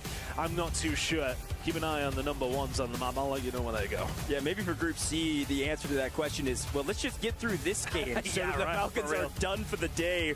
Folks, I don't know the exact points. I'm thinking the Falcons are up by over 50 on second. I can't believe how many points they're putting onto the board. But as we go into the final map of the day for Group A, the final map for the Falcons to get mixy, let's drop in and see what happens, where they go, and who do they try to They greet. do it again. They do it exactly again. They're going in a different direction here, though. The EU teams are about to find out once again what they're doing all the way over towards Chemical almost immediately. Last time out, Fnatic got wiped. Can the EU squads hold on this time? Everybody dropping into the mix, and immediately we see some pretty normal fights that we were expecting. Of course, over here in Control, it's been a fight between XO and our Novo squad. They're trading a few blows. Off screen, though, I think Chemical is getting real mixy with not only VP, but also the Falcons and also Team Vision. It is nasty over here, and Shifty is somehow still alive, at least for a moment, with just a pistol in his hand as he gets in and can't quite get it. As Sage says, not today, buddy. Might be former teammates. Don't like you anymore. Yeah, well, for Virtus, bro, that's a couple of kills towards their name. They will take that all day long. A nice way for them to kick things off. Now they've got Team Vision who are getting in amongst it as well. They also find the trade after Echo did find one, and of course, the pickup comes through. But now for the side of Falcons, look, they just default back to it. It is just entirely free for them to move over towards Stronghold. We'll keep an eye on how things are going for them, but once again, we were speaking about the teams who are dropping over towards Bio, dropping over towards Chemical. They are not having a great deal of luck when it comes to that late game, but that circle tells me we may well get a little bit more mixing towards the end. Yeah, it's a really good shout. There have been some really good fights up there, some cool moments, but scores-wise, not looking fantastic. You can see Biffle, as per the usual, hunting this time by himself. Goes to headquarters early, saying, okay, where is this AG squad? Where is Showstopper and Rob Star? Oh, I hear them. They're up in the tower, as per the usual as well. The question is, how do you even approach that, if you do it all? As Shifty's looking for some guns. And I wonder if the question is for them that they really did struggle to get control of that as quickly as they would have liked on that last recession. They maybe are sending Shifty out that direction just to try and get it done a little earlier, get them a little bit of purchase. Biffle will actually fall, though. Sorry, it was Biffle, not Shifty, who's making the move. Not going to get much going there. This fight over towards Control still ongoing, and this being a fight is kind of tested of the entire series that we've had in these last previous games. Teams fighting over Control. It's been these two teams time and time again. Yeah, the key here is, of course, when players respawn with this resurgence timer. It closes, you know, about 3/4 of the way through the map. Try to pick them up before they land, and Havix this time says you might be on the ground, you might have even a gun that you like to use. Unfortunately, it doesn't matter. Nice trades here. It looks like Notrius, though. Trying to punish back, can't quite get the better of one, therefore Vortex alive. I think the advantage still technically on the side of Novo, at least for a moment. And Hamoud actually gets the kill on Shifty, who was trying to get in amongst the party, doesn't get involved. Yeah, and Hamoud also gets cut down, so Shifty may not really get into the party, but got Hamoud weak enough for Vortex to clean up. This is best case scenario for Novo to get back on top of Control and back in control of the POI they'd like to start in. And after that, Notrius full out. I don't think this team is fully wiped, but they are definitely not coming back to Control, not anytime soon. I have no look over yet. Rob Star and Co may well have been out from that one. Not working out for them. Headquarters was well sought after, and once again, you can see Falcons are on their way over there, as well as AG, who are already over there themselves. So they need to try and find some kills as well. Falcons are not the ones you want to try and find, but looking here for the Australian. Can you find the turn? Comes here, you can sit down. Teeny deals with him, no problem. We'll have you as well. And the shots from Teeny are crispy. Surviving on a women of prayer here, but managing to find some kills along the way. Teeny's alone. His teammates are over at Ammo Shack. That guy doesn't care. He said, let them come. I want everybody in my sights. He is shooting beams right now and is thinking about maybe trying to pick up some shots from top roof onto some flyers, but you can see the Falcons, they go towards headquarters and can't quite get control of headquarters, but this time they're going to get on top of this factory and maybe look over Twisted Minds, who I think currently are winning their fight against that Leviathan team.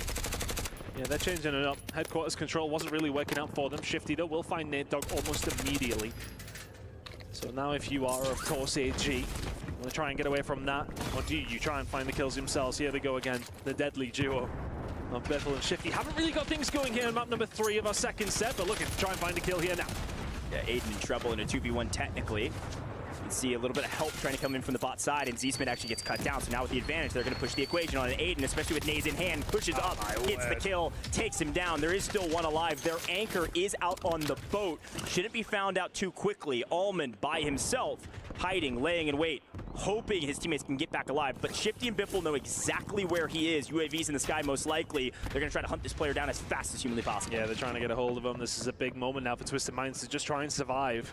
Looking over towards the rest of their squad. They have managed to find their way in, so they're absolutely fine. Armin survived long enough, but will he survive much longer? I'm not sure.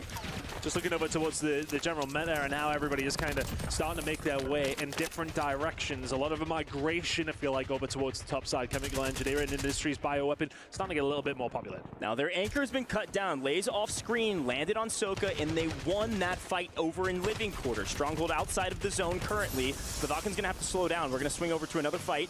Inxian. This team, this is the team that actually got shocked by the Falcons last time, trying to make a better map out of it, and unfortunately, not getting hardly anything going this map. Fnatic started so strong for Group A, and now they're in deep trouble as one of our first water fights on screen. Inner Circle getting the better of their opponents pretty easily. Yeah, Fnatic dropping. Haven't necessarily had a great time of things since map number 1, to be honest. They absolutely fried throughout. But then since then, it's really been a bit of a mid-performance, but they're not doing too badly whatsoever. Now the move's starting to be made by Team Falcons. They're making their way up through Factory, Harbor, and moving very quickly. A lot of teams are going to start getting involved here. Fights are going to start breaking out. Falcons, this is not clear cut for them whatsoever. Yeah, it's a big pick here from Team Vision. They just picked up one of Twisted Minds, Linen. 3 big teams here. The Bradford Biffle about to see the actual Biffle on his screen as Dongi VP comes in for a potential third party. Not going to bring the whole roster. Dongi's just trying to play spoiler, and he gets sniffed out, so he's going to back up and make sure he plays his life correctly. Team's starting to just try and find a position. Falcons are here, but are struggling to weed out Team Vision, who are now starting to get involved. Echo's dropped one, Biffle finds another. Big fight's been broken out, and you can already see Hisoka backing off because this one is not as easy as Biffle and Shifty would have liked. Bit of a 50-50 trade there. Echo will find Biffle, and that's a nice win for Team Vision. We'll get them a couple kills on the board, and if you are Virtus Pro, though, you didn't get involved in it, but you're still alive and kicking. This is a key fight. Hisoka was alive by himself, fighting Almond. If he would get caught down there, this Falcons team would have gotten out early for the first time in, well, I think all of our maps at this point. But they're all alive and certainly breathing as we head back to control. I think Novo technically in control of this POI as Hamoud is just fighting for his life with a pistol in hand. Likely not going to get a lot from this. It's control for the first time, maybe, I don't know, in a long time, at the very least, not in the zone here in just the third. Twisted Mind's getting very aggressive over to Falcons, who have not been able to get things going. This is probably the most precarious situation that they've been in quite some time. They're stuck between 2 other very big boys. Biffle is going to be able to find Lays, though, and we'll keep things rolling. 9 kills to his name. Feels like his name has been creeping up every now and then, but 9 out of nothing. Yeah, it almost doesn't even matter what your placements are at this point. They're so far ahead of everybody else, and they're picking up a crazy amount of kills. Even if it does feel like they're on their back foot, they've got control of this boat for now, as Almond's trying to find an angle on Hisoka and maybe take down the Falcons. Of course, Biffle with the majority of their kills. But it looks like Factory is Twisted Minds, Team Vision is Harbor, and everybody else is on the north side of the map. Phase out of this one. AG got involved over towards the prison side and managed to find him. Dongi, look at him lighting up the kill feed, looking for all 3. Is it a solo team wipe coming in from Dongi, looking for Nick? Can he find him? You absolutely believe he can. Teammates may well have been back in. The self-revive is there. He will cut him down. Squad 10 dead. Dongi does it all on his own. There he is. Virtus Pro waking up finally, trying to get a little bit of blood from Group A before they face Group B here. We've got our controller cam on screen showing how fast Twisted Minds can move. That's Aiden on your screen right now on the right, Hisoka on your screen in main.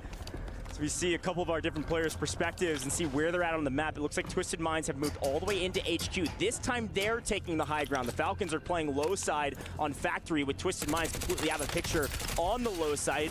They're going to try to take some fights. Twisted Minds taking high, looking over prison, will actually be able to spot out Novo Esports, who won the fight in control, now into prison. The circle's coming in 20 seconds. We're about to find out which way we are going, and that will be a big indicator.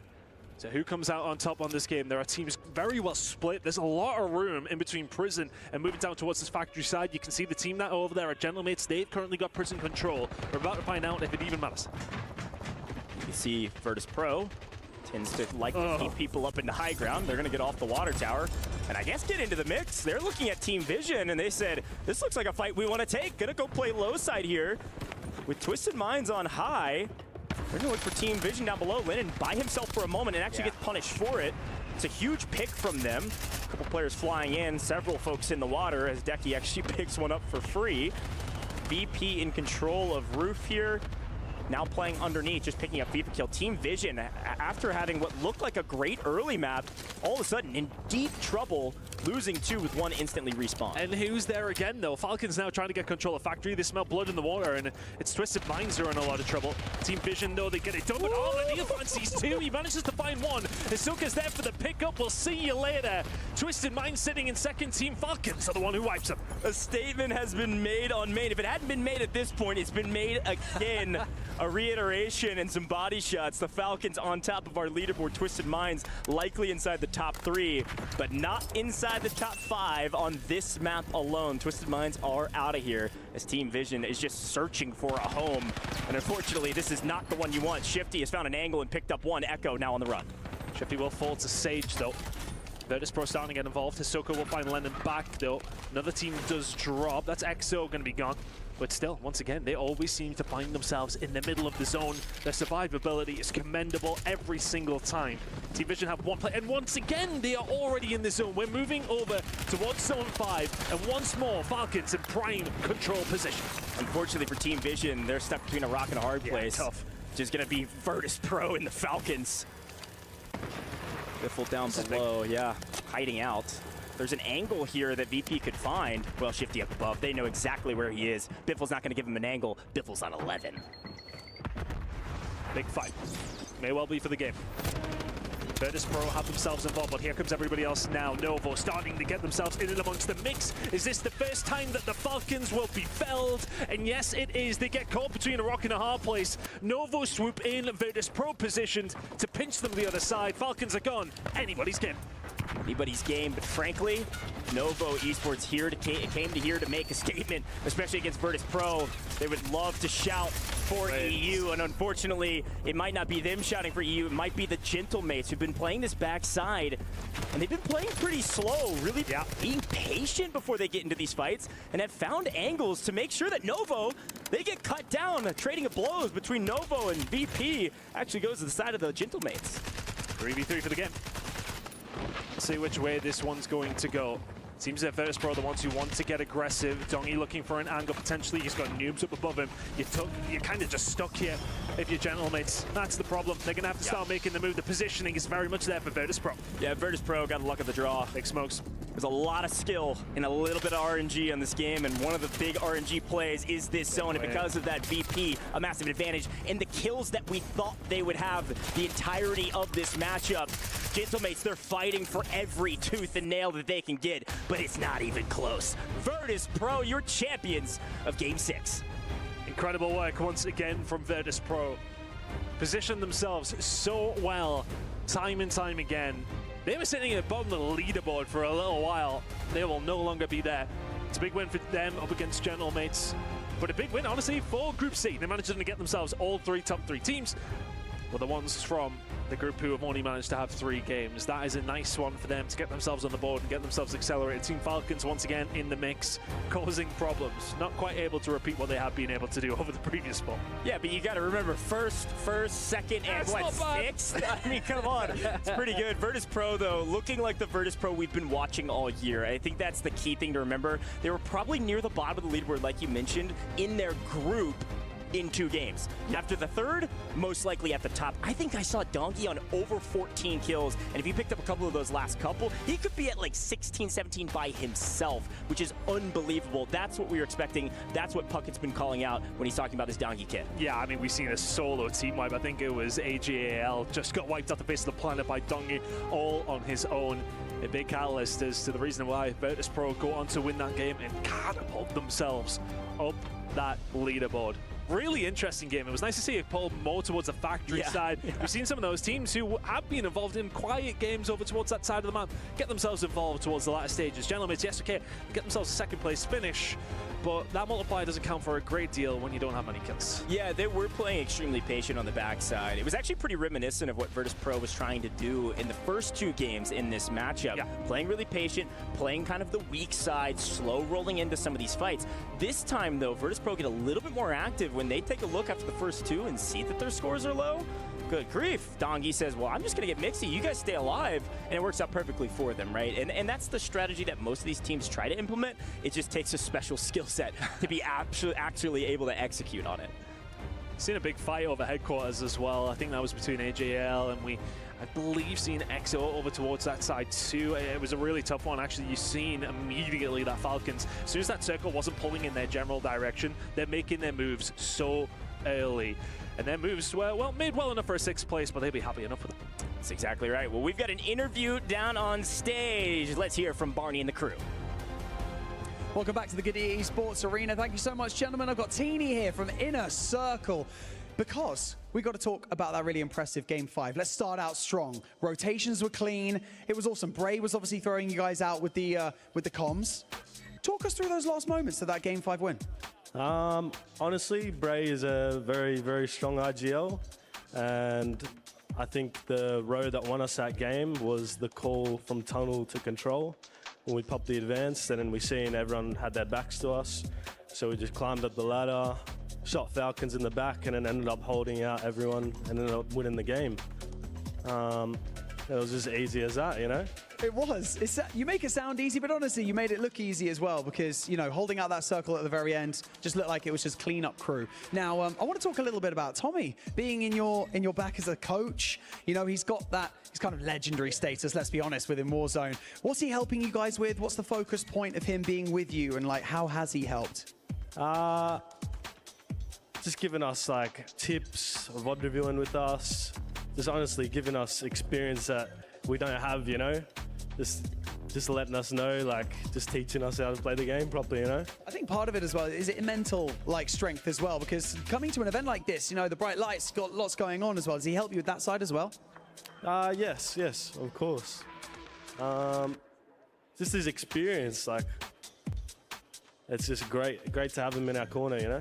Yeah, man, I'm sure it is. Teeny, I'm going to let you get back to the guys, and congratulations on that Game 5 win. You guys are doing well. You've got 3 more maps to go, though, until we end out day 1 of the group stage. We're going to go to a very quick break. We'll be back with you guys very shortly.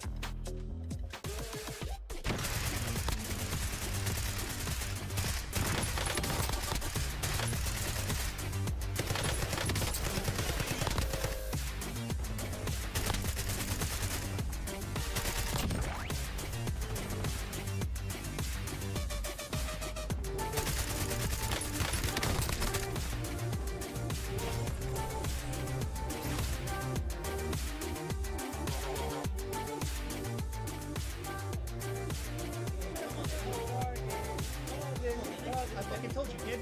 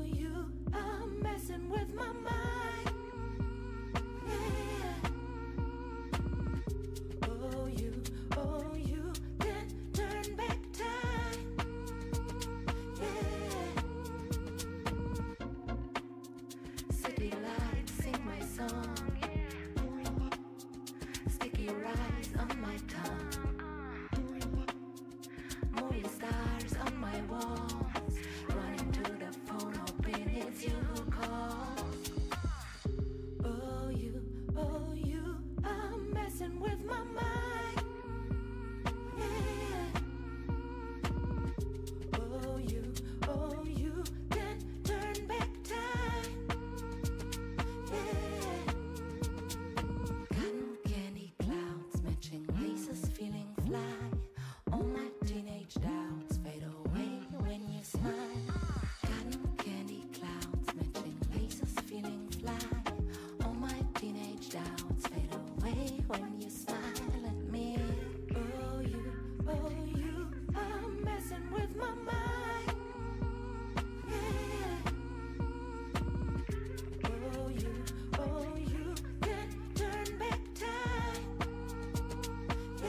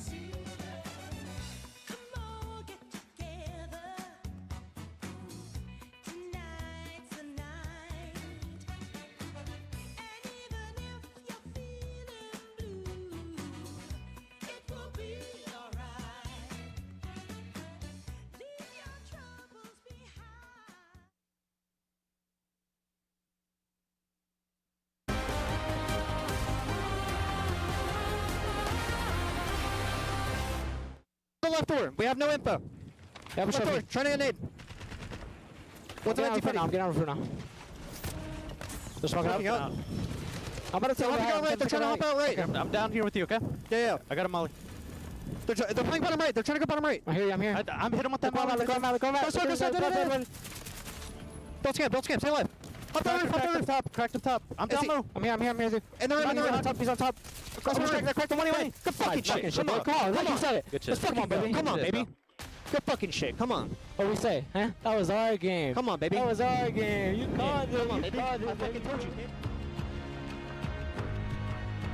That's the dong we all know and love. Fantastic performance, dropping some big ones on his opponent's forehead. We got Alan, we got Dream, we have Taylor here, all breaking down game number 6. But at the end of this, we have to recognize Group A is done. Done. So let's start here with with game 6. What did we just witness, Taylor? Well, first and foremost, Inner Circle, 10th place, but Teeny was tearing it up. We had a chance to hear from him, and clearly a lot of passion, having a veteran in his corner to be able to coach him up. You can clearly see how much of an impact it's had for the Inner Circle team. Of course, they've got one more opportunity to continue to play, but the big narrative was VIRTUSPRO. They finally wake up, and they did so in wonderful fashion. Yeah, it's this engagement even right here that we're seeing on your screen. Noobs, right? He got a lot of eliminations around that shack side, taking over red. That was super important. And, well, in these final engagements versus the Gentle Mates, Noobs obviously reigning supreme, and then down low, you can see Dongi, Sage, locking it down, picking up those eliminations, and surely it was a great win. But I have to shout them out because they left Chemical early. You guys could see them rotating on the other side of the map, right? And they rotated late back in. So they left Team Vision alone. All right, so Twisted Minds fell early. Later, we saw Falcons out of the mix. It makes it a little bit easier to win the game. But, Alan, if we're looking big picture across 6 games,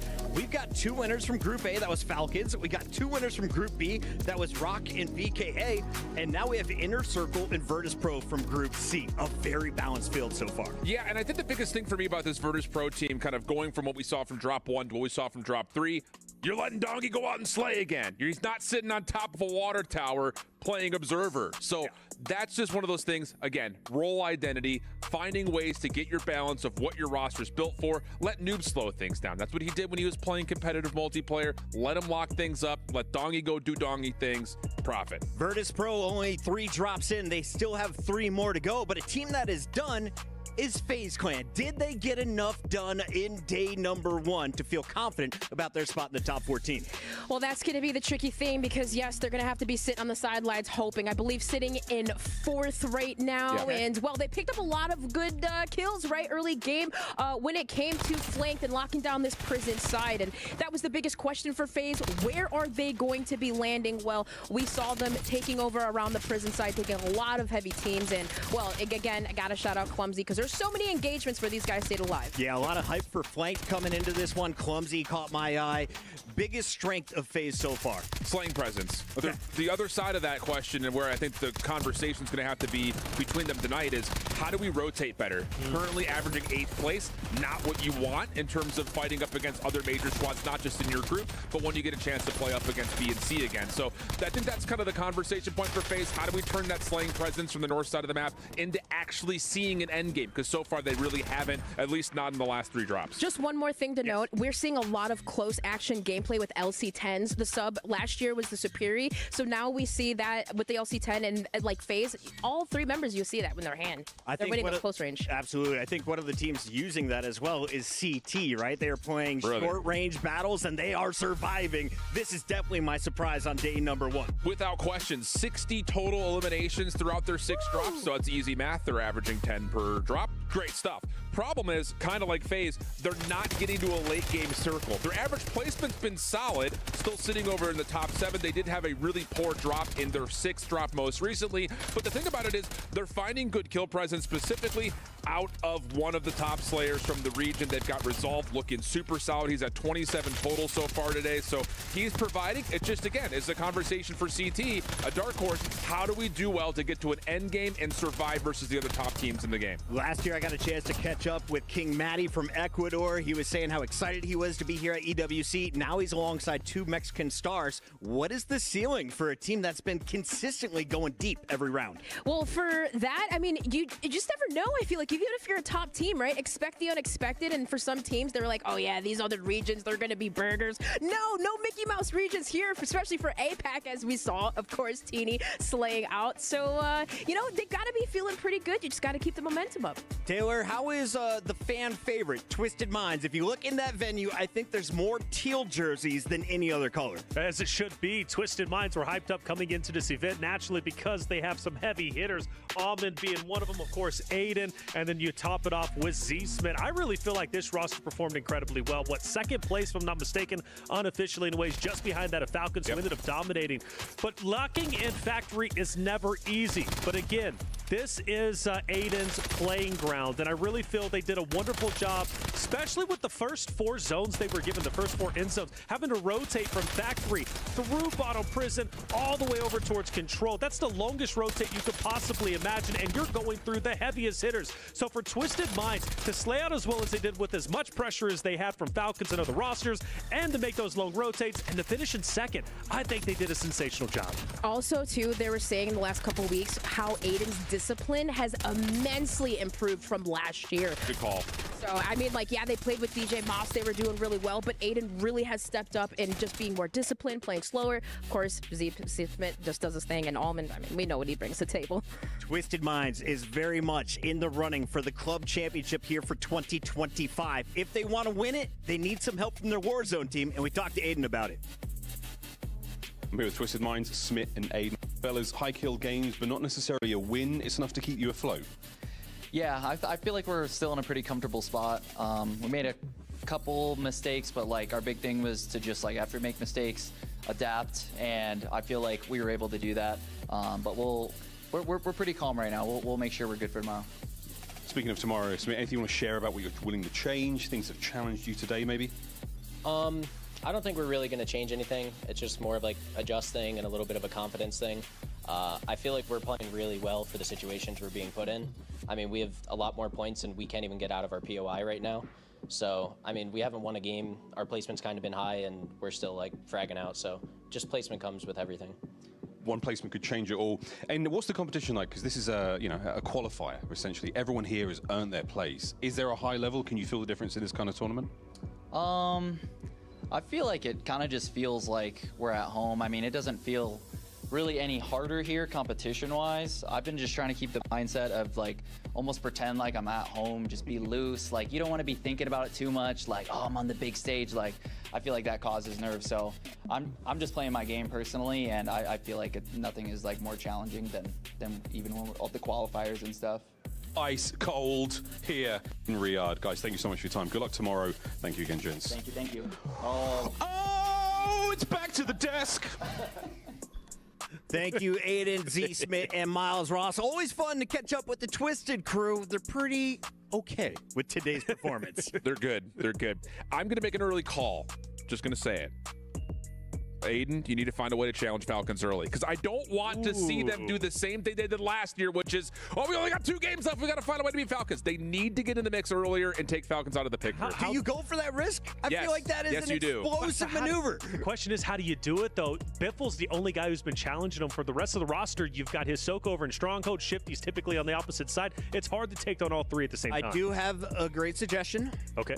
You go back to your hotel room right now, and you load up the YouTube stream. Why? Because you can go back and watch every single game. They are done for the day. They should be feeling good about their odds of making it into the top 7. For now, though, things are just heating up in the Qiddiya Arena as well as the Boulevard. Isn't that right, Miles Ross? Here on the Boulevard, there is an incredible selection of food. There are games to play, things to see, people of all ages. We've got ourselves brand new games. We've got some retro games. And we have a game that is eternal. I'm going to be knocking the teeth out of some zombies. And who doesn't love zombies as a COD player? Oh, my friend. Time to rock. Thank you, brother. Let's do this. I've got to get all the teeth with 3 hits. It's not going great. Or is it? I'm the winner. C.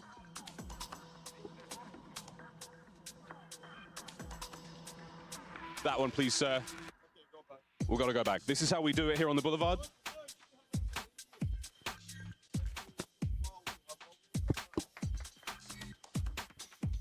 That's for my boy. Oh, maybe I'll give it to Barney.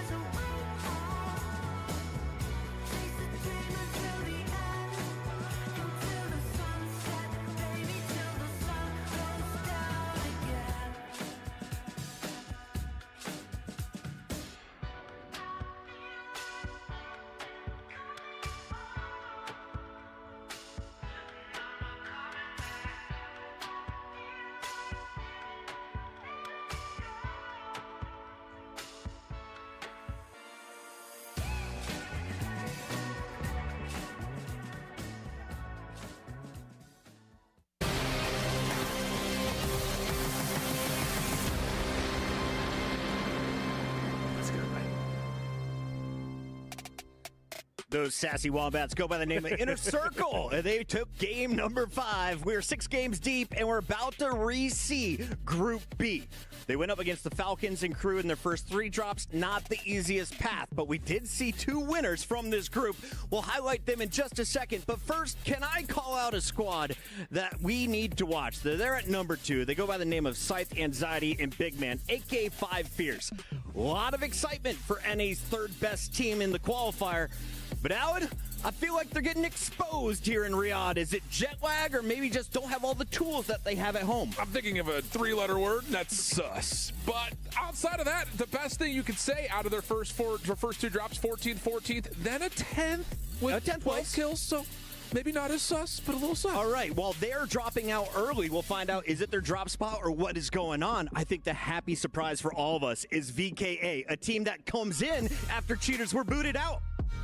Yeah, and I mean, VKA surprising us all, the French phenoms, and I mean, Azen, who just recently again went from mouse and keyboard to controller. But speaking of control, right, we saw them a lot on that far most controlled dock side, where a lot of teams regain, right? And you can pick up a lot of eliminations, a lot of regain kills, and then of course we saw Azen sniping. So having a huge game 2 win, you guys, first place, and I mean, well, with that average, I think in the kill line, they're doing pretty fair, but it's just their late game placements and of course that win that really sent them over to the edge and surprised us all. Azen hitting some headshots. That's what we like to see with our snipers. Not a lot of snipers finding success, but that could be a team to look out for. Who else is in Group B that deserves your attention? Rock Esports, without question, 6th place during the EU competition, but one of the big things coming into this tournament, and even the competitors saying themselves, they felt this was the #1 EU team they were going to have to fight off against. Rock Esports, Wars, Vision, Prodigy, all 3 of them LAN experience, not only on the World Series of Warzone stage, but also last year, 2 of them competing in Guild. The other one, I believe, on Savage Esports, if I'm not mistaken. So the point is, they come back with the vengeance. They come up and they team up, and, well, I believe top 4, if I'm not mistaken, from Guild last year. So high expectations for this roster, one that can truly surprise the world. And they already took a game here, as we had 2 winners from Group A, 2 winners from Group B, and 2 winners from Group C. Just how strong is this group as a whole? I know we have 100 Thieves that we haven't even talked about. Yeah, it's interesting because I think when we looked at when the groups are put together, at least I was expecting that Group C was going to get farmed. Not the case. Outside of a couple of firsts and maybe a follow-up runner-up from ROC, Group B has not been a force whatsoever. Caught off guard massively by what Group A was bringing to the table. They need to have had a good little come-to-Jesus moment in the backstage, rather, to get ready to go for this next 3 games, because they're all in a little bit of trouble. Well, Group A is done. We still have 3 more drops for Group B and Group C. They're all going to be in the same lobby, and we have some massive hitters. There is a live look at Eddie, a.k.a. Noobs from Virtus Pro. A lot of experience playing with Fnatic last year. This year, an even stronger roster, if you ask him, adding Dongy, who just led the lobby as he takes home first place in game number 6. Who else do you have eyes on? This squad has been pretty quiet. Rated and squad are running out of time. They definitely are. You know, Rated as an OG, without question, coming in with Scummin and Nate Dogg, all gamers. A lot of expectations on their shoulders, but definitely not the best performance in their last group stage. But yes, another roster, Movie Star Koi coming back into the fold. They were impressive for multiple reasons, and one of the teams to, at times, really challenge and put Falcons at risk. I need one-word answers. Who is going to win this game from B and C? Vision. Vision. Gentlemates. Gentlemates, the Frenchies are going to take one. What do you got for me? Movie Star Koi. Movie Star Koi. Big shout out to our Mexican squad. We'll see what they can do. I'm calling out Inner Circle, APAC, under the leadership of Tommy. Let's go back to back, baby, as we head back to the studio.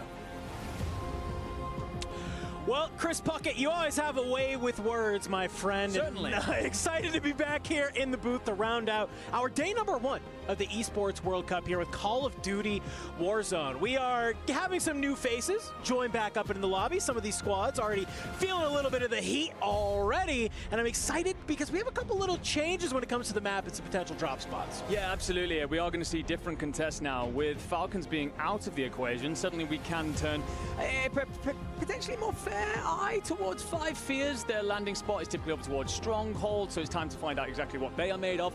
They may well be contested by XO Esports, but that's likely a more balanced discussion than it was when you were talking about the Falcons. We're looking at 3 teams potentially contesting Control. Go back to 100 Thieves, Movistar Koi, and Novo, so that could be a bloodbath for us all to enjoy.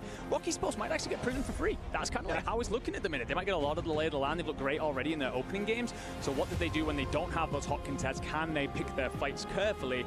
And then also towards Chemical, we're going to get a lot of action. So we are in for some absolute treats here to kick us off. Yeah, we said coming into this event, the key difference maker between some of these teams is which teams could adapt, right? And this is sort of one of those moments. You're rounding out your day where some of these teams are coming on in, that everybody's just trying to play their last final 3 games of the day. How are you going to change depending on the games you played earlier today and how you're going on in right now? Let's get ready, folks, because I think that this game number 4 is going to be wild as we get ready to drop on in. And by game number 4, I, of course, mean game number 7. Oh yeah, I was totally with you actually. I was like, wait, what? It's game 4 for everybody out on that stage, but of course game 7 across the day. But don't worry about that. I was right with you there. It's okay. Knew exactly where you was going, but ladies and gentlemen, we are just seconds away from watching our players descend from the skies to close things out here on day 1. Group A v Group C, and we have got a heavy zone pulling off towards Harborside. Let's see where we're looking at, and a little fly through over Stronghold. I'm seeing some trails land on in Enigma, and that is going to be 5 Fears. So seeing Falcons out of the lobby, they want to go to a POI that they feel a lot more comfortable with. I don't play them, try and make it happen, but look at this down at Control. There is a lot going on, and same thing at Factory as well. We see Lennon and Echo. They've landed on over here and are looking to get active early on. Yeah, just off screen, by the way, sorry. 3 teams landed on Boat, which was interesting to watch. But we get a bit of a glimpse at the back end of this. It's going to be Vortex & Co. This XO Esports, sorry, not Vortex & Co., who will win some of the fights against Netods, but Volcom then trades it on out. Javi will be there to clean it up. You survive just long enough in order to ensure you come back in. But VKA were the other part of this equation, and Kazu, he's tucked himself in just to stay alive. It's basically a 1v1v1 here. Javi will come out on top. Netods, though, has landed in behind. Can Go stay up? Yes, is the answer. But still that 1v1v1 going on as players float from the skies. If you're 100 Thieves right now, you're loving this.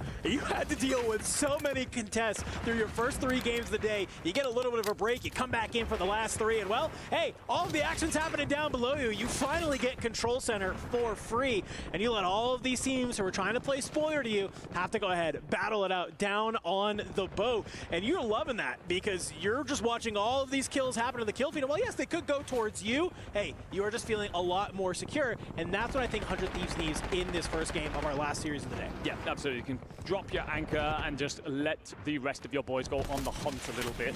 As we see Gabe pick himself up in the feed. There's a reason for that, by the way, ladies and gentlemen. I will talk about that later. We're on with Inner Circle. Teeny going to get aggressive here, but potentially a little bit too much, as he ends up being covered over by some of this Gamax roster. It's going to be 10x in the distance. Sucker's up close. Orbs, what can you do as he continues to assess this push? Sucre, I mean, don't get me wrong, it would look gorgeous on mainstream if you could pull this off, but that's a close range to be trying to pull out a sniper rifle, pistol in hand. Now, we'll still have that cover from 10x over the top, but also there's going to be the third player, Elo Lam, on the opposite side. Could they set up a pinch if you just stay alive?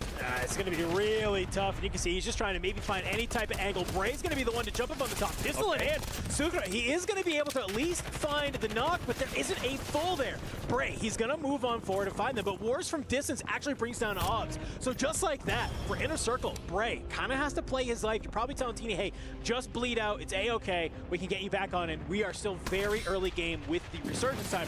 For Alatu, hey, guess what? 9Z, they are back into the mix, and they are just trying to hang on here. PA will rip across, no worries there. But they obviously kind of at the end of that first series were feeling very, very good. Glad to see them back on into the mix. For Virtus Pro and Gentlemates still looking to get active here at Chemical. No Chis will come out on top in the fight against Sage, so just managing to keep his squad in it here. The XO Esports roster with plenty of company, of course. Virtus Pro, we've seen what they can do already, and looks like they're just only getting started. Noob trying to hold the high ground, looking out on over the top. He's going to try and give out intel and also finds a knock onto Nautilus to make it even better as teammates float on in. That 3v2 numbers advantage. Your third isn't necessarily going to have the weaponry, but the numbers themselves will just hand you the advantage in the fight. And I wonder at all, is Gentlemate's going to maybe see this happening, hear these gunshots, and are they going to rotate over? Are they just worried about holding down their own POI? Looks like no movement for the time being because, well, Inner Circle, they've tried to come over here and land at Bio. So no opportunity for movement for Virtus Pro, though. They're going to go ahead. Managed to hold on to Chemical for the time being, and you are just a little bit farming this XO Esports roster here right now. Yet again, Hamoud found on out, taken on down. We can see, okay, you got somebody is trying to get active on over here. One member of Gentlemates has entered into the Chemical side, but you might just be an easy picking for the time being. Bramalok looking up over the top as Enkyo looks to get active. Yeah, the Gentlemates are here to take part in this fight. Enkyo's just going to shield himself from the Semtex and won't find much purchase as Noob Sage flood on forward. Gromlock and Hollow unable to provide that support distance. It's a nice side shot, at least to back Dongi down for the moment. But that's probably all you're going to get. Yeah. A circle, by the way, we did get a quick look at the full map. It will continue to pull off towards this direction. So all the fights happening now could have huge repercussions for later. Yeah, and I like that sort of patience from Virtus Pro. They easily could have tried to maybe ego on top of Chemical against some of those members of Gentlemates, but they get their one, A-okay, don't have to worry about it. They back on up, they are fine. We had a moment there where the kill feed said that 5 fists had been wiped, but I'm seeing at the top still 14 teams, so maybe you've just about squeaked back in. The answer is yes, you get one in, so a bit of a delay on that kill timer. However, you survive for a moment, and never mind, anxiety found. So we will see 5 fears eliminated. So that stronghold landing might be there for free, right? Most certainly not on the cards. Nautilus, last member alive at XO, gonna go for a swim a little bit, hang on out here.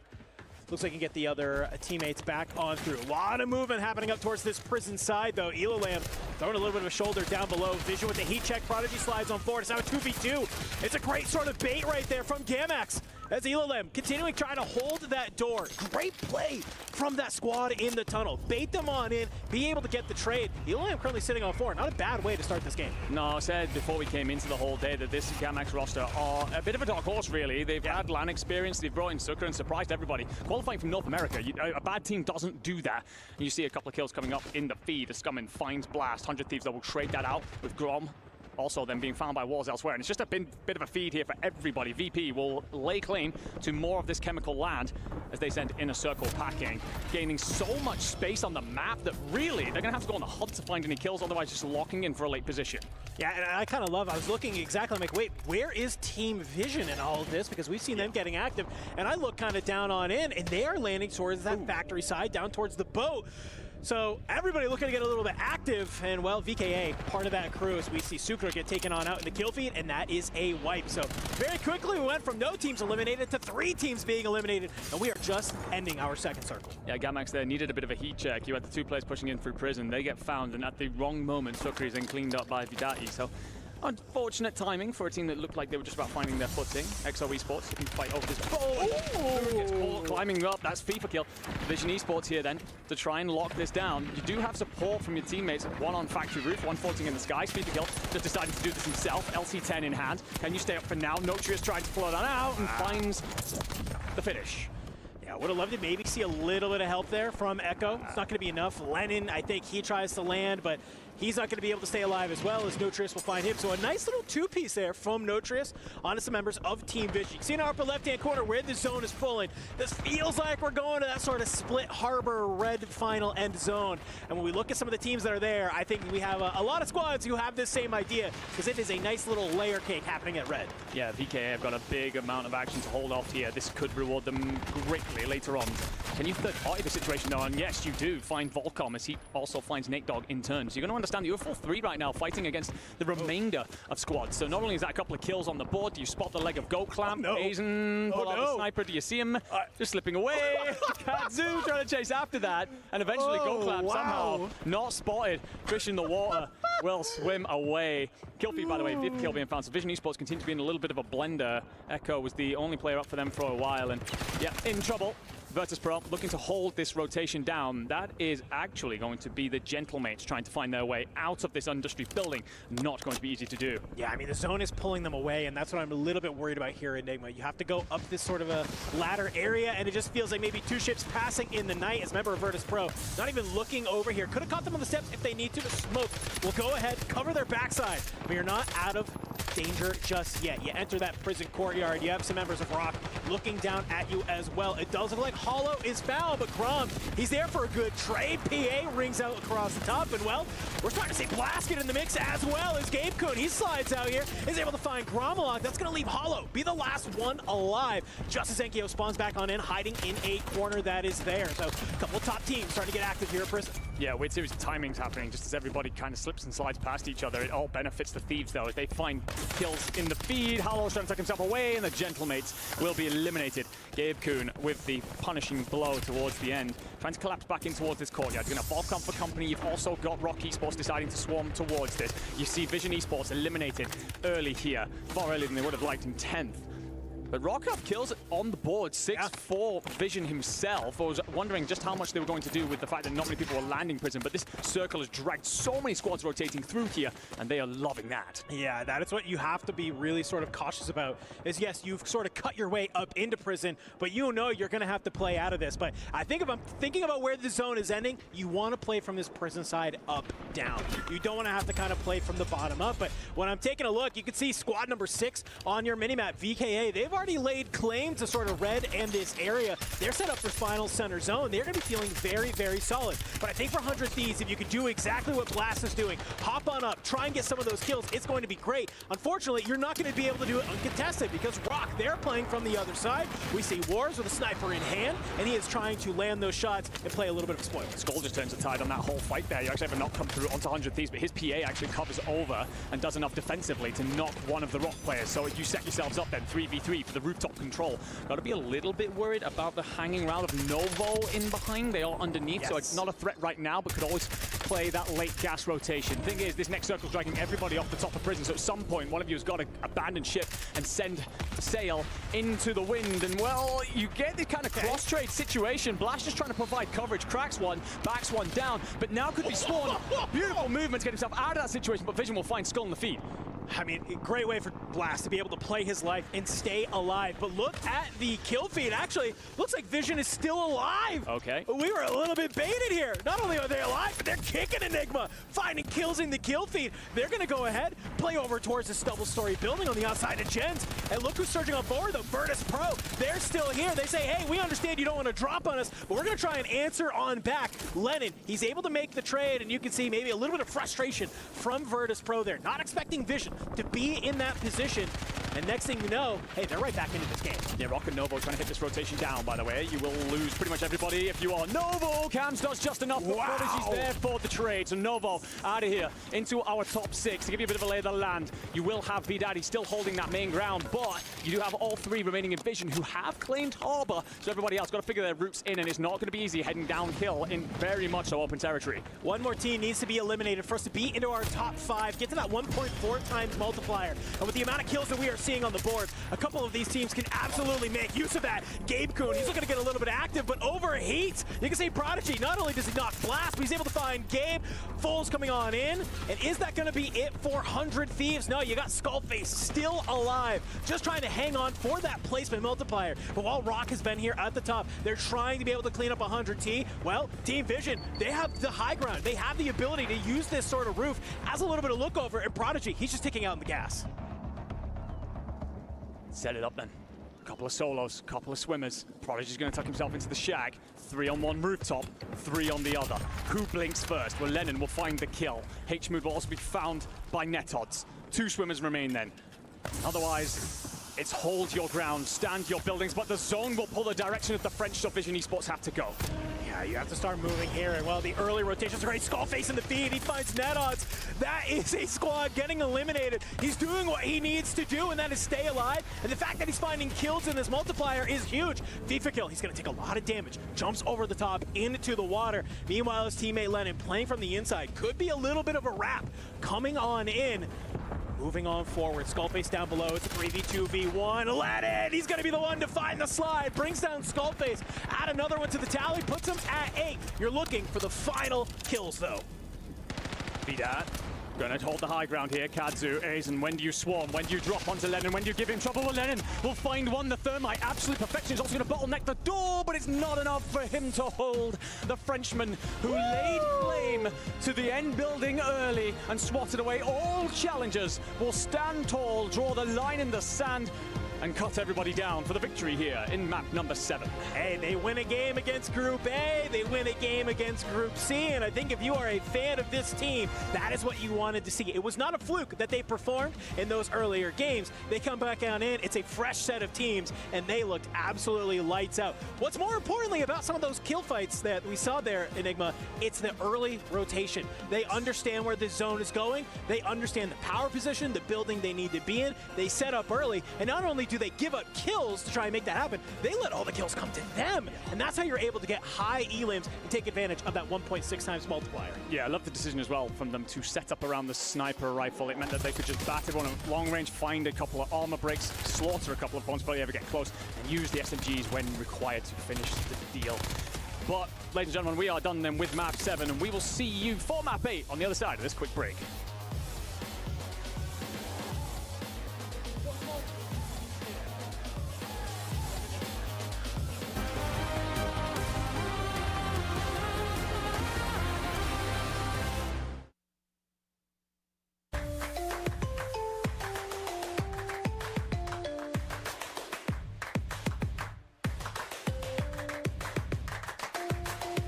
Level up your gaming experience with over 8 billion playlists, only on Spotify, the official audio streaming partner for the 2025 Esports World Cup.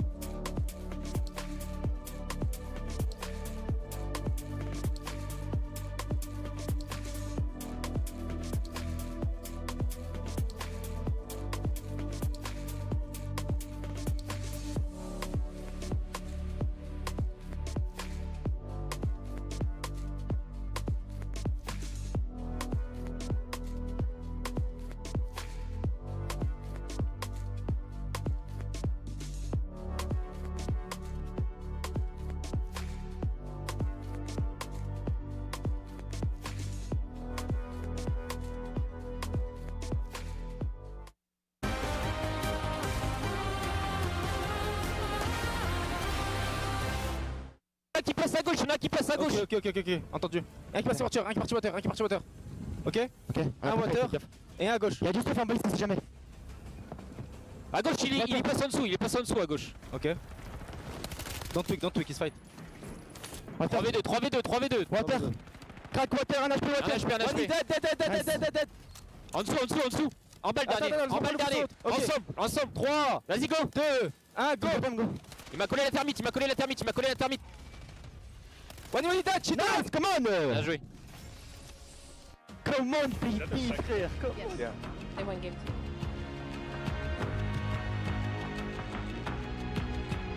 The French stars are popping off. VKA not expected to be here, and now you've won 2 of our 7 drops. Welcome back in, everybody. It's Chris Bucket alongside my friends. We've got I Hold Shift, Dream Crazy, and Reflections.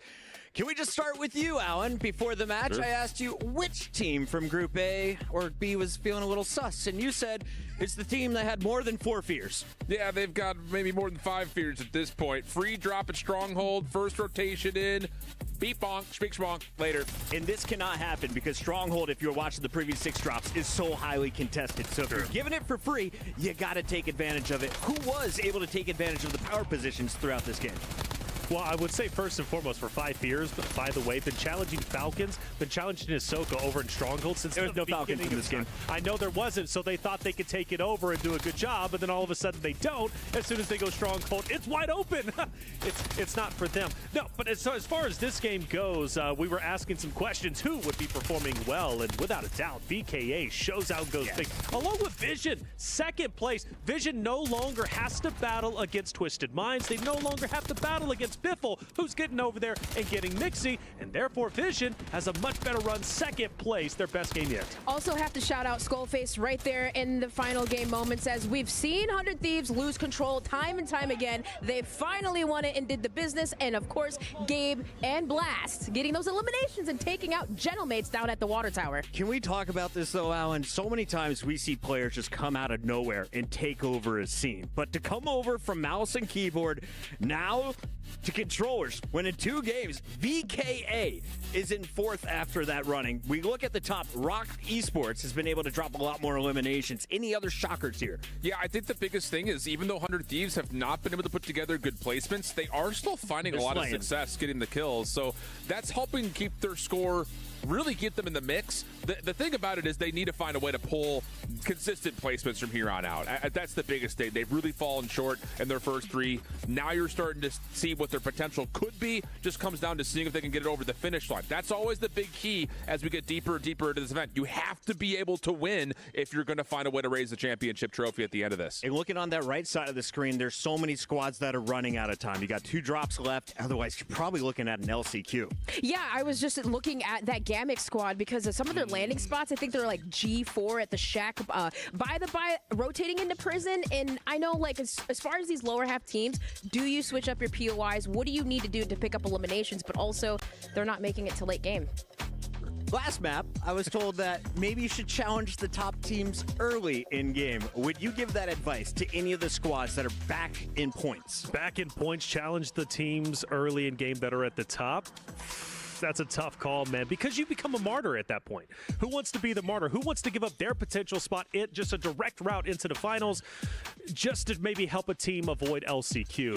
It's always a tough call. Just one more thing, though. The players that are doing good are the ones that are just like, I don't care. I'm going to go out and fry, and they're picking up kills. So maybe these squads need to play more confident, have that mindset. If you have been keeping track of the score at home with a pen and paper, throw it away, because my officials have put it into digital format. So pull out your phone and screenshot this bad boy right now, because here is your first official look at the standing shift. You are the closest of all of our analysts. You said no way Falcons are under 110 kills. They're up to 113, 167 points. See, the next closest kill tally is 70 freaking 1. Insane. Like, wow. Put a leash on these kids. That's unbelievable. And I think, again, the scariest thing about where Falcons are is not just their total score, it's the fact that they're getting strongholds plus control plus headquarters for free. So they're rotating into the late game so wide open. As you start to look down the leaderboard again, what we're looking for here are who are the top 7 teams to get that instant bye into the grand finals playoff bracket. So far, if it were to end right now, how about Inner Circle, man? You want to talk about teams that just do not care? Yeah. We saw that happen versus Na'Vi in the APAC qualifiers. Na'Vi could not get a finger on them, and so far Inner Circle seem to be doing that against the world's best. All gamers timer's running out of time. I'm looking at squads like Gentlemates, XO, who can have a big finish. You have 2 drops left, and look at 100 Thieves. 13th is not where we expected. NA's best. They're looking to finish on top of the leaderboard next. But they've got time, and that's the important fact about it. 2 more games to go, and they also have tomorrow as well. So plenty of time as far as I'm concerned, but I would not have put 100 Thieves that far down the leaderboard, at least at this point in time. And by the way, I do want to point out, Chris Tunn once again did say Falcons, for his hot take, would not place top 3. What an idiot. I just want to make sure that stays alive. Yeah, shave your mustache, Tunn. You're embarrassing. Let's go back to the casters to get game number 8 underway. Thank you so much, Desk. I love all of the banter that we hear from you and love how you break down all of that. But we are getting ready to head on in here into map number 8. I only had so many French phrases prepared because I thought we were going to be saying them about the Gentlemates. But VKA, hey, they're giving us another reason to use them as well. But they're not the only team who did good in that last game. Let's talk a little bit about Team Vision. Yeah, absolutely. I mean, it's a weird one because they rotate away from Harbor, actually, and that's obviously where we end up playing to go and contest Factory. And many people would have called that out as the wrong move in the long run. However, they actually end up with more points because they get a hell of a lot of kills. So it's certainly working for them. Remember, group stage is all about getting kills, finding points, not necessarily your final placing. It helps, of course, to get that multiplier, but it's not the be-all and end-all. And with them right on the cusp of that top 7 as we get a look at that full leaderboard, they'll be feeling very confident about qualifying at this point. However, still plenty to go yet. And Rock Esports as well, who are in this. They've been phenomenal so far through their performances. Can they continue their prison dominance? And I know we talked about 100 Thieves a little bit coming on into this game. Currently sitting 13th on the overall. But a fantastic last game puts them in a right position to have 2 more bangers, and they could be finding themselves in top 7 looking at day number 2. Let's get ready to get this next match started, though, Enigma, because we brought in some new teams in the last game. We saw some new rotations, some new drop spots, some new aggression coming out from some of our squads.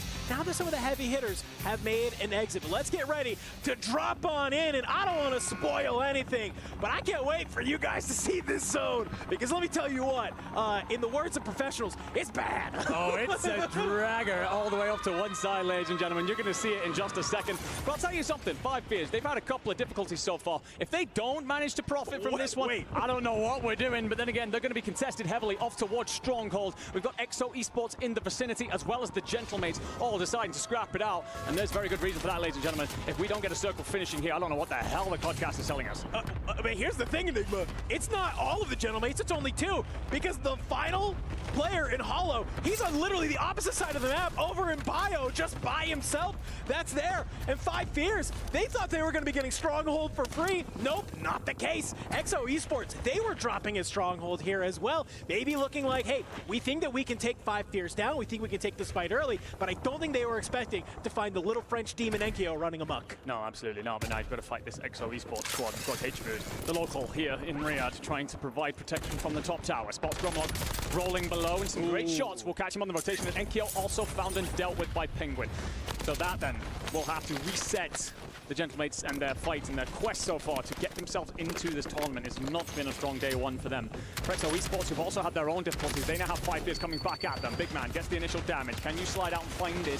The protection coming on over the top, I've got to assume is from Penguin up there towards the right, doing just enough to keep his teammate alive, as they do lose 1 in the fight. So a bit of a reset, a bit of a go again. And H-Mood, he's looking good from this top tower if he can continue protecting his boys down low. They're going to do well. And Scythe and Big Man fall yet again. 5 Fears being absolutely sent packing. Yeah, you lose 1 player very early on, but it's not a big, huge deal, right? You have the other players who back on up.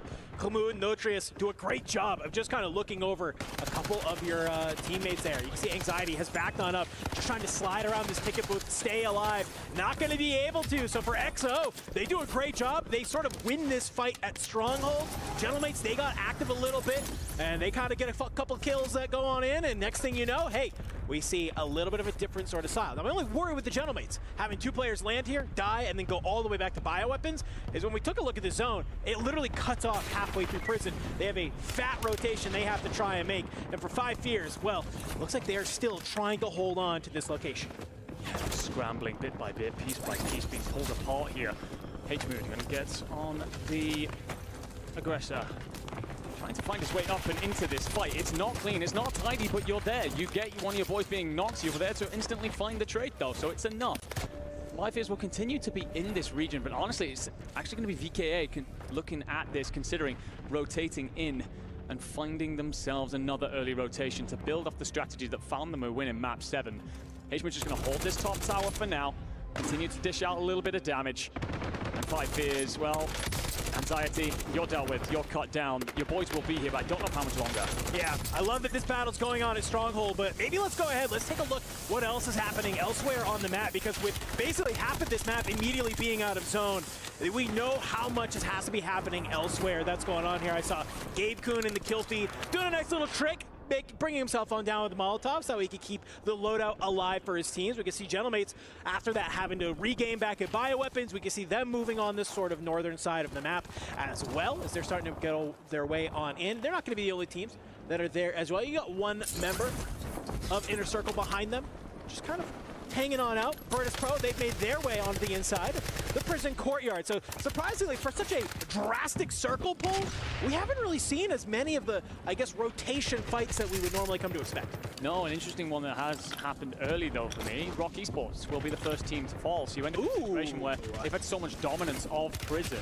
you end up in a spot where so many squads have to rotate through there, and I think they just get overwhelmed in the end. Yes. Enkyo here, up high, in a fight against noobs. Out goes the flash. It does connect for now. And, well, a couple of snakes, a couple of pop-ups will come through, and Enkyo just going to back down for a second. He doesn't have support. That's the big question here. Smoke's going to try and allow him to escape out the backside. Noobs reads that, tries to push up, doesn't find the timing. Gromlock will find Sage in the feed. This fight will continue. Gromlock also finds Teeny. Bray dies to FIFA kill. So the Inner Circle, they're wiped out of here. Of course, a lovely story at the minute, but it's not been a great back-to-back set of games so far. No, I think that Circle kind of maybe threw away their plan just a little bit, did not let them establish themselves where they really wanted to. But I got to give some credit to Virtus Pro, right? They get pushed out of their POI very, very early. We saw them have some absolute dominance from that location in that last game.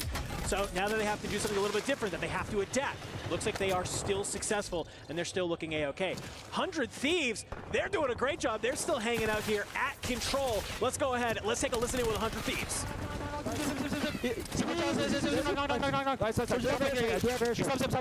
He's knocked. Okay, not stopping. Okay, good. Let's go. I'm going back to tunnel.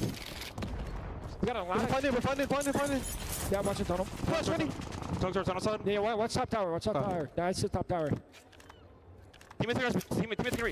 He's top 3 boat. Top 3 boat, yeah. I still have right. Dude. Yeah, we need money. We can start looting. Dude, we can get a lot of kills from like kids flying in, bro. Should I try and grab this recon? Yeah. Yeah, grab it. Okay. Water right here too. Could get a UA. Jeez. What up, holy. Yeah, we could loot up. Another one flying? Can we get angles? I do not have angle right now. 3, 2, 1, flash it up. Crack. I could the right, 20. Absolute. One water. Absolute. Yep. We're both shooting 2 different kids. That's the only that's all. I'm just looting up right now. We do have enough for advance. On the fire side, yeah. Yeah, we just got to play for that fire side advance. Seems like it was a little bit of a slight miscomm on some of those players flying on in, but more importantly, though, I like the strategy. Yeah, no, I love the fact that they're slowing it down. Let's find some money. Let's set ourselves up for the later game, play around the recon. I don't mind it at all. We've seen so many teams try and just punch their way in through various POIs and be cut down early. 100 Thieves refusing to fold to that, keeping themselves locked on the final objective, and that is to work their way systematically across the map. Move over. We'll see Novo in trouble here as Javi's cut down by Big Man. Somehow Five Fears still in this fight despite all the struggles earlier on. Never mind, Vortex will deal a blow that turns it into a little bit of a 2v2. Slide on out, Site's gonna be here, and Volcom trapped between a rock and a hard place. Well, truly, Vortex will finish that. A couple of kills in the feed as well for EXO Esports. So we are seeing that squad of Movistar Koi in trouble. Just one player remaining for them. Anxiety trying to hold on here in Stronghold. This battle just back and forth all over the place. 3 teams scrambling over it. That circle's going to let us know where we're going off to next. At best, you're going to be between Stronghold and Living Quarters. So these fights down here, very important.